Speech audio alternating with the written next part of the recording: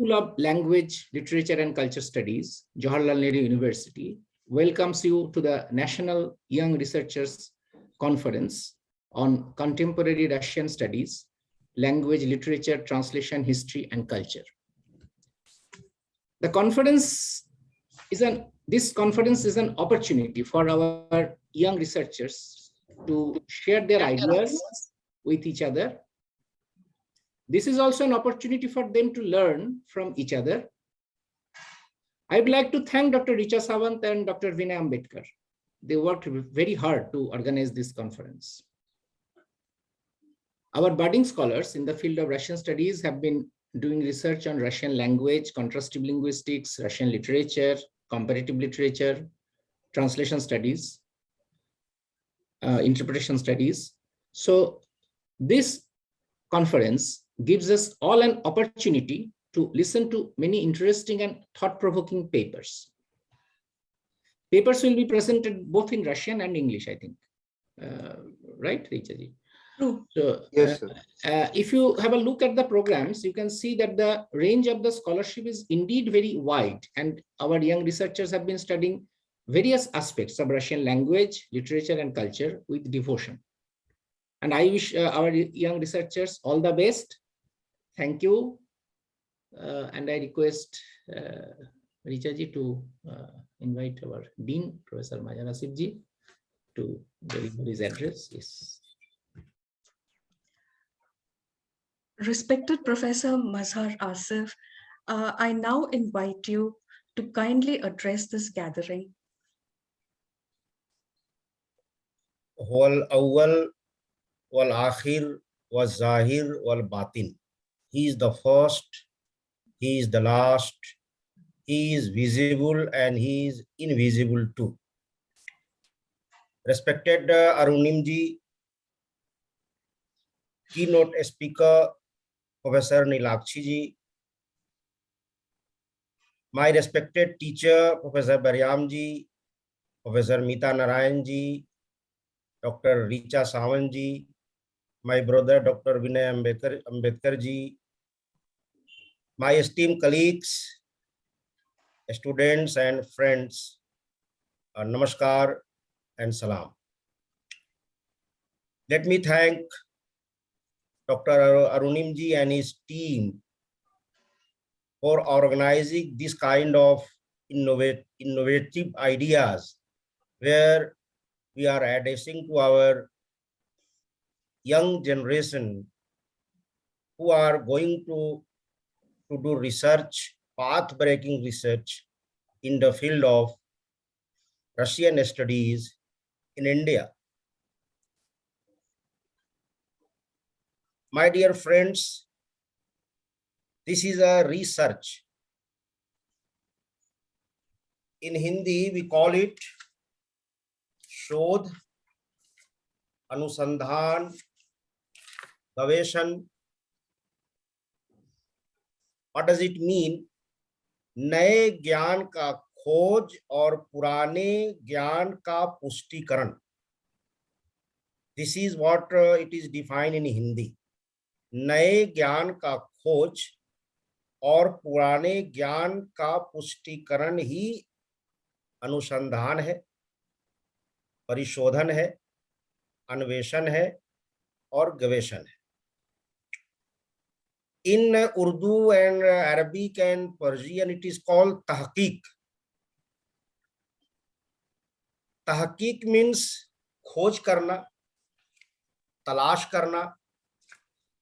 किसी चीज पर अगर गर्दो गुबार लग गया हो, उसको हटाकर जो है वो साफ करना, उसकी असलियत को मालूम करना, ये तहकीक है उर्दू, फारसी और अरबिक में.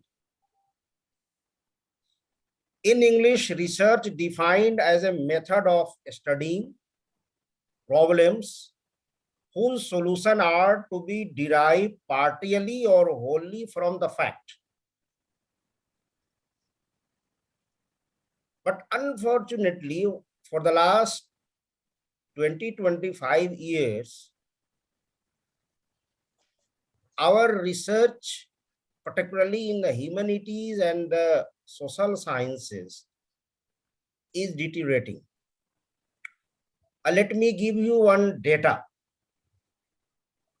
United States of America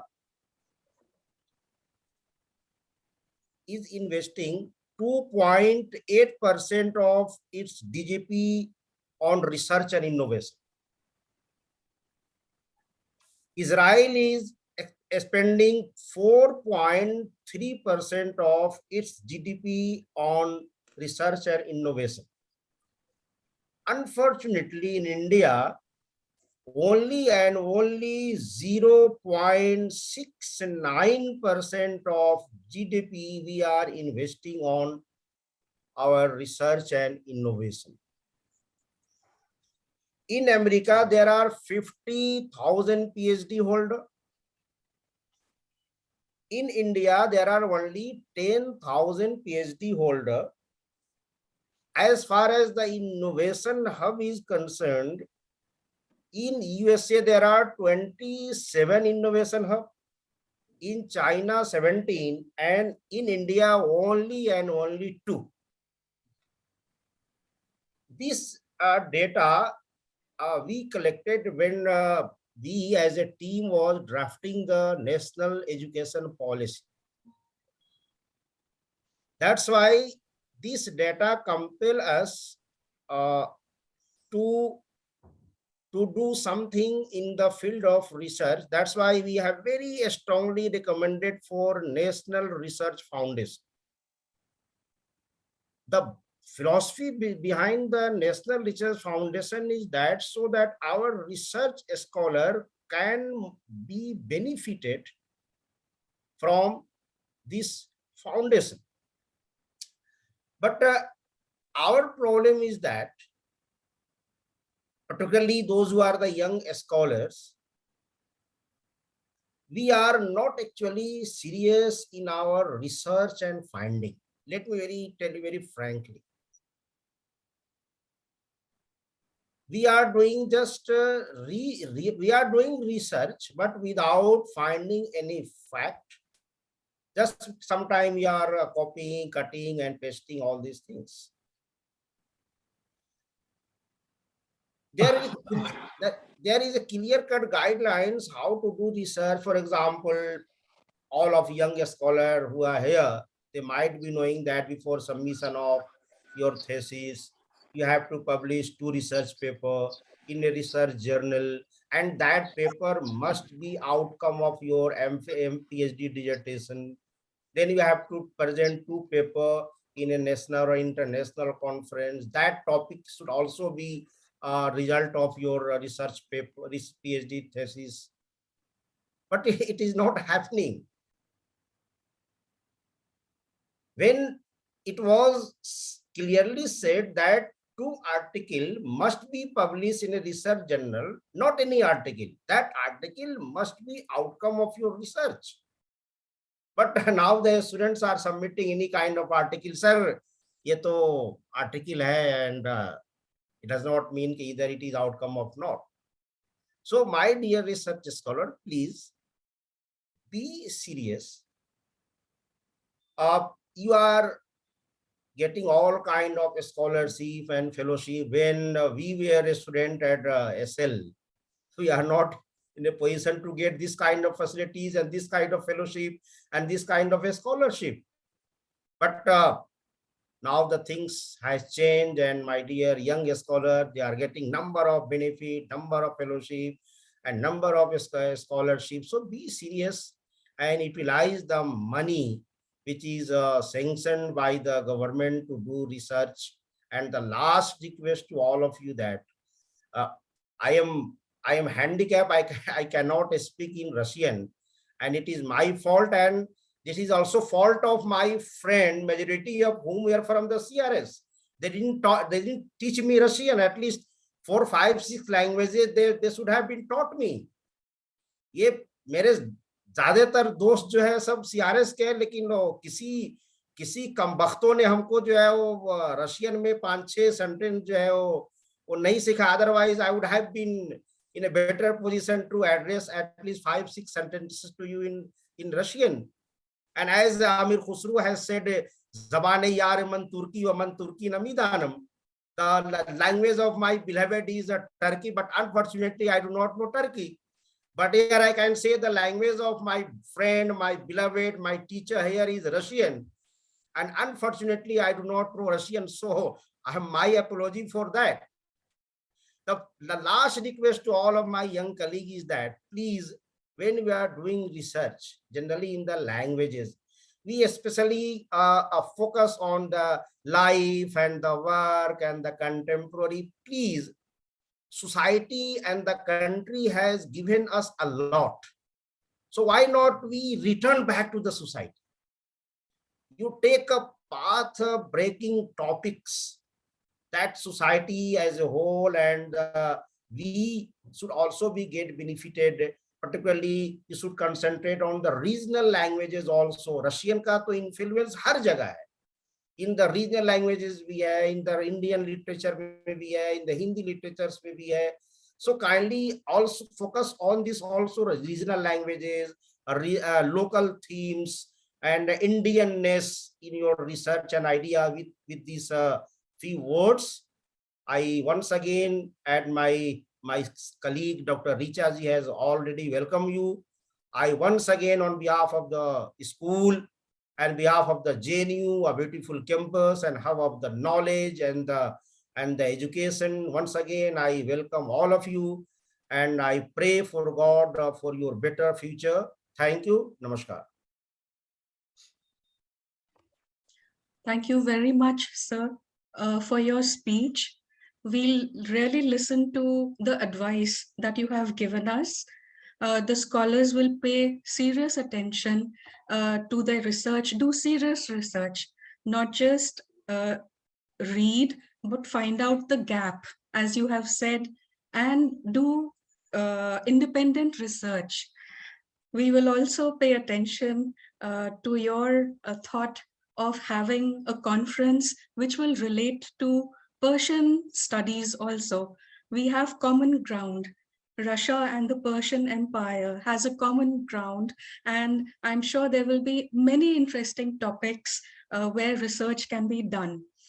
Sir, I would like to mention that in the past 4-5 years in our center, we have been focusing on regional languages also. There have been a lot of papers and dissertations which are doing contrastive study between Russian and Hindi. And in fact, in our conference, there is a scholar who will be comparing phrases in Russian and Marwari. So we have begun taking steps in this direction, and thank you so much, sir, and we will go ahead. And so we will, of course, if you allow us, meet you and learn Persian from you also. As a good friend, we must also make steps, move in that direction. Thank you so much, sir. So I now invite Professor Nilakshi Suranarayan to give her keynote address.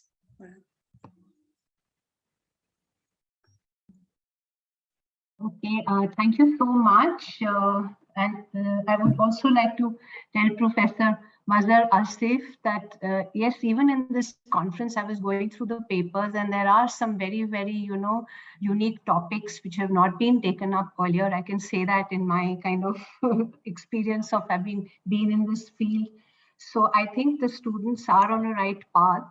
And of course, your advice on how they should really strictly follow all the guidelines of research, that is very, very imperative. So if you allow me, sir, actually my speech is in Russian, and I'm sorry that maybe you will not be able to understand it, unfortunately, but please do. Ma'am, I can feel your emotion.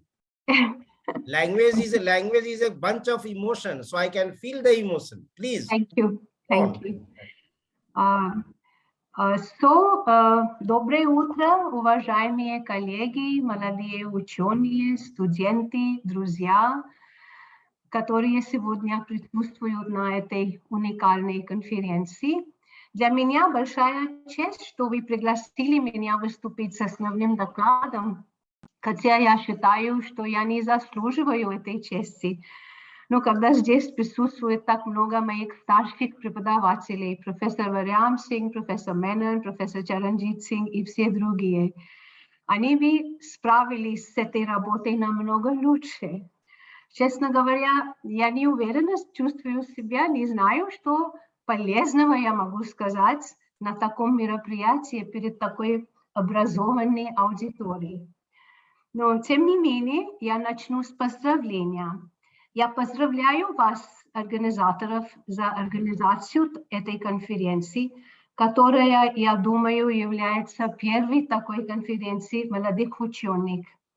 И это дает возможность нашим молодым ученым показать свою работу, продемонстрировать свои исследовательские способности и навыки.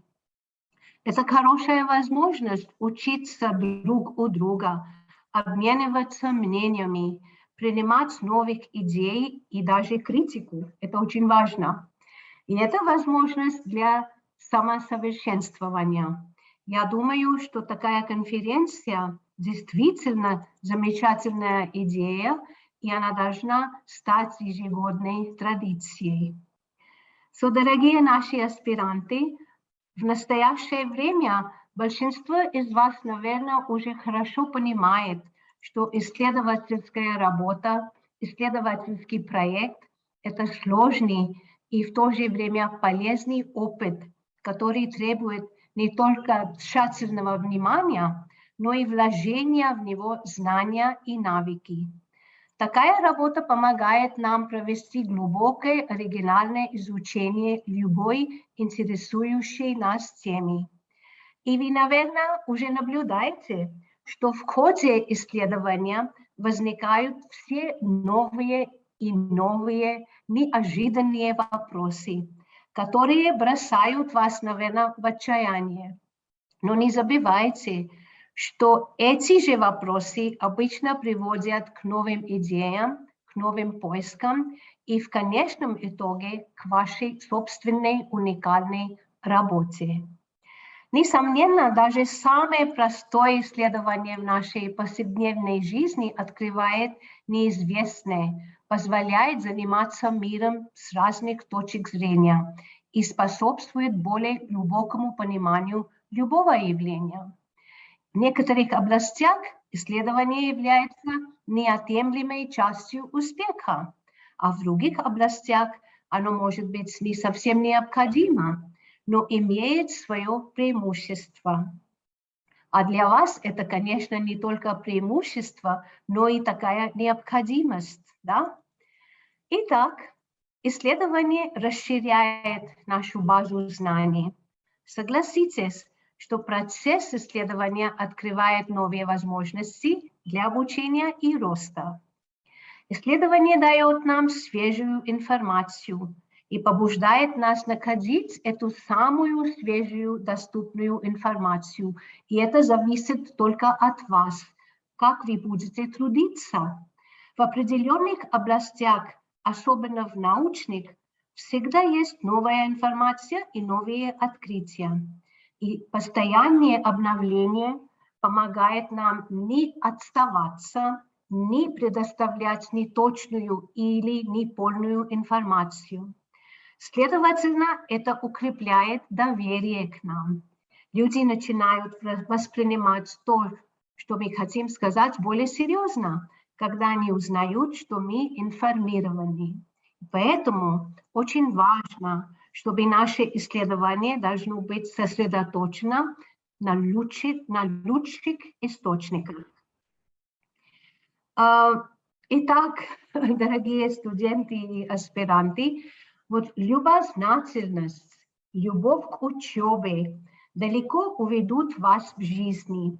Ваше исследование открывает вам доступ к различным мнениям и новым идеям. И оно также развивает проницательность и аналитические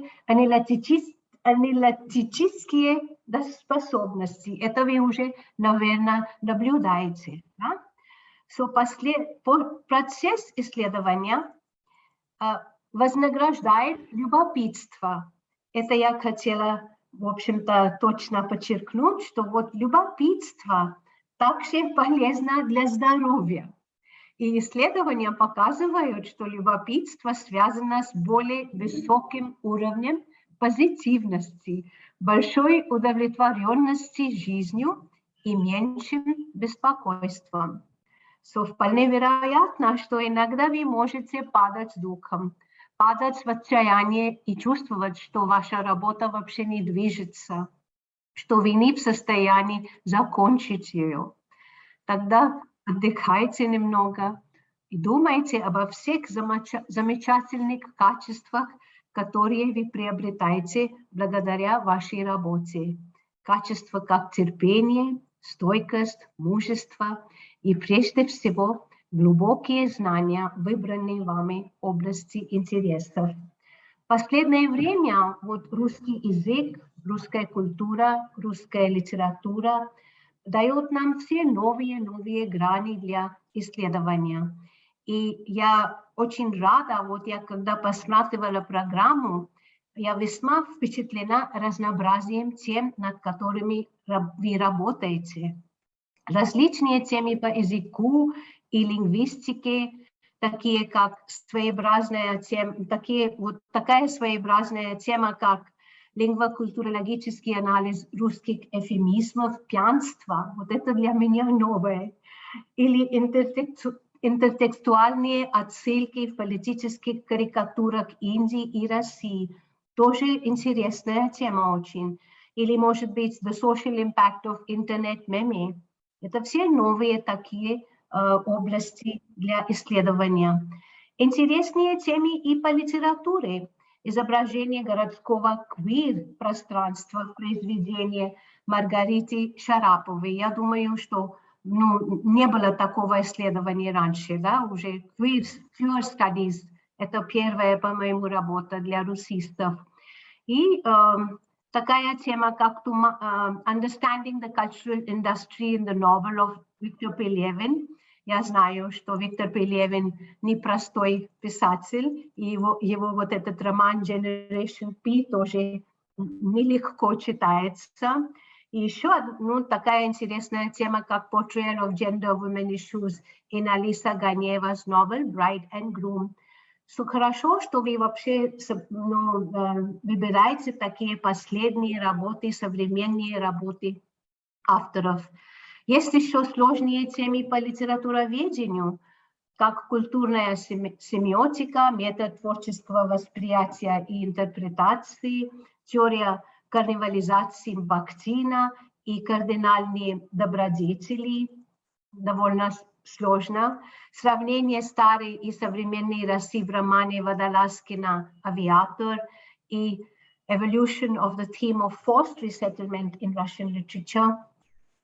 И также проблемы перевода с русского языка на хинди и темы как переводческие комментарии на основе перевода пьес Николая Каляды, Мурлин Мурло и Рогатка. Вот его работа «Рогатка» очень интересная. И я как-то удивлена, что даже вот вы занимаетесь переводом этой работы. И трудности перевода повести Чингиза Айтматова «Белый пароход» с русского на хинди. И еще интересная работа «Issues in Translating Testimonial Literature» by Svetlana Alexeyevich, «Чернобыльская молитва. Хроника будущего». Again, translation from Russian to Hindi. Это свидетельствует о хорошем развитии русистики, о росте интереса к русскому языку, к современной литературе и к культуре.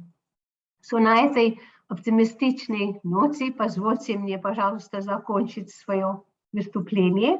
Я желаю всем вам успешного завершения вашей работы и успехов во всех ваших будущих начинаниях. И, пожалуйста, не прекращайте заниматься наукой после того, как вы представите свои кандидатские диссертации.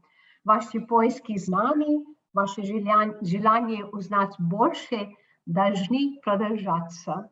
Спасибо за внимание. Thank you very much, Professor Nilakshi Suranarayan, for your encouraging words.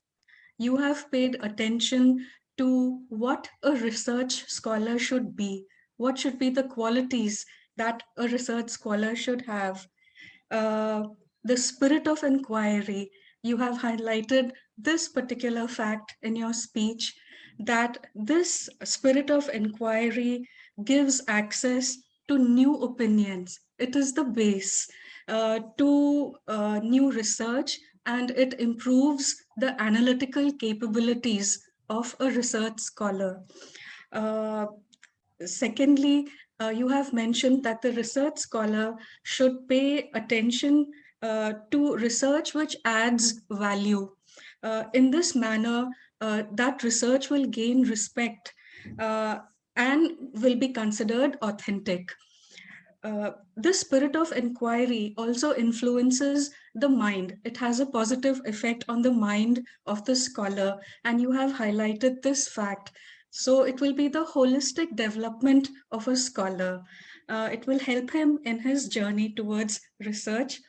Thank you very much, Professor Nilakshi Suranarayan, for also appreciating the papers that are a part of this conference.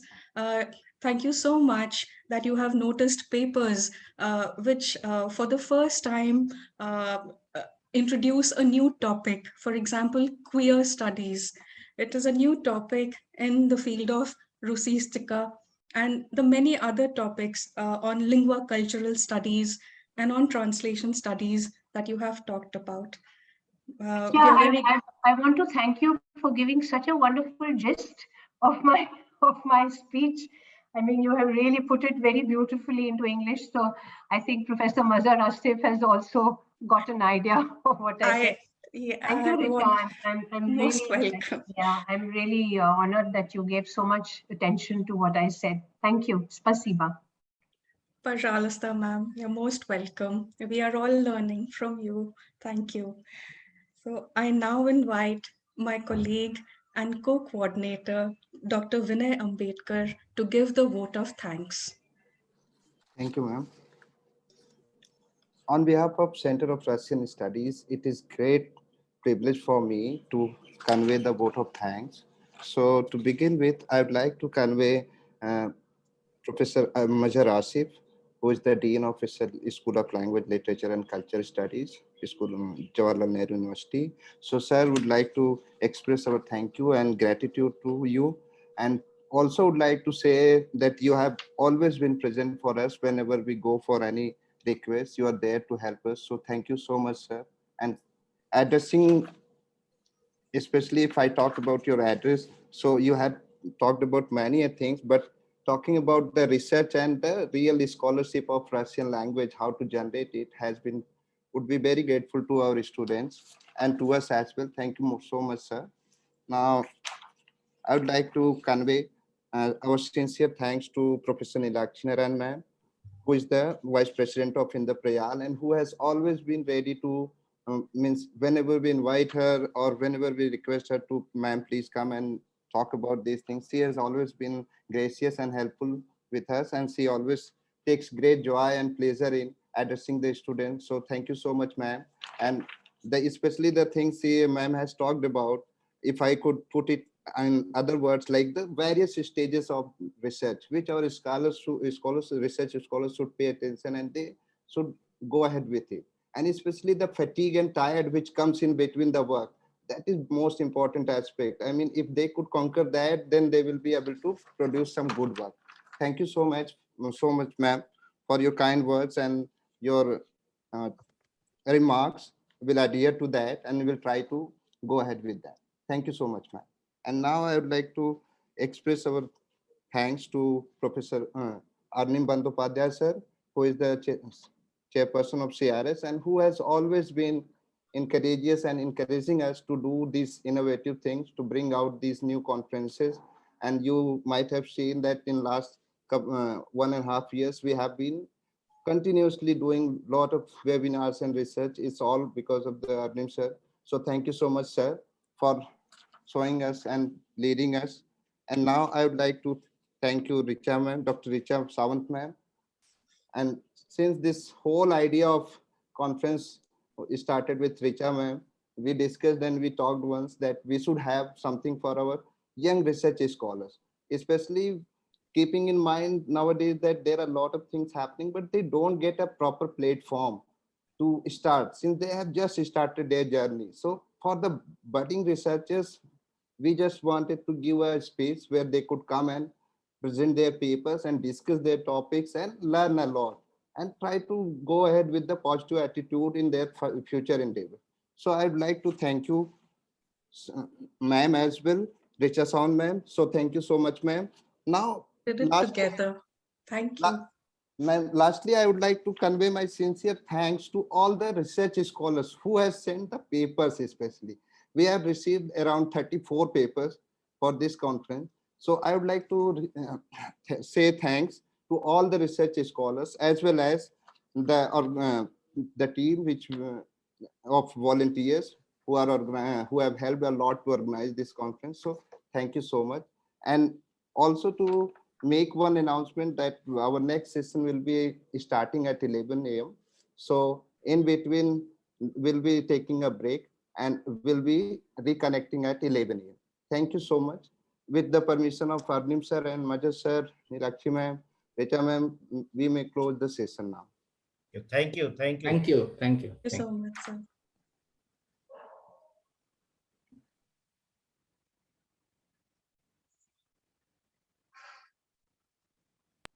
Which was founded in 1969. So we now invite Professor Menon to please chair the session. Please, sir.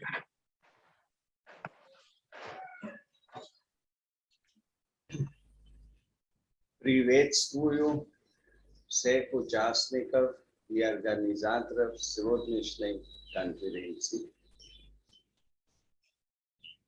Мне было очень приятно, когда мне сказали, что молодые ученые проявили инициативу и организовали эту конференцию.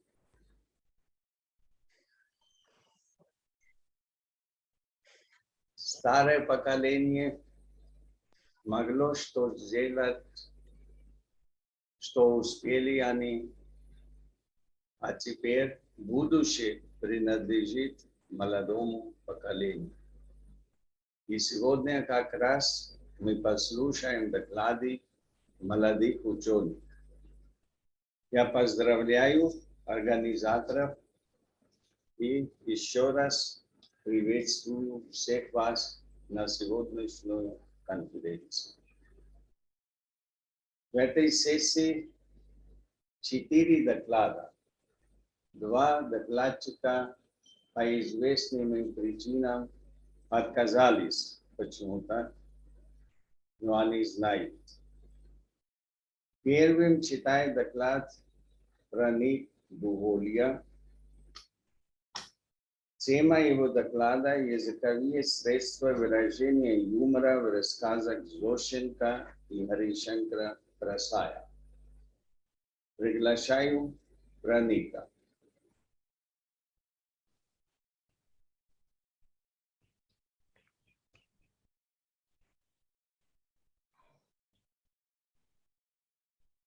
नहीं सुन रहा. Can you hear me?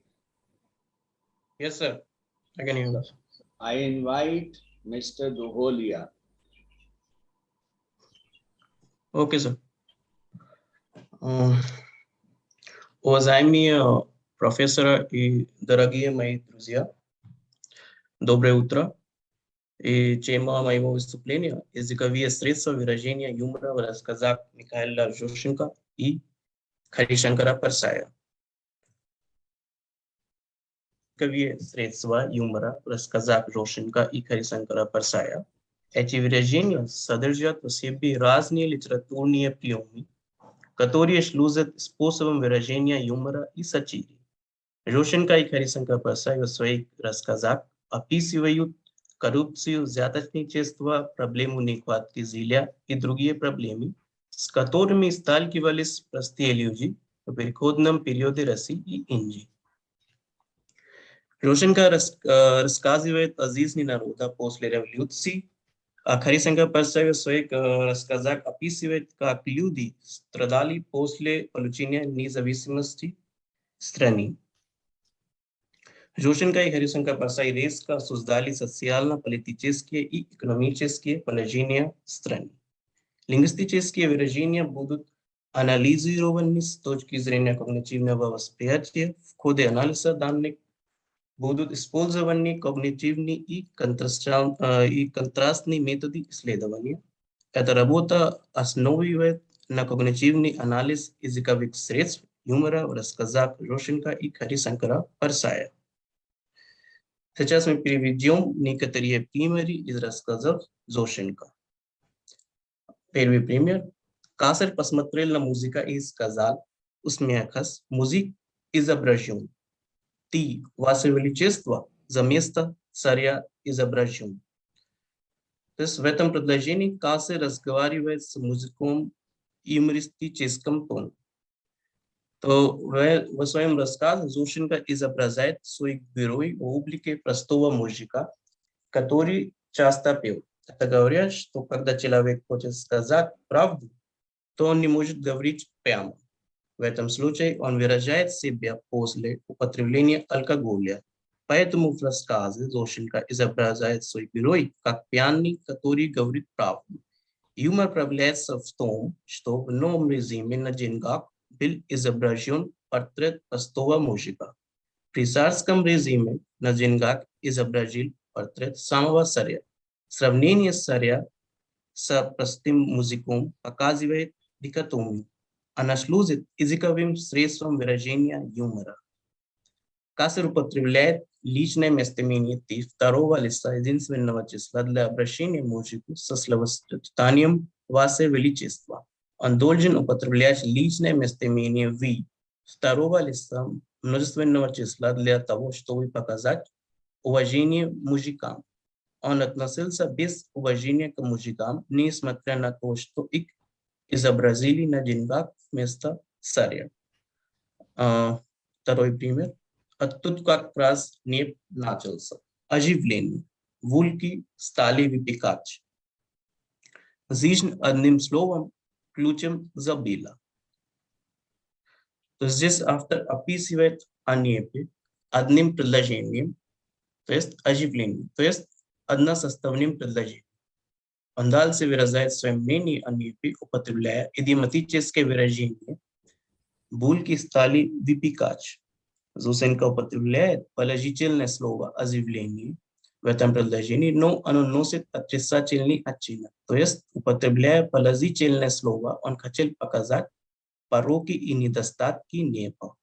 Жизнь рабочего класса внезапно изменилась, как только выступил в силу Неп. Рабочему классу приходится сталкиваться с новыми трудностями после того, как НЕП выступил в действии. Слово «оживление» характеризуется динамичностью.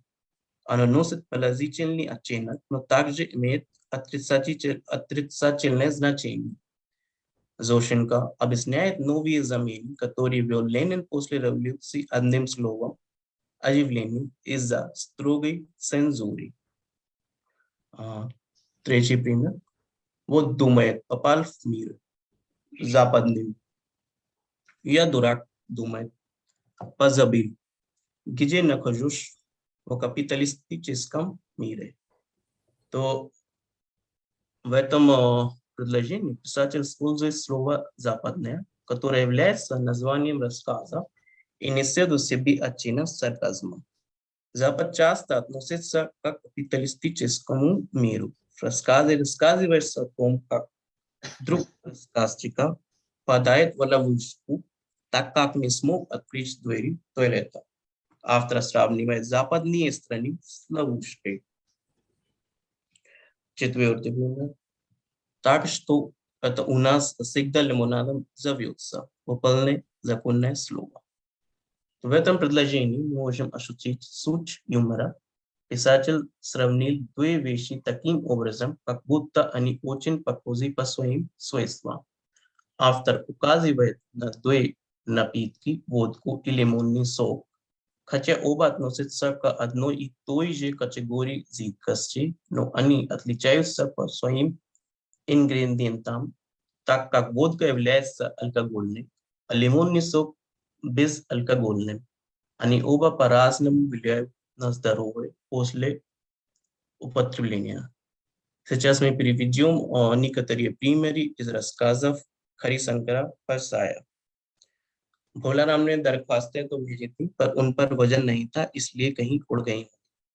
तो в этом примере пресс папы носит оттенок сарказма.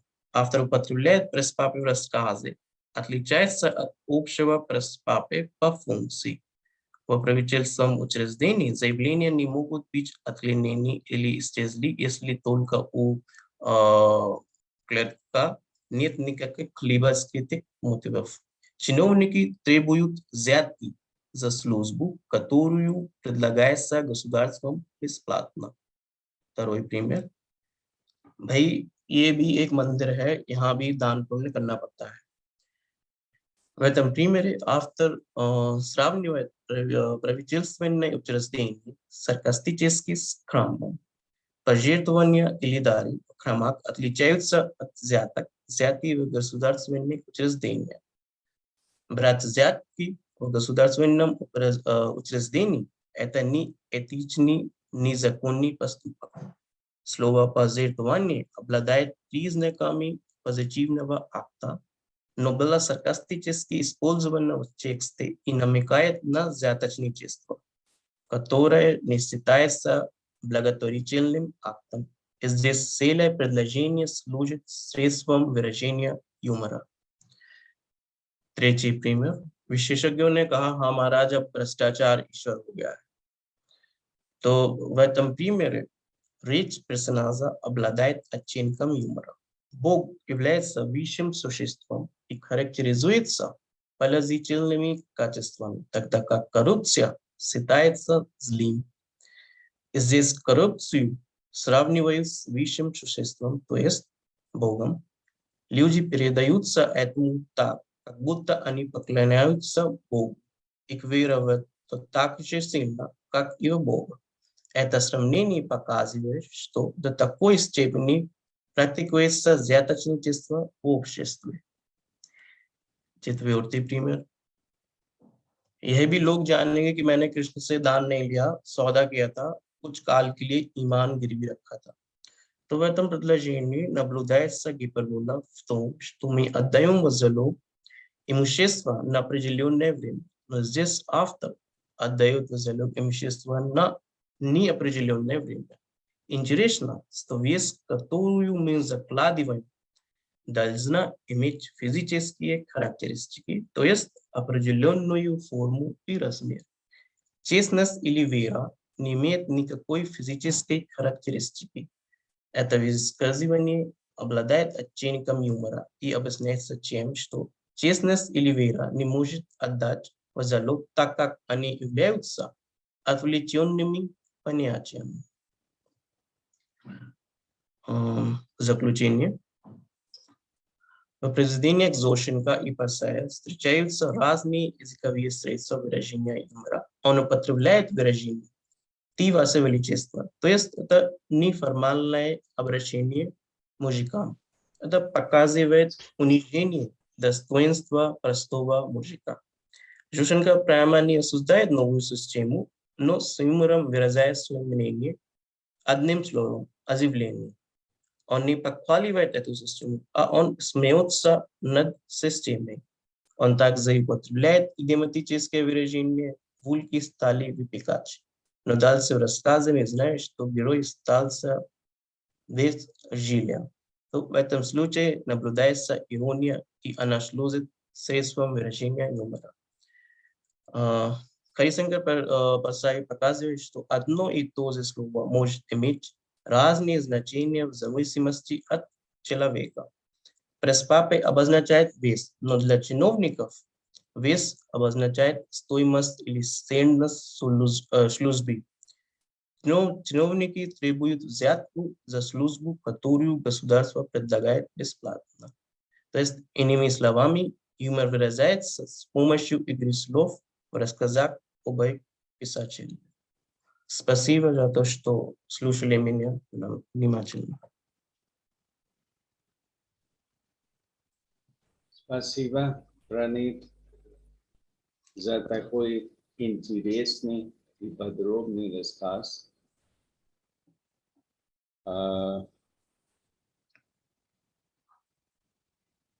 Я как-то плохо вижу.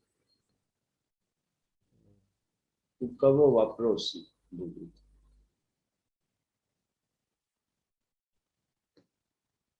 Вопросы к докладчику. Не вопрос к самому докладу, а к докладчику. Давайте. Лично к нему. Пранит, Да, мэм. я просто хотела спросить, когда вы читали такое сравнение, например, коррупцию сравнивают с Богом, то вы были в шоке? Или вы впервые это читали? Или какова была ваша реакция? Когда мы читали, тогда я ощущал, у меня было такое ощущение, что люди практикуют это до такой степени, что они считают взяточничество как Бог. То это для общества это очень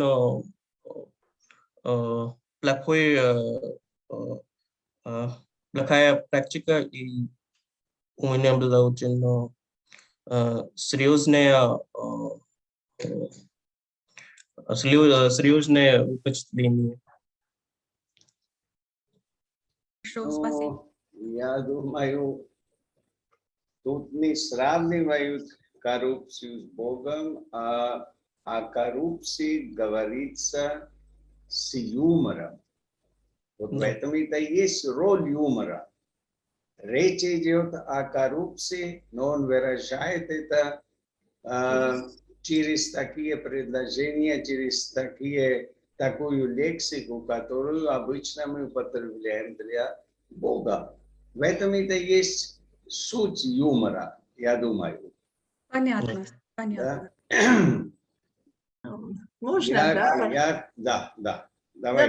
Ну, пожалуйста, пожалуйста. И вы не Нет, закончили, у да? меня просто замечание, а вы продолжайте. Ну, у меня тоже такое замечание, да, это, конечно, Пранит, очень интересная у вас тема.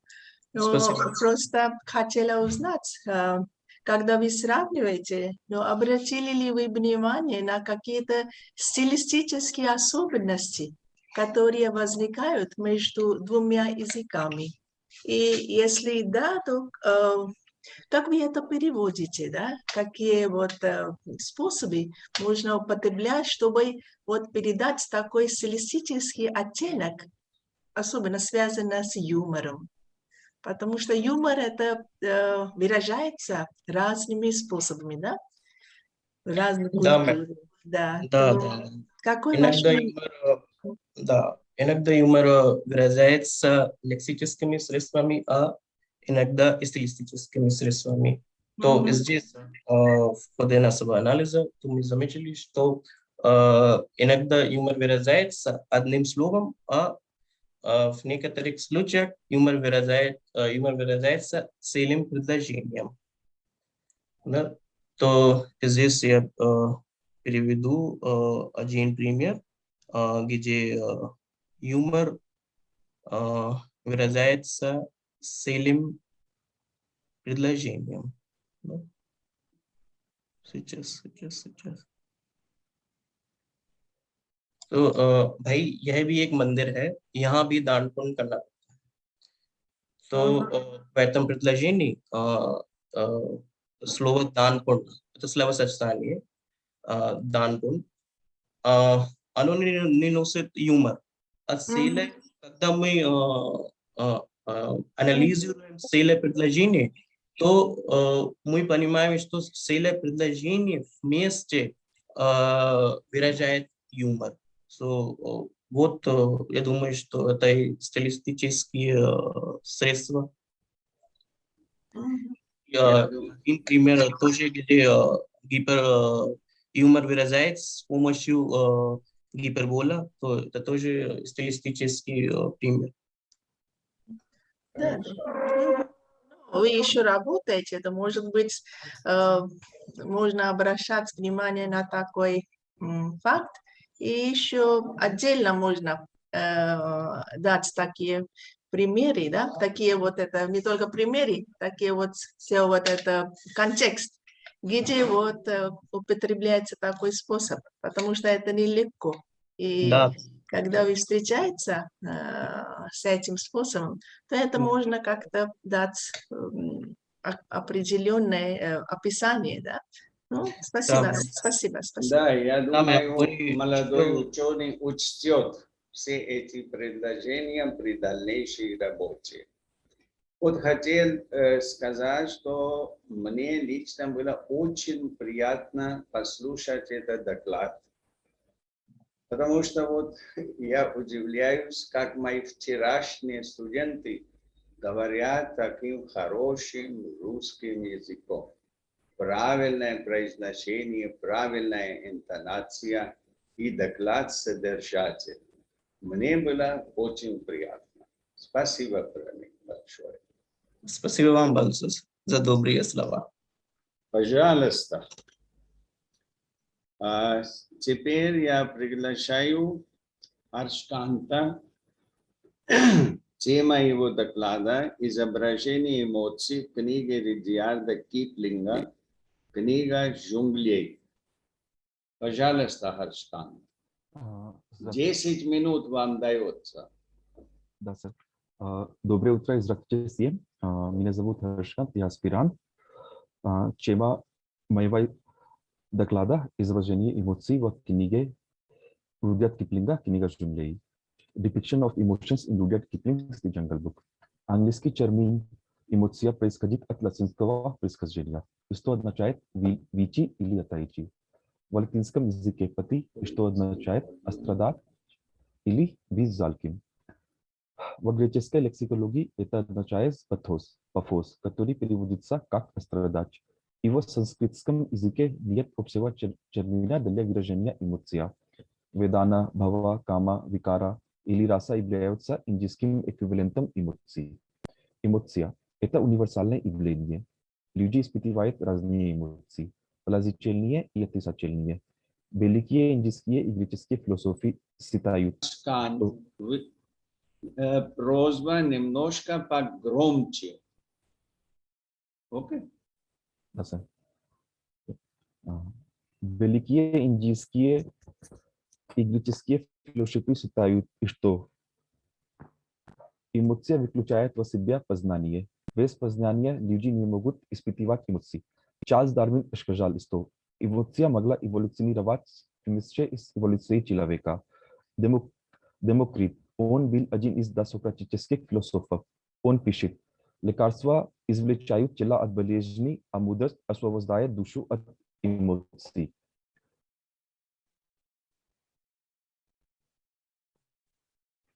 Эмоции рассматривают как модификация желания или привязанности. Из-за желания возникает боль, гнев и печаль. По мнению традиционной индийской философии желания, это главная причина страдания и боли. В Манусмрити написано, кама никогда не может быть исполнена. Она только крепнет. Кама – это ненасытный потребитель. Все эмоции возникают из желания. И желание в основном вызывает из-за чувства несовершенства, неполноты и неудовлетворенности. Чем сильнее желание, тем сильнее эмоциональное переживание. Когда желание не исполняется, то эмоции несчастья, гнева, страдания и радости окружают человека. А когда исполняется, то эмоции счастья и радости окружают человека. Философия стоизма верят на то, что мы должны аннулировать эмоцию из жизни. Из-за эмоций возникают преграды к душе. Философии эпикуризма пишут, что мы должны освобождать от эмоций, чтобы становиться рациональным. Ведантическая философия – одна из школ индийской философии. Философия этой традиции говорит, Isto się переживания удовольствия и воли удовлетворенности и неудовлетворенности возникают из-за эго или аханкари. Детская литература нам передает важные черты настроения и психологии детей. Например, это изучение разных вопросов через эмоции игры. Писатели детского жанра несут нравственную ответственность за свое произведение. Детская литература помогает детям повышать чувство жизни. Самая главная задача писателей детских произведений – это показать мир простыми словами, которые дети должны понимать. Дети многих детских произведений направлены не только на детей, но и также на взрослых, так как они несут смысл, который помогает людям находиться в состоянии стресса и разочарования. Найти выход из такого состояния. Детская литература во многих ситуациях может даже исцелить, дать надежду. Также она может подарить чувство радости. Детская литература включает в себя книги, рассказы, поэмы и драмы для детей. Она является особым видом литературы, по которым эмоции имеют определенное место. В детской литературе эмоции помогают лучше понимать поведение разных образов героев, которые находятся в различных ситуациях. Важность изучения эмоций в детской литературе заключается в том, что она выражает отношение человека к самому себе и к окружающему миру. Она также сильно влияет на познавательную деятельность читателя. Эмоция играет значительную роль в детской литературе, так как писатели оставляют для себя цель, чтобы дети чувствовали и воображали себя действующими героями. Мозг детей незрелый и гибкий. Дети верят и учат, что мы показываем им.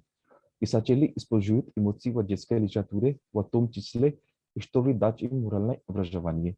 Эмоции помогают детям развивать свою личность. Они также учат жить в гармонии, помогают познакомиться с миром в целом, с добром и злом, с справедливостью и несправедливостью. Самая главная задача детской литературы – передача эмоций персонажей через произведения. Она отображает основную черту психологии детей, их видение о добре. В детской литературе эмоции помогают понимать поведение разных образов, которые находятся в разных положениях жизни. Книга «Джунгли» написана Роберт Киплингом. В этой книге ребенок Мowgli учил законы леса и жил как сын отца волк и матери волчица. Уважал их как своих родителей. Мальчик также изучал жить в гармонии с животными землей. Книга «Джунгли» – это сборник коротких рассказов. В этом произведении Мowgli отражает популярный характер людей. Мы выбрали произведение «Книга «Джунгли», потому что в Индии почти все дети знакомы с именем Mowgli. И даже не читая это произведение, они знают об образе Mowgli. В этой книге мы рассматриваем разные эмоциональные связи между людьми и животными. Эмоциональная связь – это суть этой книги. Его выражение через образ Mowgli и животных является интересным изучением для нас. Интересно изучать разные эмоции между образами произведения. Перевод – это не только контакт двух языков, но и контакт между двумя культурами. Переводчики должны нести ответственность за каждое использование слова и ознакомиться с историческим источником подлинного произведения. Все эти эмоциональные оттенки, которые употреблены в книге «Книга Джунгли», на английском языке переводятся с помощью разных приемов, которые переводчики должны знать при переводе с одного языка на другой язык. Перевод этих чувств является частью художественной литературы и представляет особые характеристики, которые могут быть приведены сознанием художественного перевода. Перевод – это изближение двух культур и двух народов. При анализе перевода книги «Книга Джунгли» мы должны знать не только лингвистический аспект, но также и культурологический, семантический и другие типы аспектов перевода. Для понимания и достижения адекватности анализ работы переводчики употребляют разные переводческие приемы, как транслитерация, транскрипция, калькирование, генерализация и так далее, с которыми мы познакомились при анализе этой книги с английского языка на русский язык на хинди. Сейчас я хочу рассказать о эмоции любви. В начале первой главы говорится о собрании свободного народа на скале. Когда был спор о человеческом дичине, будет ли он в стае или нет. По закону Земли, когда происходит спор о новом участнике, Lena должны возживать его выступление в стае. Эмоция любви показывает через мать-вольченица, которая была готова жертвовать свою жизнь для Мугли. Тоже этого Джешинаса.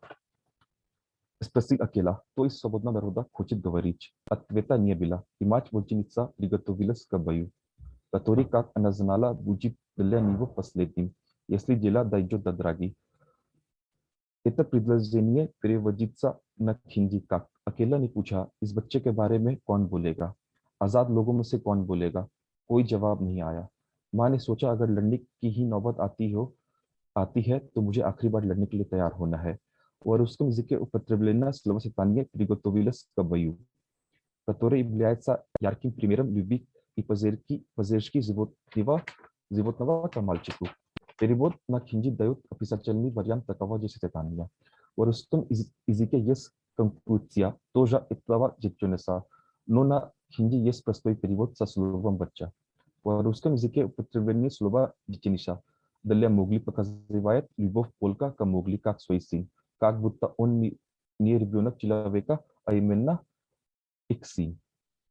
В русском языке употреблено словосочетание дойдет до драки, который дает экспрессивность. Но на языке хинди это приводится простым языком. आखिरी बार लड़ने को तैयार होना होगा.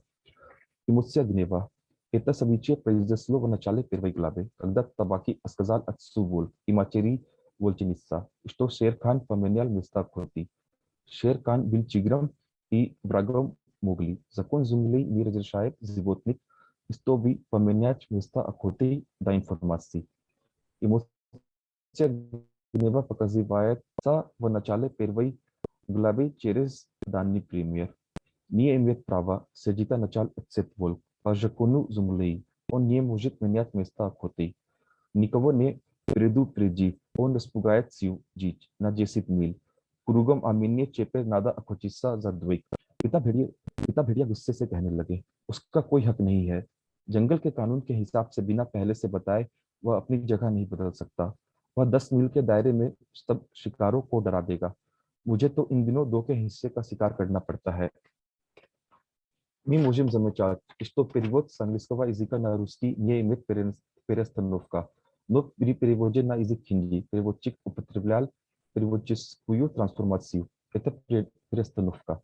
Слово «сердито» является краткой приглашением на русском языке и привел как гусей на языке хинди как существительное. Слово «дичь» в русском языке употреблено на единственное число женского рода, но на языке хинди употреблено на множественное число. Спасибо.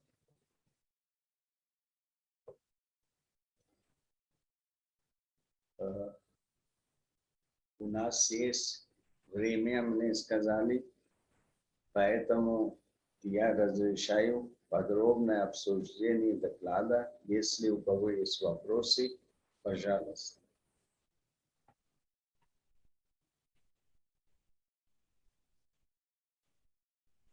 Давайте. Докладчик ждет вопросов от вас. Нет.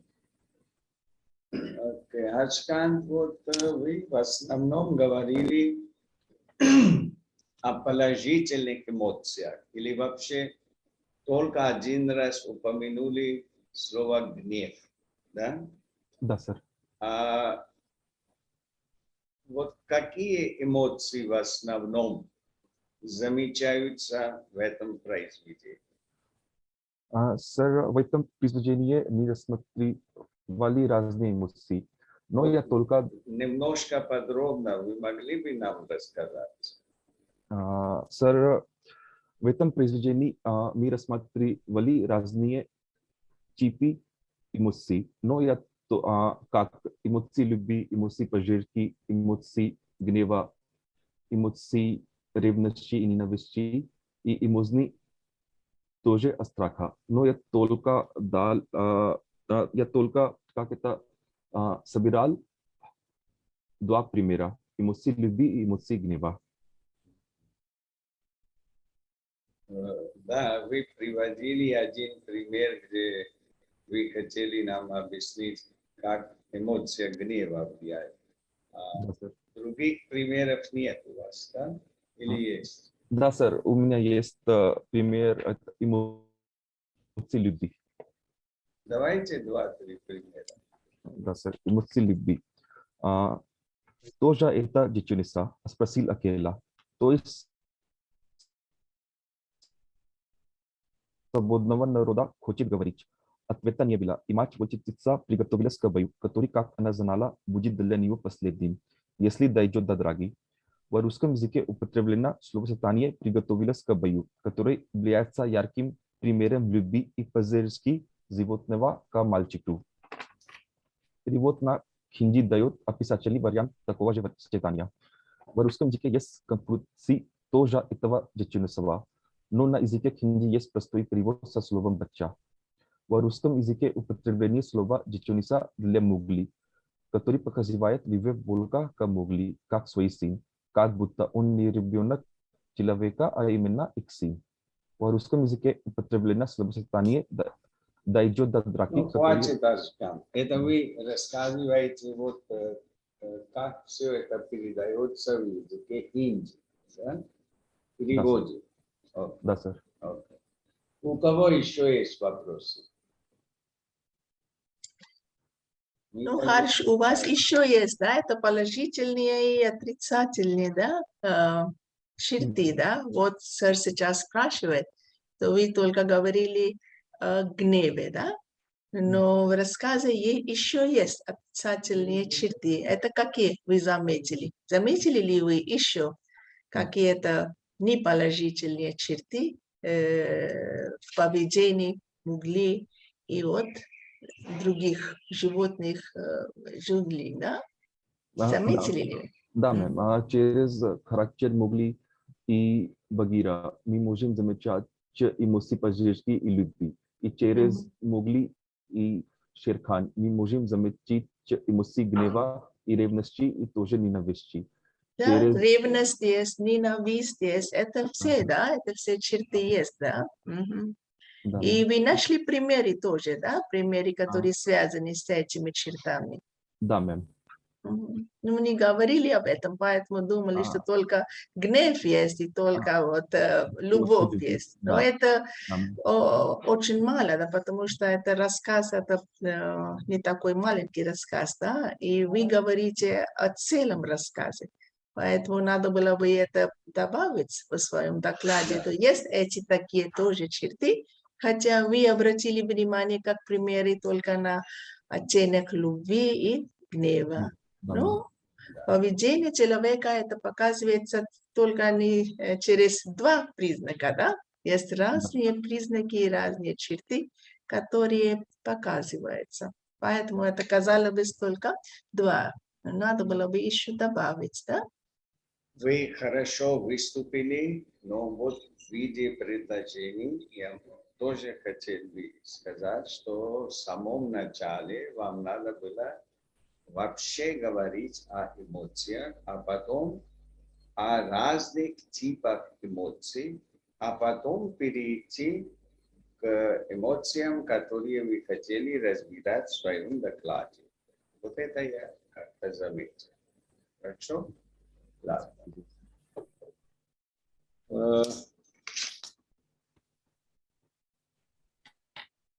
Спасибо, Хаскам. Суреш Кумар есть, присутствует. Sir, Suresh Kumar has just informed that he will be unable to participate. So Sushma Kumari is the next So we are left only with one. Yes, sir, Sushma Kumari. Yeah. Okay. Тогда я приглашаю сейчас Сушма Кумари, тема ее доклада «Лингва, культура, логический анализ русских эвфемизмов, пьянства». Даже пьянство есть эвфемизм. Давайте посмотрим. Доброе утро всем. Я хочу поблагодарить профессора Менена и всех преподавателей нашего центра и других друзей. Наша тема – лингвокультурологический анализ русских эвфемизмов пьянства. A lingvo-cultural analysis of the concept drunkenness in Russian euphemism. A language without euphemism would be a defective instrument of communication, said by Birchfield. В каждом языке встречаются эвфемизмы. Эвфемизмы употребляются в газетах, в журналах, в художественной литературе, в научной литературе, в СМИ и также в разговорной речи.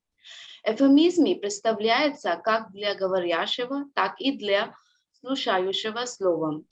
Говорящий употребляет эвфемизм в своей речи, чтобы избегать от коммуникативных конфликтов и коммуникативных неудач, чтобы не создавать дискомфорт у собеседника во время общения. В толковом словаре русского языка Ожегова дается следующее определение слова эвфемизма. Слово или выражение, заменяющее другое, неудобное для данной обстановки или грубое, непристойное, например, уснул последним сном вместо умер и не умен вместо глуп. Эвфемизмы играют важную роль в повышении выразительности речи без изменения оригинального значения и даже дополняет особую стилистическую окраску, которая является нейтральной, безобидной, то есть без элемента грубости. Язык отражает не только реальный мир, но и национальный характер, культурные ценности и мировоззрение народа. Эвфемизмы употребляются в разных сферах человеческой жизни, как в социально-бытовой, так и научной и профессиональной сферах. У каждого народа есть свои когнитивные процессы мировоззрения и миропонимания, которые составляют основу лингвокультурологического исследования, что позволяет изучать мыслительную деятельность определенного общества. Когнитивные процессы находятся в корреляции с лингвокультурной средой. Наша статья посвящается изучению эвфемизмов, связанных с концептом пьянства в русском языке через призму лингвокультурологии. В русском обществе люди обычно принимают алкогольные напитки. Традиционно при праздновании каких-либо событий или праздников русские любят принимать подобные напитки. С одной стороны, употребление алкоголя или при праздновании считается нормально в соответствии с культурой и холодным климатом, но с другой стороны, потребление большого количества алкоголя представляет собой серьезную социальную проблему. Алкоголизм является отрицательным явлением, и в связи с потреблением алкоголя используются разные эвфемизмы в русском языке. Травьер пишет, что начиная с XI века церковь выступает против пьянства, причем видит в нем не только бытовой порок, но и дуеверное служение Богом. В России пьянство является одной из важнейших проблем с XVII века. Автор Зайграев пишет, что, будучи для России и в прежнее времена исключительно злободневной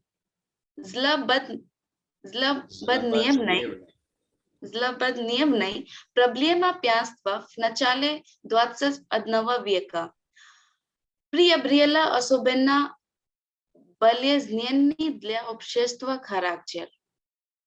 Явление пьянства порицается в русском обществе. И вот почему тема пьянства, пишет, имеет многочисленные эвфемизмы, которые используются для того, чтобы передать нейтральный оттенок и приемлемость к этому явлению. Концепт пьянства в России имеет разнообразный характер с точки зрения культуры. Далее Pытаемся проводить лингвокультурологический анализ русских эвфемизмов, пьянства, связанных с суеверием, мифологией и физическим состоянием пьяного человека. Первое. Эвфемизмы пьянства основанные на суеверии и мифологии. Нужно отметить, что имя древнеримского бога вина Бакхуш, латинское Бачус, и имя древнегреческого бога вина Бак, греческое Бакчос, вошли в состав эвфемизмов, использованных для выражения человека, который любит пить спиртного. Например, эвфемизм поклонник Бакхуша, Бакха, угодник Бакхуша. В энциклопедическом словаре об Бакхуше пишется, что Бакхуш, латинское Бачуш, в античной мифологии одно из имен наряду с Бакхом, Дионисом и другие бога растительности, вина и веселья. Покровителя виноградства и виноделия. Другое значение символическое, поэтическое и символическое обозначение вина и веселья. Без обратного нередко необузданного. Пишет Пушкин, что возлияние Бакхушу служит Бакхусу, чистый нам любезен Бакхуш. В большом словаре русских поговорок под редакцией Макиенко и Никитина толкует поговор поклонник Бакхуша или Бакха как в книжном стиле о том, кто любит выпить спиртного. В греческой мифологии Бак, в римской Бакхус, бог растительности и покровитель виноградства и виноделия. Эти эвфемизмы употребляются в русской речи для передачи нейтрального оттенка и для маскировки негативного эффекта тема пьянства на собеседника. Приведем примеры эвфемизмов поклонник Бакхуша Бакха и угодник Бакхуша из национального корпуса русского языка. Первый пример. Это был офицер морских инженеров, отчетливый строитель, но до такой степени поклонник Бакхуса, что адмирал, губернатор должен был представить к нему бацмана. Другой пример. Рассказывали мне, что был у них когда-то один из членов таможен, большой поклонник Бакхуша. Третий пример. Официант, изучив привычки своего клиента, тут же наполнил его бокал вновь. Второй бокал последовал за первым. Верный друг и поклонник Бакхуса. И так далее. Есть и еще другие примеры в национальном корпусе русского языка. Во всех выше данных примерах эвфемизмы поклонник Бакхуша и Бакха, угодник Бакхуша, шутливо используются в русском языке для изображения приемлемости к концепту пьянства. Эвфемизм до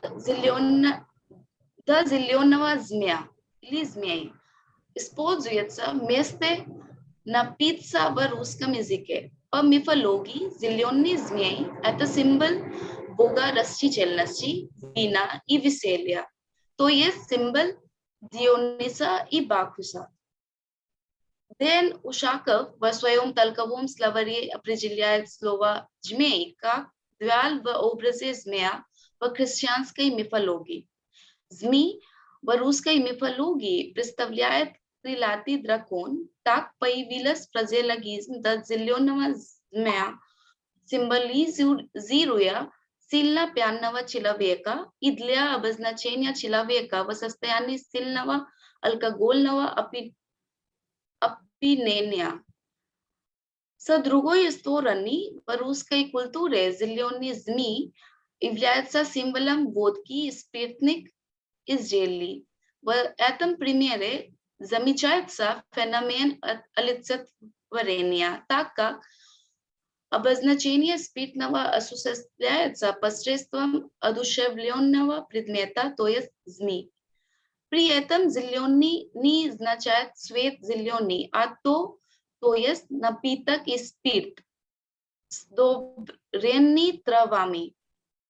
В большом толковом фразеологическом словаре Михельсона фразеологизм до зеленого змея толкуется как до зеленая змея, до черчиков, до запойной горячки и до пицца.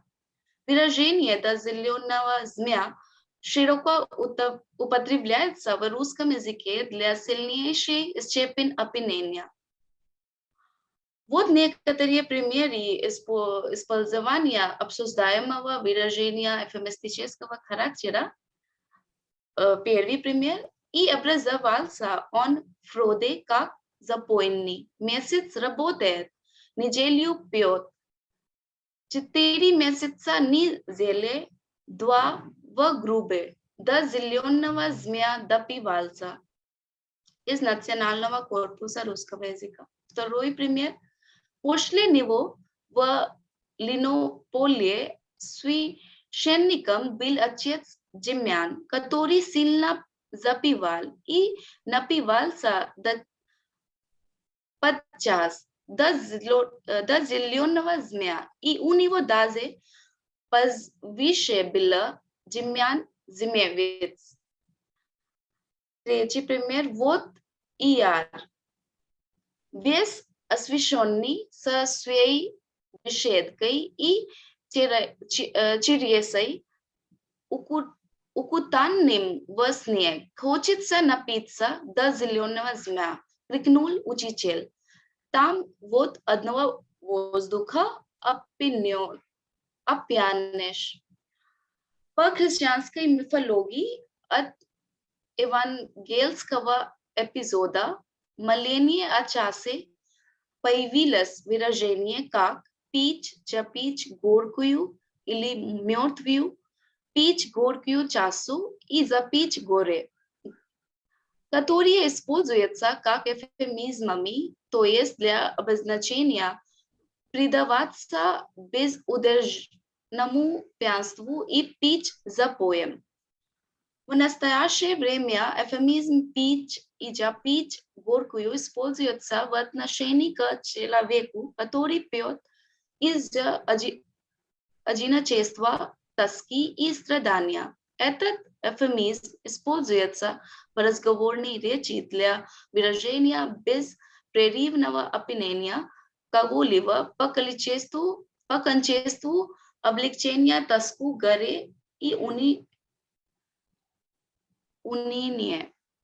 Во фразеологическом словаре русского литературного языка под редакцией Федорова выражение «пить, запить горькую» фиксируется как «пить горькую, запить горькую» в разговорном стиле, страдать запоями. Беспрерывно, беспробудно пьянствовать. Приведем несколько примеров использования эвфемизма «пить» или «выпить горькую». Бог укрепит меня. Останусь здесь и буду пить горькую чашу эту, капля по капле до дна. Второй пример. Стал пить горькую, и сам диакон Ферапонт Диарконца зорко следила за ним, отнимала водку и так далее.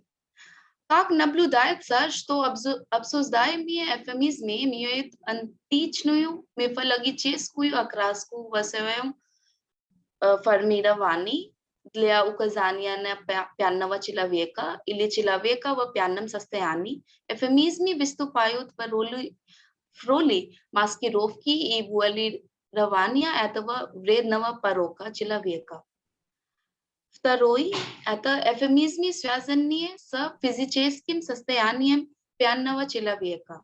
Наряду с эвфемизмами, приходящими из мифологии и суеверий, мы заметили, что в русском языке также используются эвфемизмы, связанные с физическим состоянием пьяного человека, как, например, в нетрезвом виде выводить, писать Вавилоне, выделивать и выписывать зигзаги, кренделя ногами выводить и так далее. Данные эвфемизмы придают нейтральный оттенок при обозначении состояния пьяного человека. Приведем несколько примеров. В прессе появились сообщения, что тот пришел на интервью в нетрезвом виде и совершенно не владел собой. Другой пример.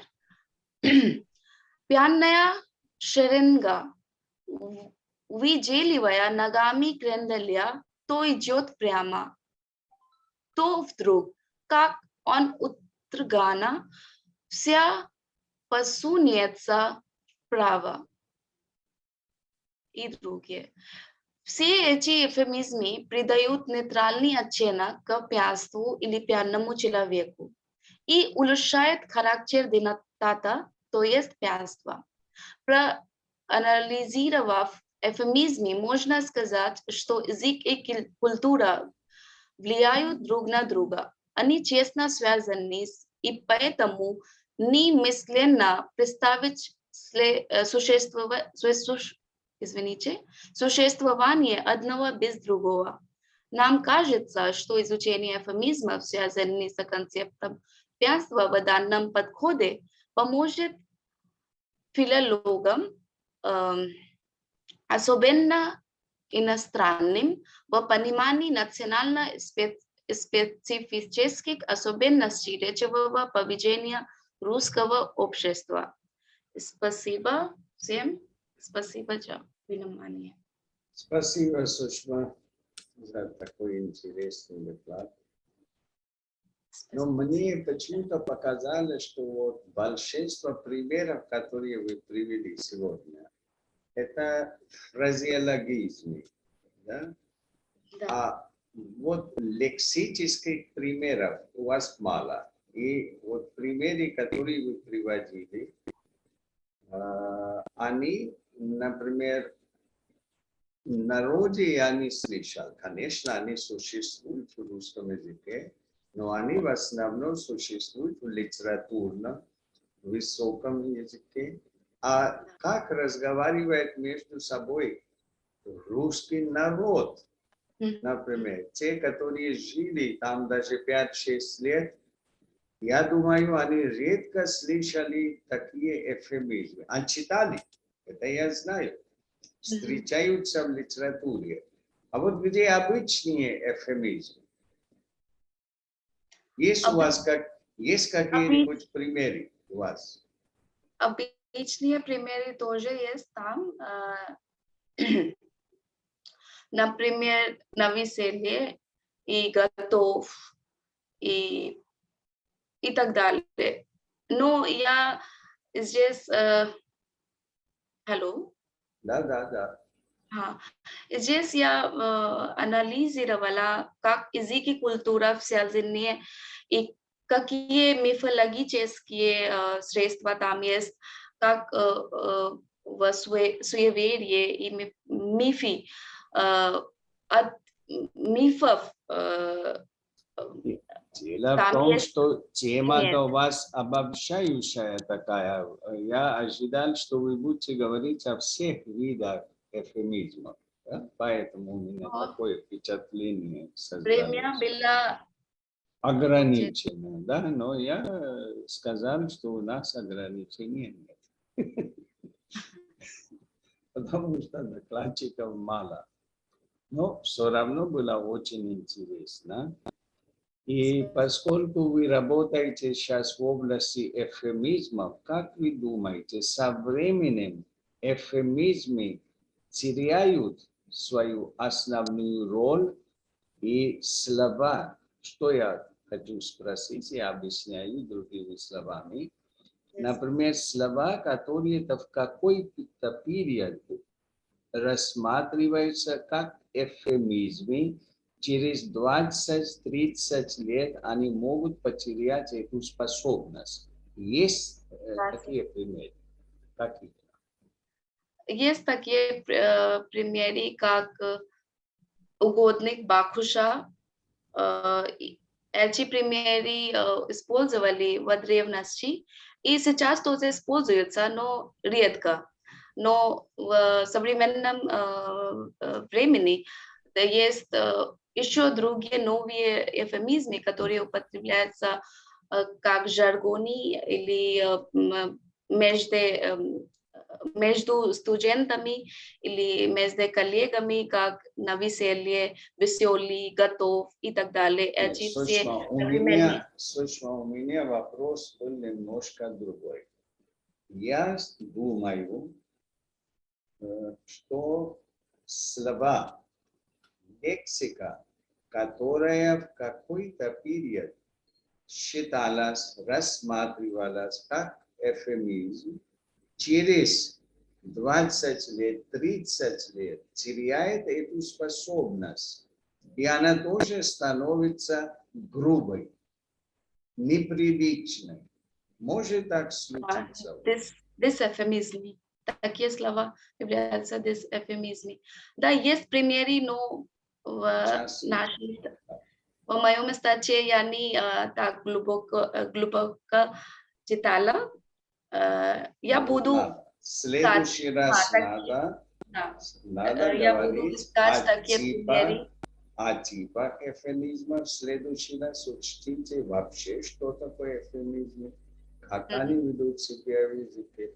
Это предложение для будущего, Сушма. Окей, поэтому примите это в таком духе. У кого еще вопросы есть? У меня тоже одно предложение к докладчику. Пожалуйста. Было очень интересно, Сушма, слушать ваш доклад. Может быть, вы можете сравнивать внутренний образ этих выражений. Да? Если мы говорим, например, зеленый змей, то это считается отрицательно, то есть примеры, которые вы привели. Но этот образ сейчас употребляется в положительном смысле тоже. То есть символ аптек, например, это зеленый змей, потому что, как вы говорили, он символизирует спиртного, то есть лечебное средство. То можно сделать это такое предложение, сравнительный анализ, как внутренний образ меняется тоже. Положительный, отрицательный. Я буду искать такие примеры. Спасибо вам. Много слушателей, но вопросов нет. Там показывается список где-то 40 участников, но почему вопросов нет? Предложения, замечания. Мита собирается что-то сказать. Нет. Как преподавателю, всегда преподавателя есть какое-то замечание, да. Поэтому, да, ну, это хороший доклад, да, интересный доклад. Все доклады хорошие. Да. Ну, студенты упорно работают, да, это не то, что просто пишется, потому что найти примеры, особенно в области эвфемизма, это очень сложно, да. Но, может быть, как профессор Меннен предложил, надо говорить об историческом аспекте, да, развития эвфемизма, как жаргонизме, да. Если мы постараемся найти примеры жаргонизмов, это тоже очень трудно, да. Были ли слова, которые считали раньше как же организмы, теперь нету, и наоборот, да, и наоборот. То эти примеры только не в литературном аспекте, да, в литературных произведениях, но и в газетном, да, публицистическом, да, области, публицистической области. Поэтому может быть, да, вы можете добавить в своей работе, да, что какие области, да, над какими областями вы хотите работать, да. Потому что только показать примеры из произведений, да, которые уже есть, это фразеологизмы, они как-то есть, И вы только анализируете, вот что есть, или вы найдете, да. А если вот эта работа, вот это аспиранта, это найти, добавить что-то новое, да, новое в какой-то области. Да. С такой точки зрения, да, будет хорошо, если вы работали над публицистическим материалом, где есть такие, да, такие слова, и сравниваете тогда, вот, используете ли эти в словаре, они вошли в словаре или нет, да. И тогда вы можете еще дать анализ, да, почему вы как-то выбрали вот такой. Потому что вот что уже есть, если мы это анализируем, это хорошо, это можно сказать. Но как это историческое развитие, да, какого-то вот это термина, да, эвфемизме, это надо дать, да, это надо дать. Вот такое предложение, да. Такое. Спасибо. Спасибо, сэр. Виней ji, у вас есть вопросы? Пока нет, сэр. Пока нет. Все, спасибо. Спасибо. Спасибо. Ну, поскольку у нас сессия заканчивается, я хотел бы выразить свою благодарность участникам конференции, что они дали мне возможность увидеться, хотя и онлайн, с моими студентами, коллегами, сейчас появился профессор Руми, потому что из-за пандемии я редко встречаю своих бывших студентов и коллег. Благодарю участников за такую возможность. Спасибо. Ma'am, unmute. Спасибо вам большое за такие слова. Лакши. Да, мэм. Здравствуйте, вы меня слышите? Так и от имени Центра русских исследований для меня большая честь выступить с благодарными словами. Прежде всего, я хочу поздравить профессора Менана за то, что он согласился оглавить эту сессию, несмотря на его плотный график. Во-вторых, хочу поздравить всех докладчиков, то есть Пранита Долия, Харшаканта и Сушма Кумари, за их интересные доклады. И в последнее, всех слушателей за их внимание. And now we'll go for a short lunch break and we'll reconvene the next session at 2 p.m. Спасибо вам большое. Спасибо вам. Спасибо. Спасибо.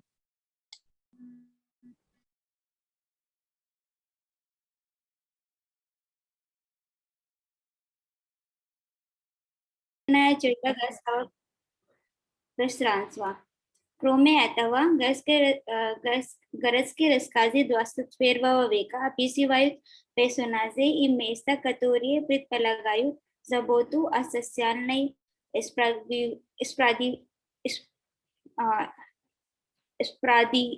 справедливости и социальных изменениях.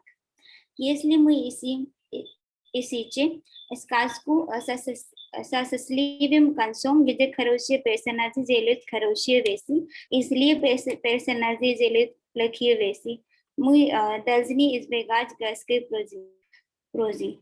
Zizn etani prosta borba mizdu dobro mizlom. Granisti mizdunimi razmiti I vizivanie stronvista seliu.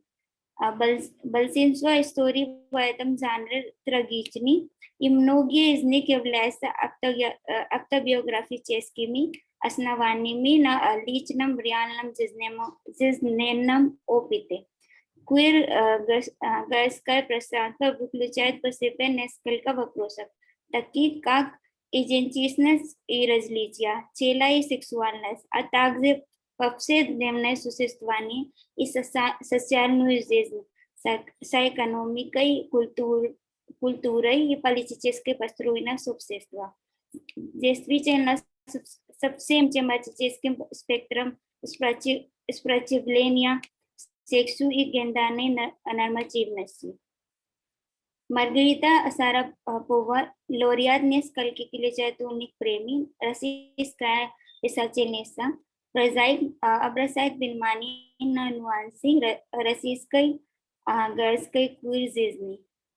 Персонажи Сараповой отнюдь не только лесбиянки, а буквально все возможные представители секс-меншинств, геи, лесбиянки, транссексуалы и так далее.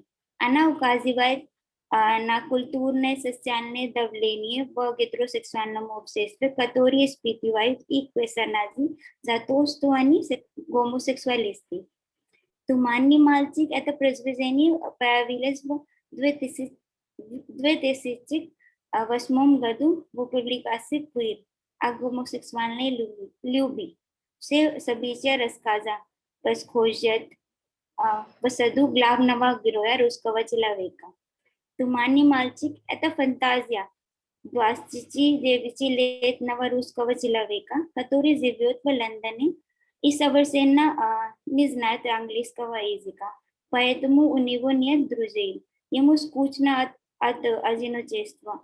Его одиночество заставляет его думать, что если бы он был маленьким, то с ним бы дежурил гувернант.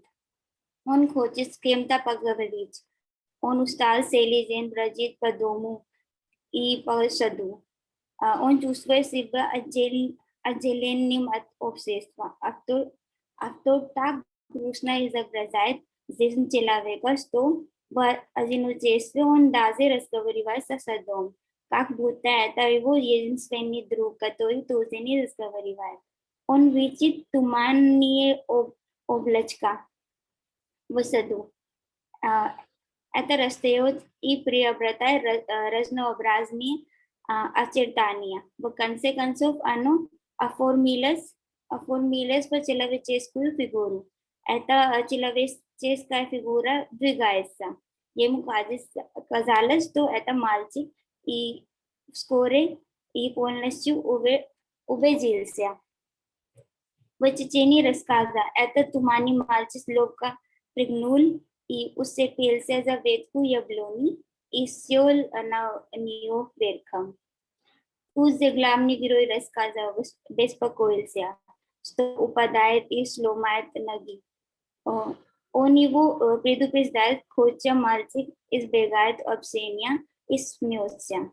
Так русский человек догадывается, что он может быть английским мальчиком, который не знает русского языка. Взамен он получает ответ от яблони о том, что туманный мальчик знает все языки мира. На этот раз русский смеется и говорит, что никто не знает все языков мира. По словам главного героя, мальчик говорит неправду, но все же решает не спориться с ним, ведь ему достаточно того, что кто-то знает хотя бы его язык. Поскольку на его все вопросы не было ответов, главный герой постоянно задает их.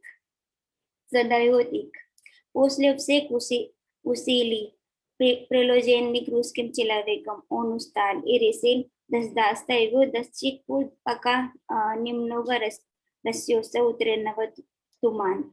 Тогда можно различить мальчика на дереве. Вскоре после этого все стало визуальным. Главный герой посмотрел на верху яблони, мальчика, а не было. Это заставляет его чувствовать себя обиденным. Вдруг голос мальчика шепчет. Ему кажется, что кто-то его поцеловал, поэтому он оглядывается. Он чувствует, что это был туманный мальчик, который очень застенчив и убежал не приветствовался ему.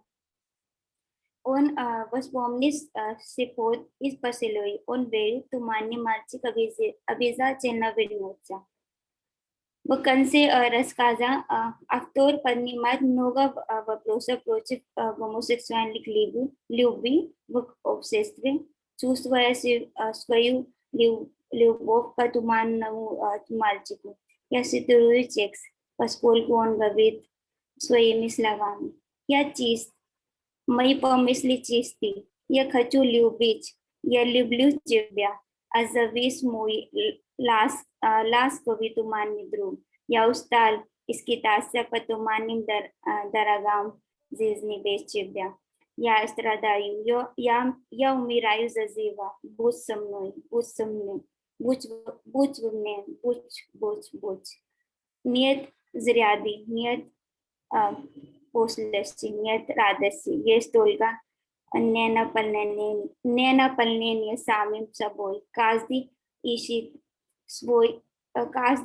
себя в другом, хочется закрепиться, соединиться, воссоздаться. Не дай мне умирать от тоски, самонесовершенствования.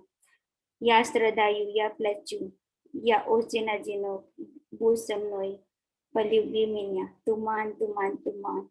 Я в чувствах, в взаимоотношениях в людях, ненависть, неправдания, за что? Ненависть, неправдания, за что не любит туманные струны жизни, туман счастья, очарование, сказочная истина, туман, раскрытие сущность бытия. Окунитесь в туман, полюбите туман, примите туман. Туманные люди рядом с вами, мы существуем, мы любим вас. Заключение. Туманный мальчик – это не только история одиночества главного героя гомосексуалиста, но и история социального культурного давления, с которым сталкивает гомосексуалист в обществе. Это история о социальных проблемах, которые вынуждают его остаться в одиночестве, как описывает писатель в конце рассказа. Писатель выражает серьезную озабоченность по поводу одиночества гомосексуалиста, у которого нет партнера даже для того, чтобы поговорить и погулять, когда его разлучают семья и друзья. Автор символически использует туман как идентичность гомосексуалиста. Он использует туман как символ жизни гомосексуальных людей, в которой им нужно быть туманным в гетеросексуальном мире. Характеристики гайского пространства отчетливо видно в этом произведении. Жизнь главного героя грустна, трагична, он чувствует себя отрыв от общества. Автор поднимает множество вопросов, которые являются суровой реальностью гайской жизни, такие как идентичность, социальная справедливость, борьба за вседневную жизнь, одиночество. Спасибо.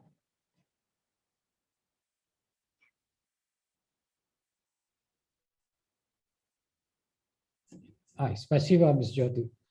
Очень интересный доклад, и было интересно слушать вас. Правда, я не читал это произведение, но теперь, конечно, прочту. У меня вот такой, из-за любопытства, такой вопрос. Вы не рассматриваете других писателей, которые затрагивают именно вот этот городской квир-пространство?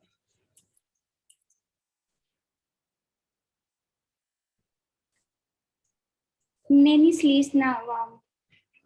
Не слышно?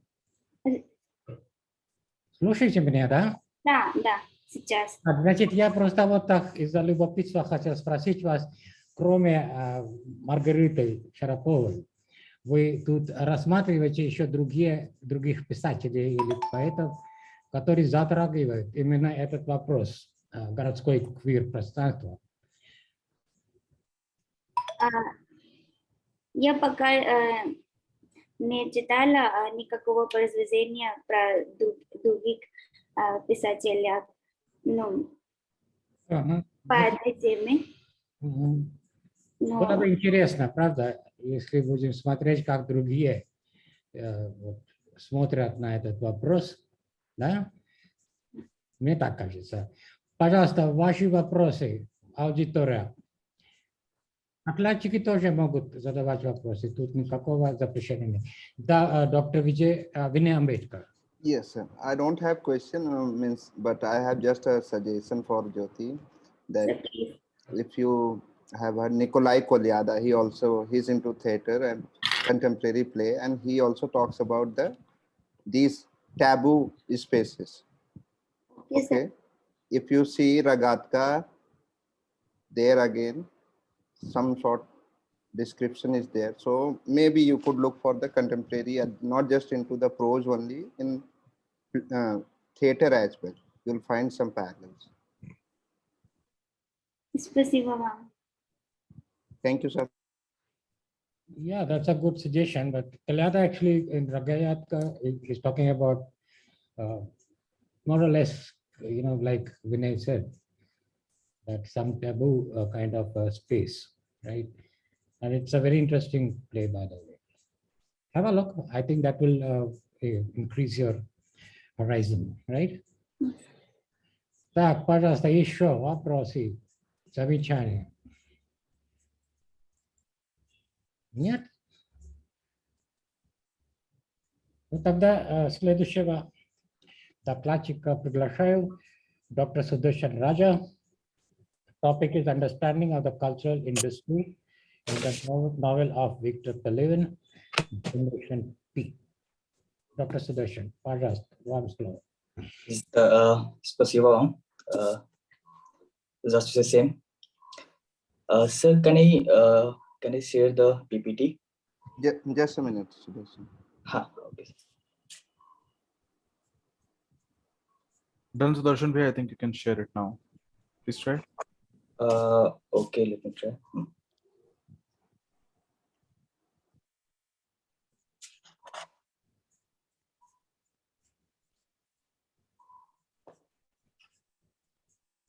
Okay.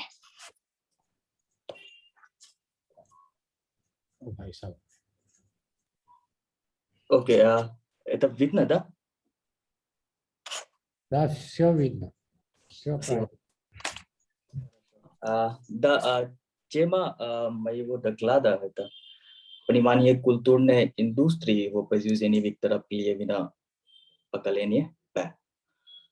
Вот, да, современная русская литература, особенно Виктор Пелевин, занимает значительное место, потому что его произведения показывают, как Россия развивалась после распада Советского Союза, затрагивает многие вопросы, связанные с культурой, и особенно его произведения есть мотивы или приемы постмодернизма. Это так очень четко видно в его произведениях. И в этом же докладе есть такая два, можно сказать, ключевые слова. Это культурная индустрия и произведение Пелевина. Сначала я буду рассматривать, коротко объяснить концепт культурной индустрии. Да, этот термин ввел Адорно и Хоркхэмер в своей книге «Культурная индустрия. Просвещение как массовый обман». Был опубликован в 1947 году. И Adorno Korkamer они были они являются главными представителями франкфуртской школы, которая возникла в Германии в начале 20 века. И франкфуртская школа, немножко я буду объяснить об этой школе. Это школа, которая, как название, это Франкфурт, да, это город находится в Германии. И там это школа посвящена и можно сказать, что главные все представители этой школы, они являются неомарксистами. И они как пересмотреть взгляд и теорию марксизма и дали свои интерпретации, какие, можно сказать, что ошибки или какие новые новые понимания или новые взгляды надо добавлять в марксизме. И в этом же контексте Адорно и Хоркхаймер они являются главными представителями.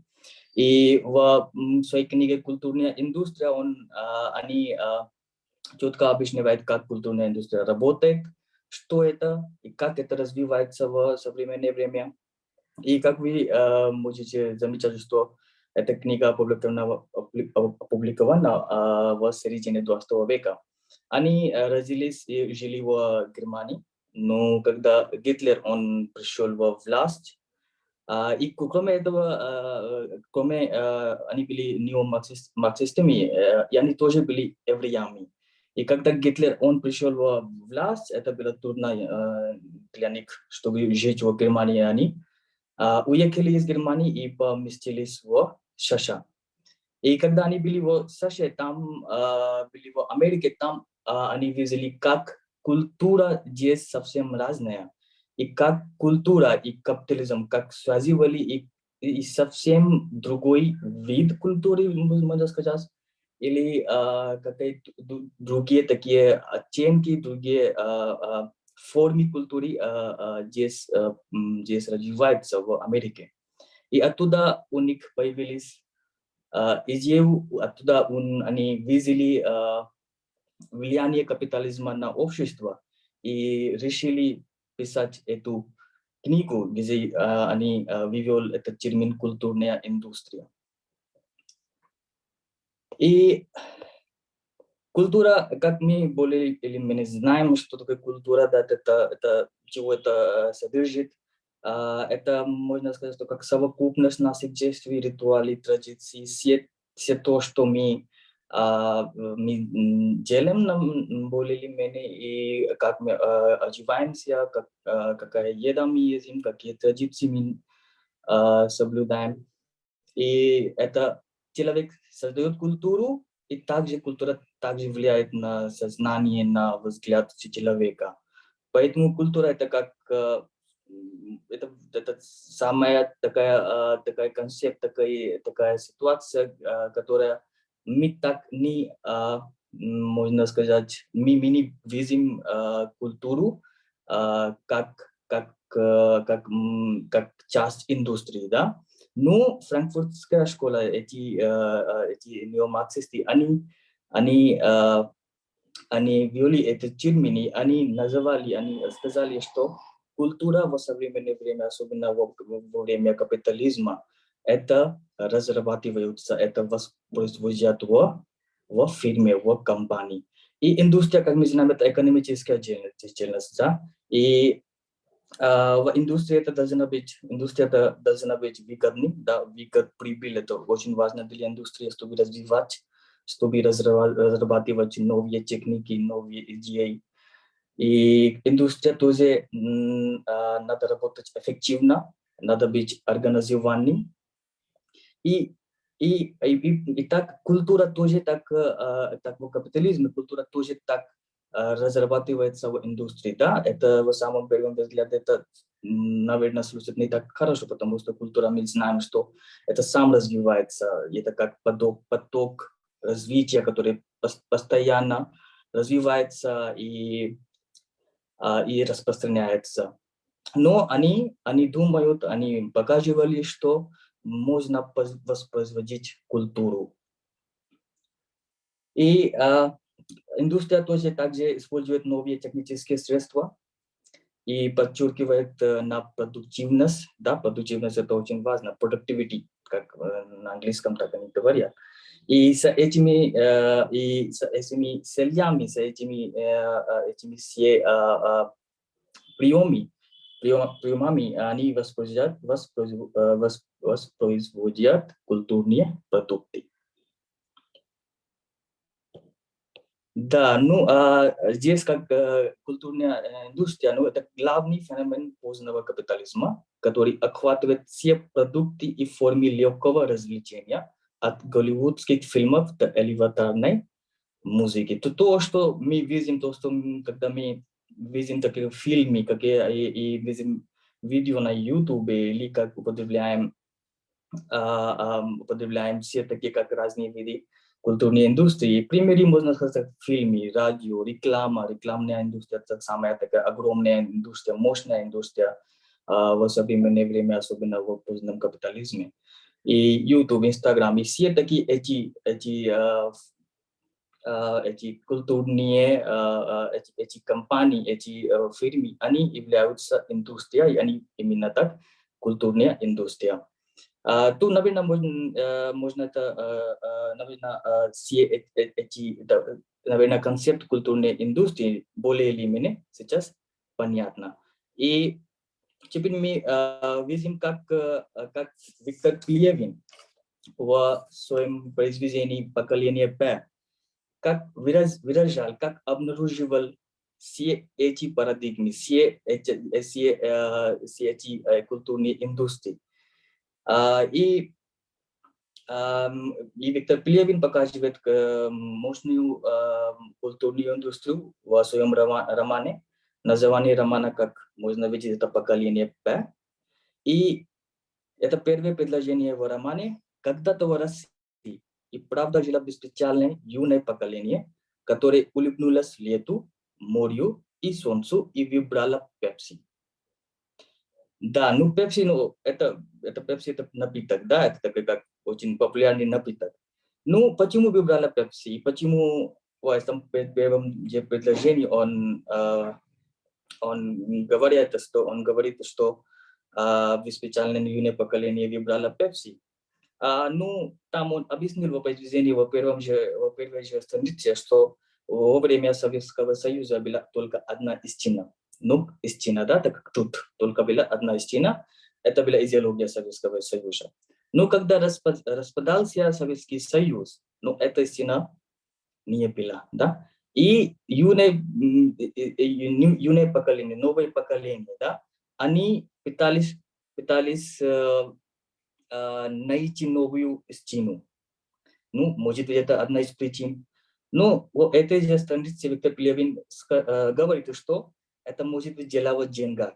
Это не связано с идеологией, можно, это не связано с истиной, это можно, это бизнес, это дело в деньгах, это деньги, которые решают, какие продукты это юное поколение будет выбрать. Да. Поэтому Пепси здесь не только обозначает красный напиток, но идеология позднего капитализма, целая система ценностей этой идеологии. И можно сказать, как капитализм после распада Советского Союза, как постепенно, и можно сказать, как скоро вошел в рынок в России и начали влиять на мнение, на взгляд индивида, на индивид, и как эта индустрия тоже развивалась, и не только дал выбор для поколения, также влиял на большой игрок на политике, и тоже в экономическом смысле. И кроме этого, он тоже показывает, как культурные продукты разрабатывают в высшей эффективности. Наш герой этого романа — это Вавилиан Татарский. Он поступил в литературный институт, родился во время Советского Союза, немножко позже. И поступил в литературный институт. Он хотел бы стать переводчиком. Он учил языков из Центральной Азии, работал некоторое время как переводчик, но распадался Советский Союз. И это было особое время, была высокая безработица, и никто не знал, что будет в будущем. Будущее было неизвестно. Поэтому он и тоже после распада никого не нужно переводчик.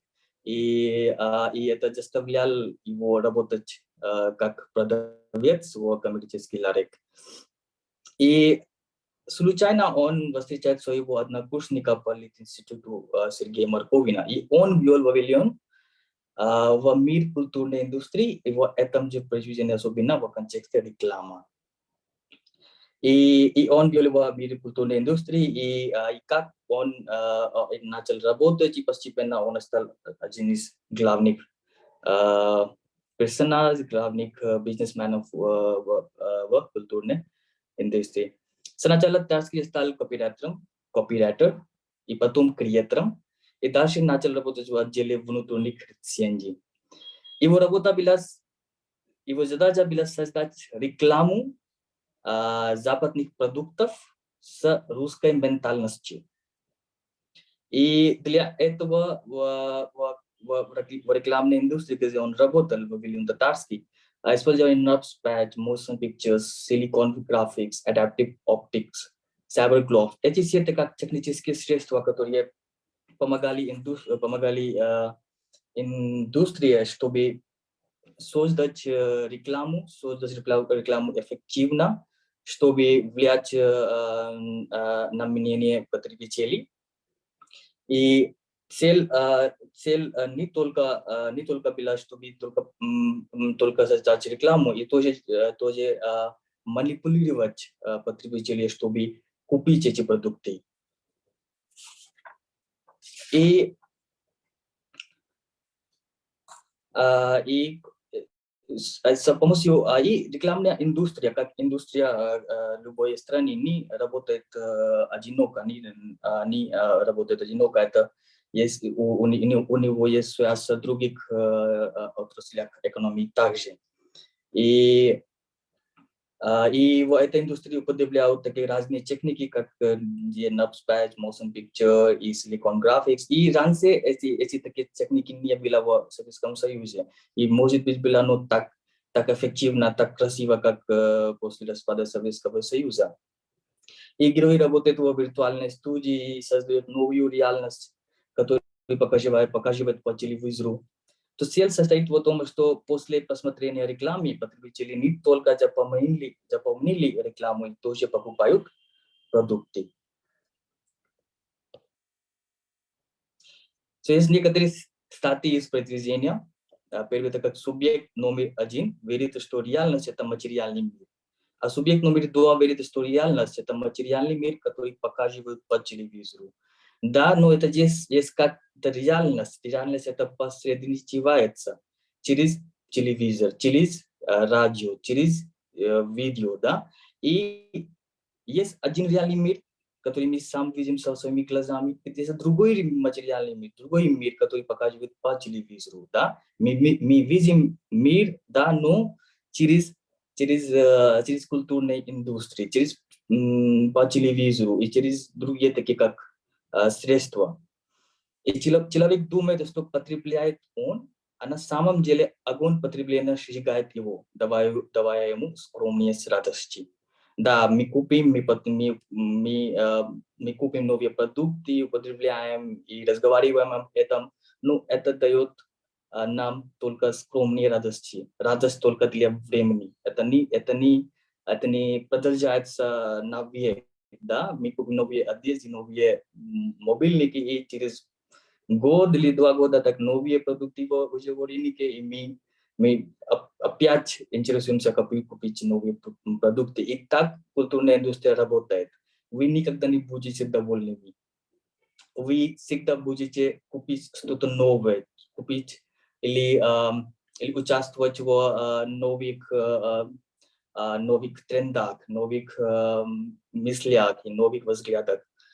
И так культурная индустрия оказывает воздействие на сознание человека. И кроме этого, как типично как в марксизме как говорят, что мы не можем осознать свое сознание, да, мы не можем, если мы живем такой как над фальшивым сознанием. И потому что как днем мы все работаем, работаем и вечером и после работы, да, мы становимся потребителем, да, и поэтому мы не можем осознать, какие проблемы там есть, и потому что у нас нет времени, да, и есть такие как фильмы, сериалы, такие в современное время, так все мы знаем, так Netflix, такие разные виды медиа, и мы всегда заняты посмотреть и ощущать новые чувства и не думаем о реальных проблемах. Но главная задача рекламы – это показывать людям других людей, которые сумели, ошибка здесь, сумели обмануться и найти счастье в обладании материальными объектами. И раньше было как единица нечто, а коллектив все, а теперь иметь нечто и жажда все, да. Здесь как мы никогда не будем довольными, всегда есть жажда, чтобы получить что-то новое, что-то здесь в новом смысле, в новом методе. И это как задача рекламная индустрия, как часть культурной индустрии. Ну, важность культурной индустрии, да, это как сейчас появляется как мощная индустрия. So please, we'll have to wind up in 3 minutes. Да, это наш последний слайд. Да, это как мощная индустрия. Мы знаем, как Twitter или Facebook, да, наверное, как это метаверс в современное время, это как называется, да, целая компания. И это как очень-очень огромная индустрия, так работает в разных странах мира.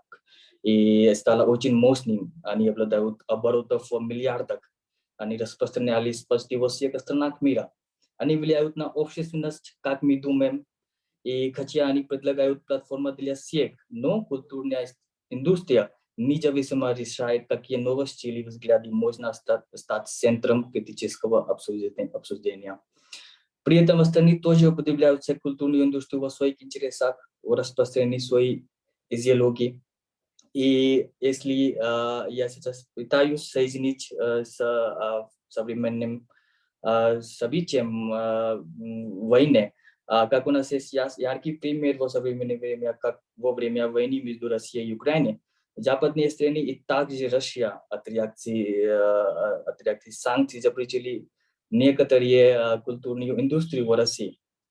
И это тоже показывает, как в мировой политике, также как культурная индустрия употребляется, чтобы заставлять страну и можно сказать, наказывать страну. И это сам доказывает, что культурная индустрия в современное время играет очень важную роль. И мы должны очень внимательно употреблять эти продукты и тоже понимать идеологию перед ними. Наверное, это все. Спасибо.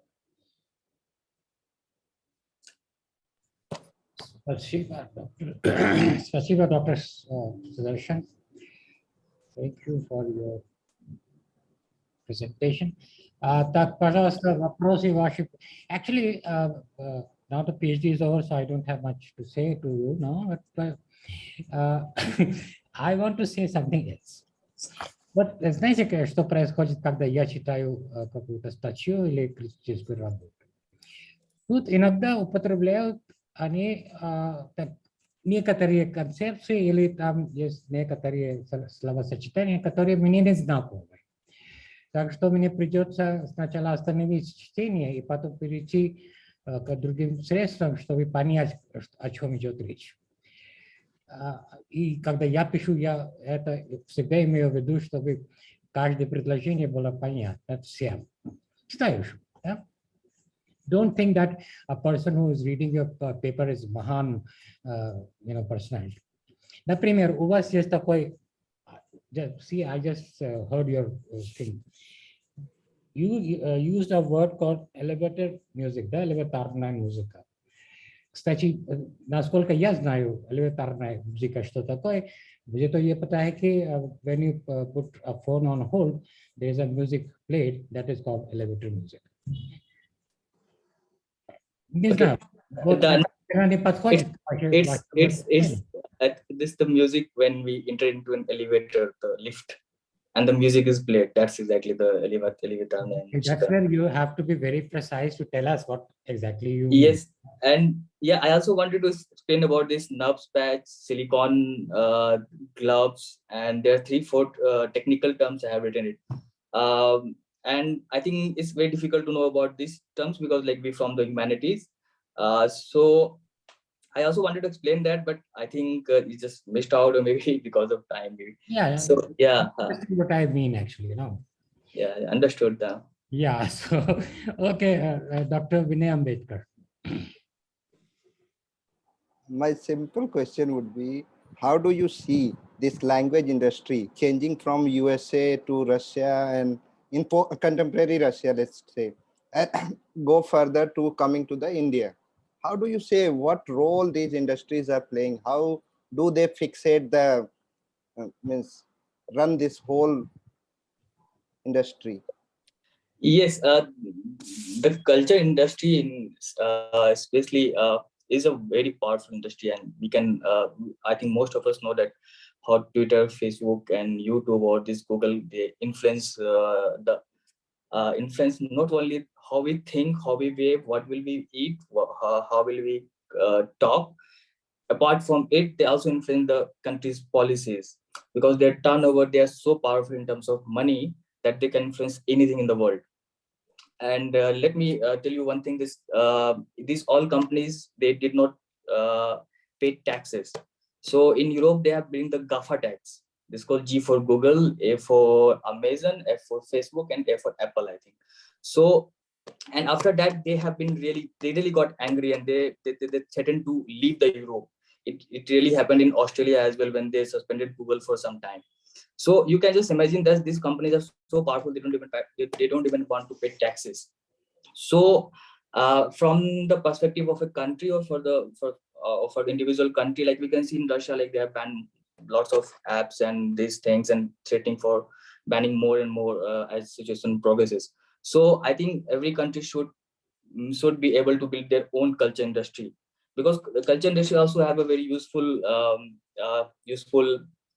importance because of it gives the platform to everyone to express their views, to sell their products, to make your life easy, to make your life better. So but it can also be used as to influence and to force someone to do something what they don't want. So in this context, I think every country should be able to form their own culture industry which can protect them in adverse situation. So Russia particularly, I think, has not been as technologically advanced. It's not backward, but it's not as technologically advanced compared to the Western counterparts, maybe USA. But yes, they are pacing up. They are pacing up. In terms of India as well, like for example, we have Coup instead of Twitter. But will Coup be able to gather that momentum? That will only time will tell. Yeah. Thank you so much. This is what I wanted to say, that means the nationalistic companies, the nationalistic players, the players which are small players, local players are missing right now in this industry. Basically yes. Controlled by the bigger firms, MNCs. Thank you so much. Dr. Yes. Dr. Richa Sawant. Sir, just in continuation of what you were talking about, that sometimes the language has changed so much in modern times that maybe sometimes words have slight differences in meaning. For example, the word that is now part of Russian, kriatsivny. So I just got interested, how is it different from tvorческий? Because this word is already present and very widely used. Это слово высокого стиля тоже можно сказать. So after reading some articles on it, I found out that this word is used mostly in those areas which are considered kind of glamorous. It's the mass media, it's advertising, it's the business world. So there they prefer to use the word kreativni because it is borrowed from English. So it has that glamorous kind of a connotation also, that we are using a foreign word, be it French or something. And tvorческий is used in the other traditional areas where it used to be used before also. But many people are not very fond of this word kreativni because they feel that there is a difference. That tvorческий can be combined with certain words and also a very high literary style where kreativni cannot be used. So that difference is there. Although to a certain extent they are synonyms, but the difference comes out in the style and in the word combinations that way. Yeah, that's true. I think Dr. Richard Sound is absolutely correct. Even I get to see some words which I know exist in Russian, but when to use the anglicized or I don't know what. At times it gives you a real cultural shock, basically, frankly Yeah. speaking. Please, Auditoriya, be active here. Kya hai? Come on, ask questions. Sir, I have one question. Can I ask? Dr. Rishika. Yes. I just have this question that industry, that is the word industry, when it comes with in combination with like cultural industry. So how does writer, that is Victor Pelevin, how does he uses it? Like in negative connotation he gives, or I mean, how does she sees? Okay, so the first thing is, I think there is some printing mistake in the list of that topic. Is culture industry, is not cultural industry. So that's the first thing. Second thing is how Victor Pelevin sees it in his novel. It basically, if you read the novel is mixed with lots of mythology, which I haven't touched because, of course, it's not a part of this thing. So how does he say it? I haven't found like he's giving some any that moral value judgment in the book, but he just tries to show it how Russia has changed after after the disintegration. Because if you see this, Vavilyon Tatarsky wanted to be a interpreter, because there was no jobs and the Soviet Union was disintegrated. So he had to go for this advertisement industry because it was booming at that time after the disintegration. So as such, Pelevin, I couldn't find that he is giving any judgment. But yes, of course, he's trying to show but of course, it's really trying to show the internal politics, the internal things, how it works, the internal mechanism. Because we don't know how these products are coming to us, how this reclama, this advertisement are being made in a sophisticated office with lots of technological developments. So, and also there's lots of politics are behind it, lots of monies are involved, which come from the different elites or different political or economic powerful people. So he definitely tries to show how this culture industry works.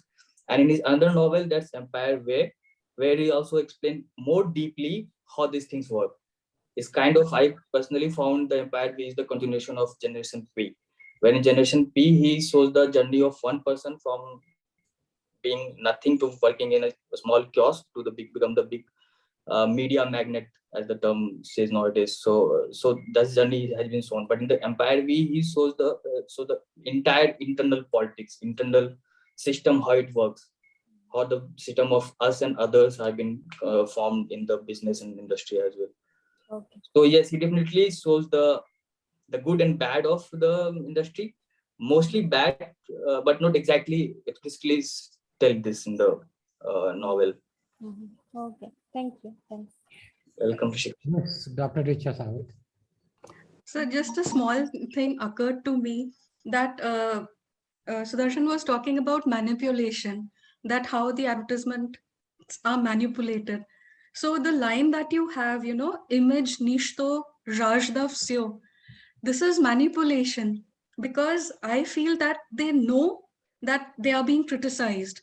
That in modern times, image is considered the be all and end all.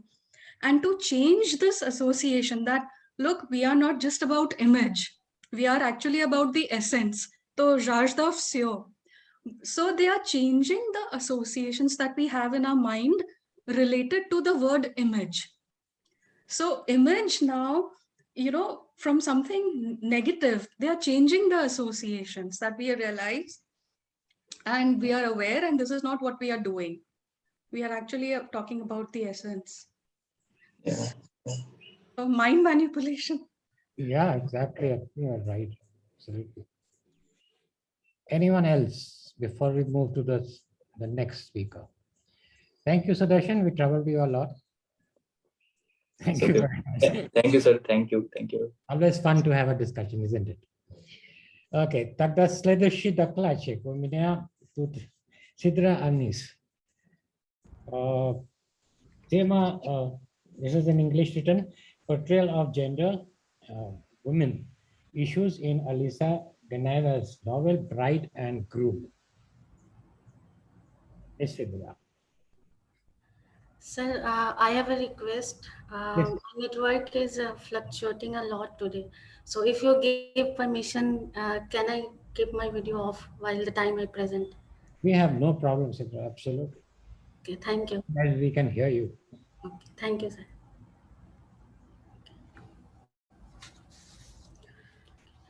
Good afternoon, everyone. So the title of my today's topic is Portrayal of Gender, Women Issues in Alisa Geneva's novel, Bride and Groom. I will start with an introduction of the author, that is Alisa Geneva, and then I will move with her book, which I have taken for my analysis, that is Bride and Groom. So, what we know about Alisa is that she is a famous literary critic and modern fiction writer. She was born on 23rd September 1985 in Moscow. However, she was raised in Makhachalka, the capital of the Southern Republic of Dagestan, and comes from the largest ethnic group Awad in Dagestan. As we all know, Dagestan is a Muslim dominated republic of Russian Federation located in the North Caucasus. She writes in Russian language even though her native language is Avar. Because of her exposure to Dagestani and Russian culture, she is culturally and linguistically hybrid. Now, when asked at interview whether she considered herself Russian or Dagestani, then she ended up saying that she grew up on Russian literature and culture and had not read many of our books. Nonetheless, she always expressed herself more as Dagestani Awar. So I will discuss female characters that Alisa brought out in her novel. So the central characters of the novel are Marat and Patya.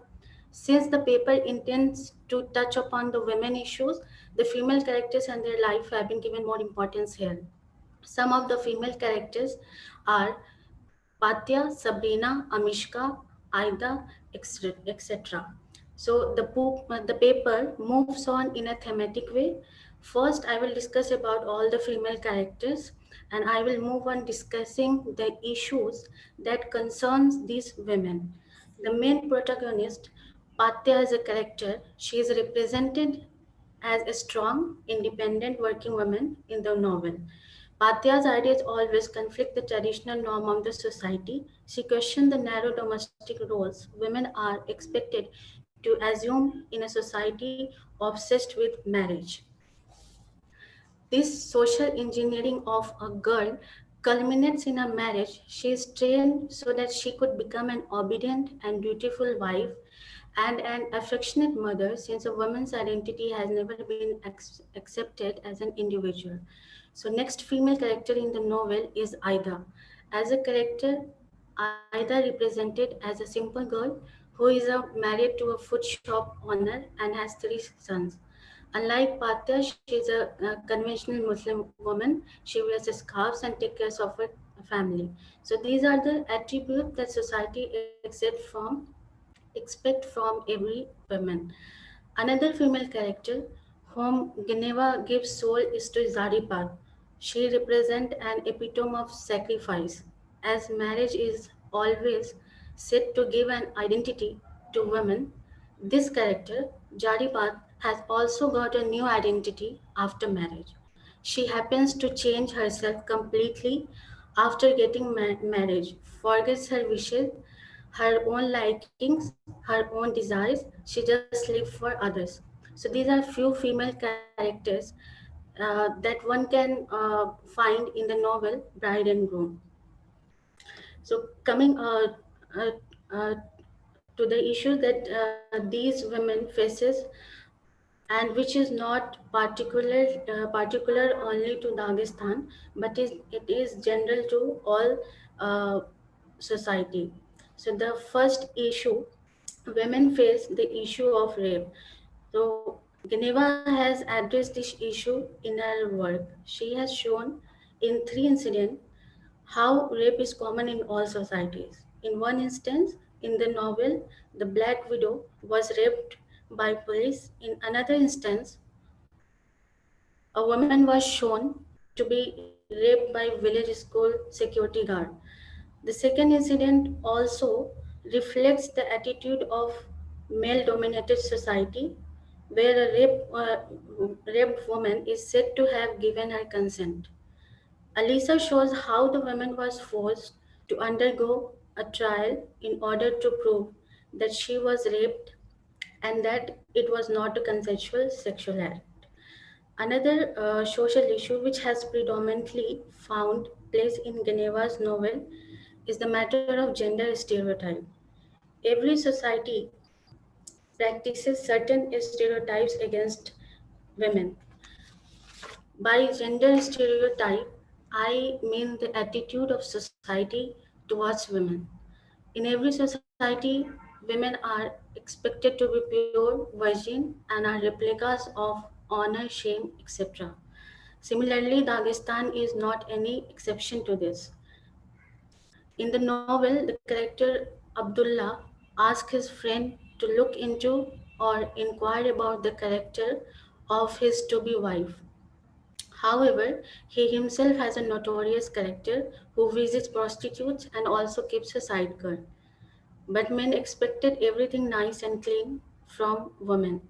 So, from this particular instance of Abdullah inquiring about his wife background, makes it clear how gender inequality in terms of men and women are an ever present element of every society and is well presented in the novel Bride and Groom.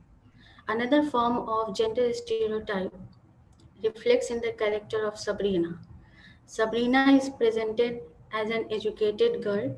She is a cardiologist by profession and she always puts her views and opinions openly, whether it is the issue of Black Widow's rape or about Khalibek.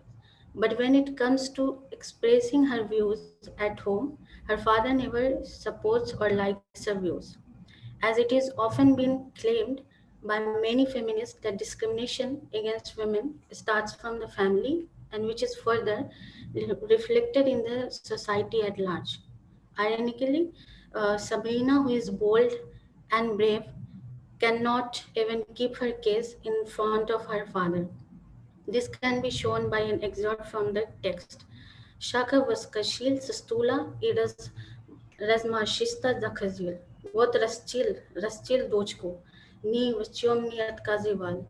А теперь она мне заявляет, что эти дури правы, а ее отец, у которого 30 медалей, причем не купленник, а самих настоящих не прав. Another issue that Alisa touches in her story is how men sexually abuse women of their own interest. The novel does not discuss this issue as part of the main plot, but it appears in the backdrop of this story. Through the character of Amishka and her story of being dished by her boyfriend, Geneva shows how women are emotionally vulnerable. She was betrayed by given a glass of vodka instead of milk. After that, she was being sexually used by her boyfriend Karim. Ironically, this was done in the pretext of marrying her. And so, as a concluding remarks, I would like to say that as a women writer, Geneva injects a different gender dynamics in the Caucasus narrative. Russian who wrote about Caucasus is mostly men, and they bring out the men's voice. Geneva, other writings like the Salam Dalgat and the Mountain and the Wall also feature male protagonists. Bride and Groom is significant because here Alisa has tried to focus on women's voice. The chapters alternatively bring out the views of Patya and Marat in a dialogic way, but at times Patya's views predominate. So this is what marks the significance. So this style of writing, which is a particular with Geneva, helps the readers to understand the character's point of view in a more comprehensible manner. Since Alisa often gives an insider perspective of the Dagestan through these female, she tries to highlight the issues that engulf the Dagestani society. Geneva shows through the novel Bride and Groom how society's attitude towards women mostly remain discriminatory. Women have multiple issues to grapple with or to fight it and not just one. I will just end up saying that Alisa Geneva also through this work tries to bring to the readers the ordeal of being a woman in every society. Thank you. Thank you very much, Sidra. Thanks a lot. I think this work, this novel probably is very relevant today. One thing I want to ask you actually is, it might sound very childish, but the topic you have said portrayal of gender, and in the bracket you are saying women. Why? Because gender can be like I know in it can be gender, female. if we say like gender, so it male and female, transgenders, lesbians, and this all comes under this. So that's why I mentioned that I will just talk about the women issue. So that's why. Very well. Very okay. Proceed, pardon. And one more thing. It just struck me, in English we say bride and groom, while in Russian we say жених и невеста. I don't know why it is this way. Like here it is bride and groom, in Russian it is groom and bride. Anna? Yes, sir. Any idea why? No, sir. I think we should. I will surely. I will think upon this. You have given we have. Yeah, because you're talking about gender, Yeah. attitude of the society. Yeah. What do we mean by attitude of the society is the cultural society that we're talking about, basically. That the difference in this novel is actually talking about именно near, скажем, нет тут равновесия, да, вообще в культурном так обществе. There are two different people of different religion, let's say. One is Islamic, the other one is atheist, and so on and so forth. So it's the attitude. So why do we have in Russian жених and невеста? Ulta. Anna. Yes. So I think this will be quite an interesting thing to find out. Is it just an isolation, or are there many more such examples? Anna. Yes, sir. Yes. Вопросы, пожалуйста, аудитория. Нет? Yeah, इतना अच्छा टॉपिक है. Okay, then we move to next. Dr. Chef, Dr. Neeraj Dhankar. Yes, I can see. Dr. Neeraj Dhankar, да. Тема «Семья и общество в современной русской литературе». Dr. Neeraj. Здравствуйте, сэр. Здравствуйте. Здравствуйте, уважаемые преподаватели, коллеги и студенты. Тема моей статьи – это студия и общество современной русской литературы. Какая типа общества? Dr. Neeraj, I think I'll suggest you switch off the camera so that it will, otherwise the sound is breaking. The sound is breaking it. So you can switch off the camera if you want to.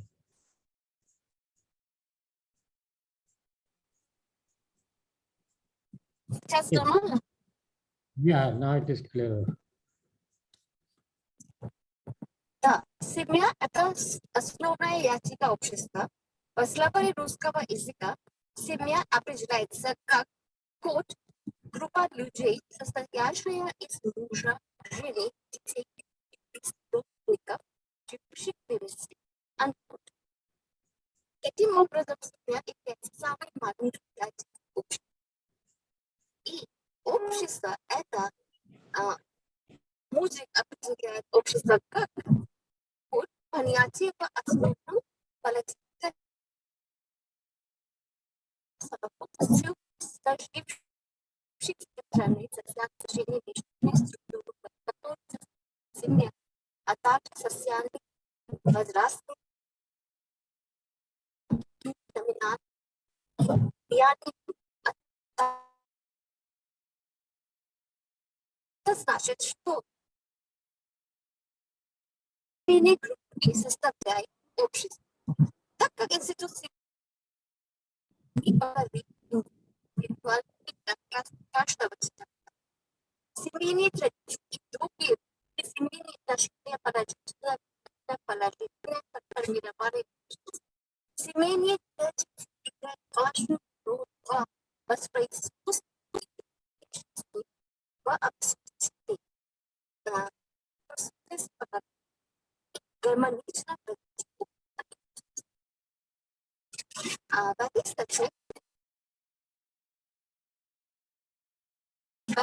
статье рассматривается современное русское общество и современная русская семья в современной русской литературе на основе повести «Стрелец» Виктории Токаревой. Как мы знаем, почти все великие русские писатели, как Пушкин, Достоевский, Толстой, советские писатели, как Dr. Neeraj, sorry to disturb you, but your voice is breaking. Can you reconnect maybe? Непонятно, что? My voice is breaking. Yeah, if you can disconnect and reconnect, maybe it will be better.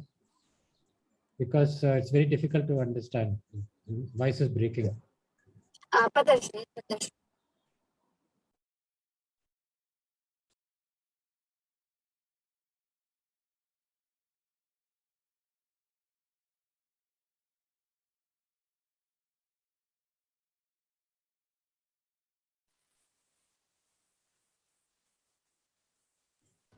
Dr. Vinay Ambedkar, Richa Sawant, can we call the next by the time? Maybe we should just wait for 2 minutes. Yeah, just see if it is possible. I don't know. Yeah.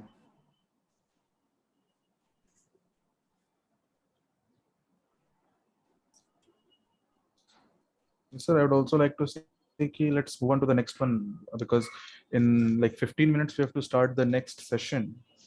We can always delay, there is no problem. रात को खाना देर से खाना. Okay, sir.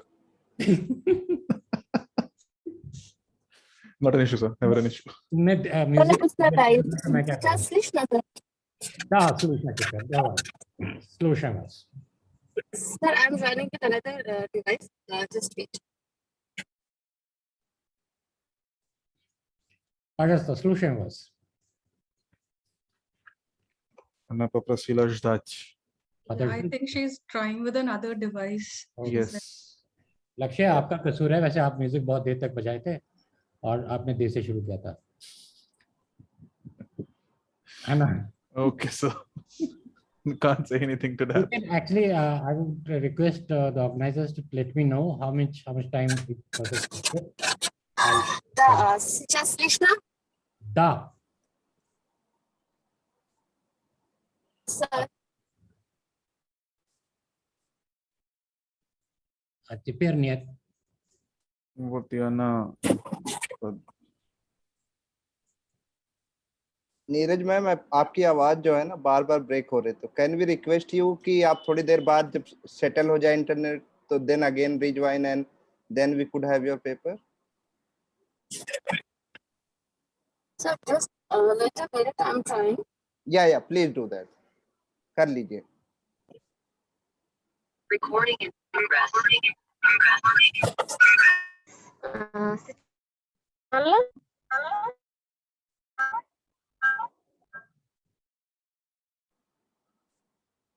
Am I audible? Yes, you are audible. Absolutely. Tasimia zanimala važne mestava жизни каждого человека, но современные институции перетерпели очень сильные изменения не только в России, но и во всем мире.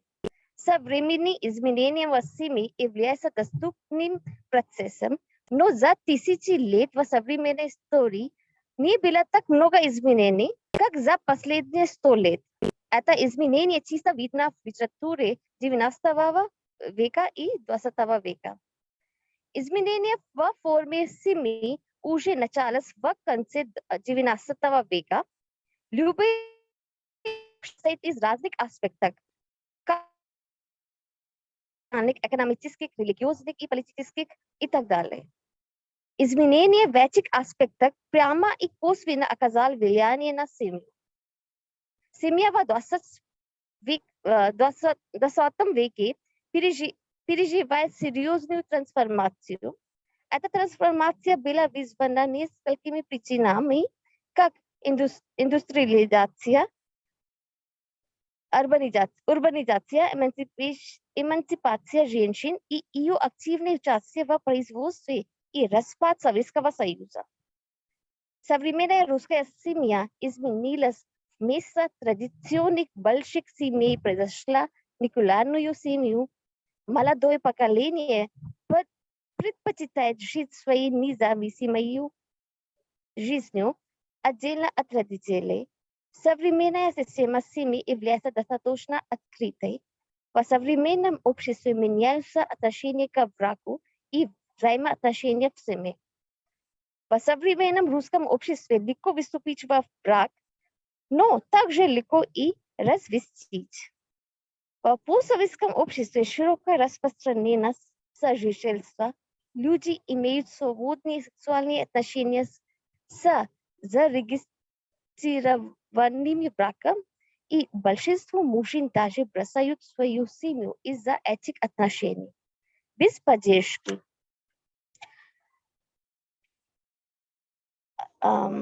В современном русском обществе появилась двухкоренные семьи, где оба супруга работающие, и поэтому в обществе рост числа бездетных семей. В постсоветский период институт семьи переживает сложные времена, меняются моральные ценности, отношения к браку, как я уже сказала, но эти современные изменения она, Виктория Токарева, отражала в своем творчестве. Это повесть «Стрелец». Да. Современное российское общество полностью изменилось после распада Советского Союза. В советском обществе основные удобства граждан страны обеспечивались государством, но теперь приватизация проводилась совместно. На смену социалистической системе теперь установилась капиталистическая система. Для россиян сейчас очень тяжелое время. Распад был не просто геополитическим событием. Он затронул самых обыкновенных русских людей. У этих людей также кризис основных потребностей. Она писала: в стране пришла демократия, люди остались без деньги. У людей нет денег. Вот пришла демократия, и Кося оказал на улице вообще никаких денег, ни больших, ни маленьких, ничего. Unquote. В обществе появляются новые и крупные капиталисты.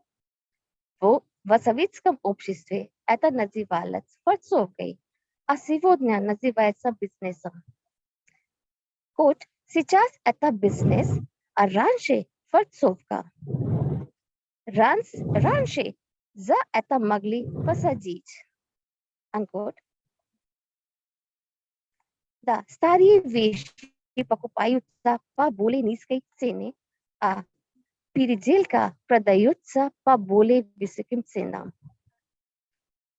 В современном русском обществе капитал стал главным центром человека. Определяется капиталом. Только этим можно добиться всего. В этой повести Виктор Корева сильно критикует существующую государственную систему. Новые правительства и государственная система коррумпированы. С деньгами можно легко выполнить любую работу в обществе. В этом причина такой ситуации в стране. Многие пороки в обществе заразились и быстро распространяются. Например, система мафии, коррупция, безработица и так далее. В обществе увеличивается количество преступлений, людей стреляют и убивают на улице. Молодежь страны замешана во многих незаконных преступлениях, их убивают каждый день. Нелегальный бизнес с наркотиками идет полным ходом. Токарева спрашивает, откуда взялась эта молодежь, столько валюты. В советское время люди жили за страну, люди самоотверженно служили стране, люди всю жизнь прожили в нужде, но сейчас никого не интересует здоровье нации, всех интересует только деньгами.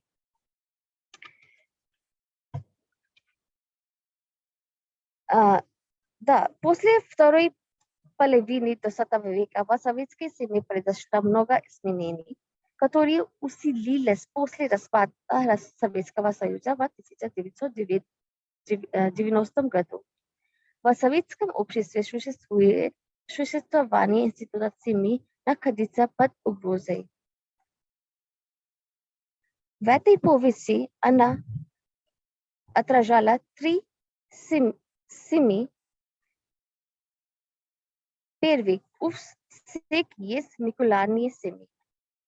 У Коси только один сын, у другой пары детей не было. Это семья постмодернистического общества, в которой пара не хочет детей. У всех этих семей тоже разные приоритеты. Dr. Neeraj Dankar, время. Что? The time is getting up, ma'am. And please conclude. Распад Советского Союза в 1990 году вызвал изменения в обществе. В России был социалистическое государство, сейчас капитализм. И в этой новой системе деньги стали самыми важными для государств и людей. Сейчас деньги определяют отношения между людьми. Это я уже сказала, но в настоящее время семьи распадаются. Токарева пишет в этой повести, она подчеркнула недостатки нового общества и его системы. Она показывает нынешнюю русскую семью и изменения происходящего в семьях. Для того, чтобы сохранить семью, сделать ее лучше, растить детей и так далее, необходимо равное участие мужчин и женщин.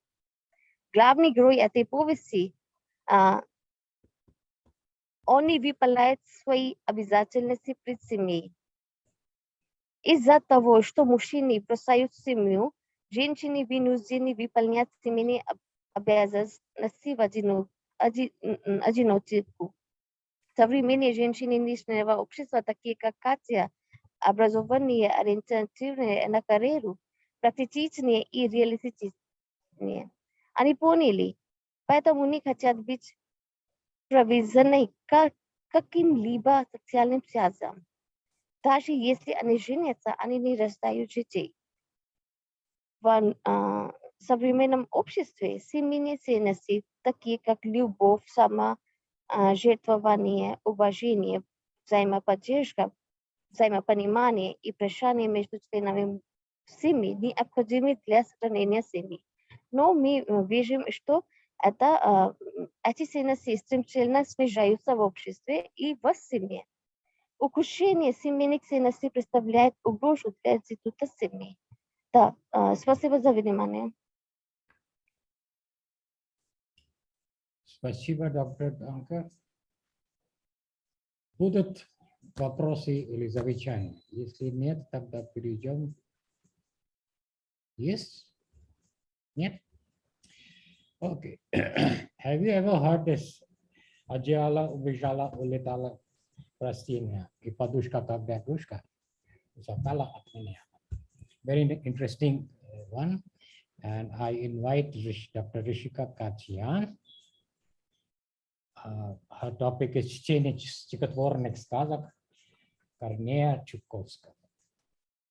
Thank you, sir. Здравствуйте, уважаемые преподаватели, коллеги и студенты. Очень рада, и как раз приближается 31 марта день рождения Чуковского, и поэтому именно я выбрала эту тему. Сейчас поделюсь экраном. Так, экран видно, да? Да. Ага, спасибо. Just keep a time factor in mind, please. Yes, sir. Sure. Данный доклад посвящен чтению стихотворных сказок.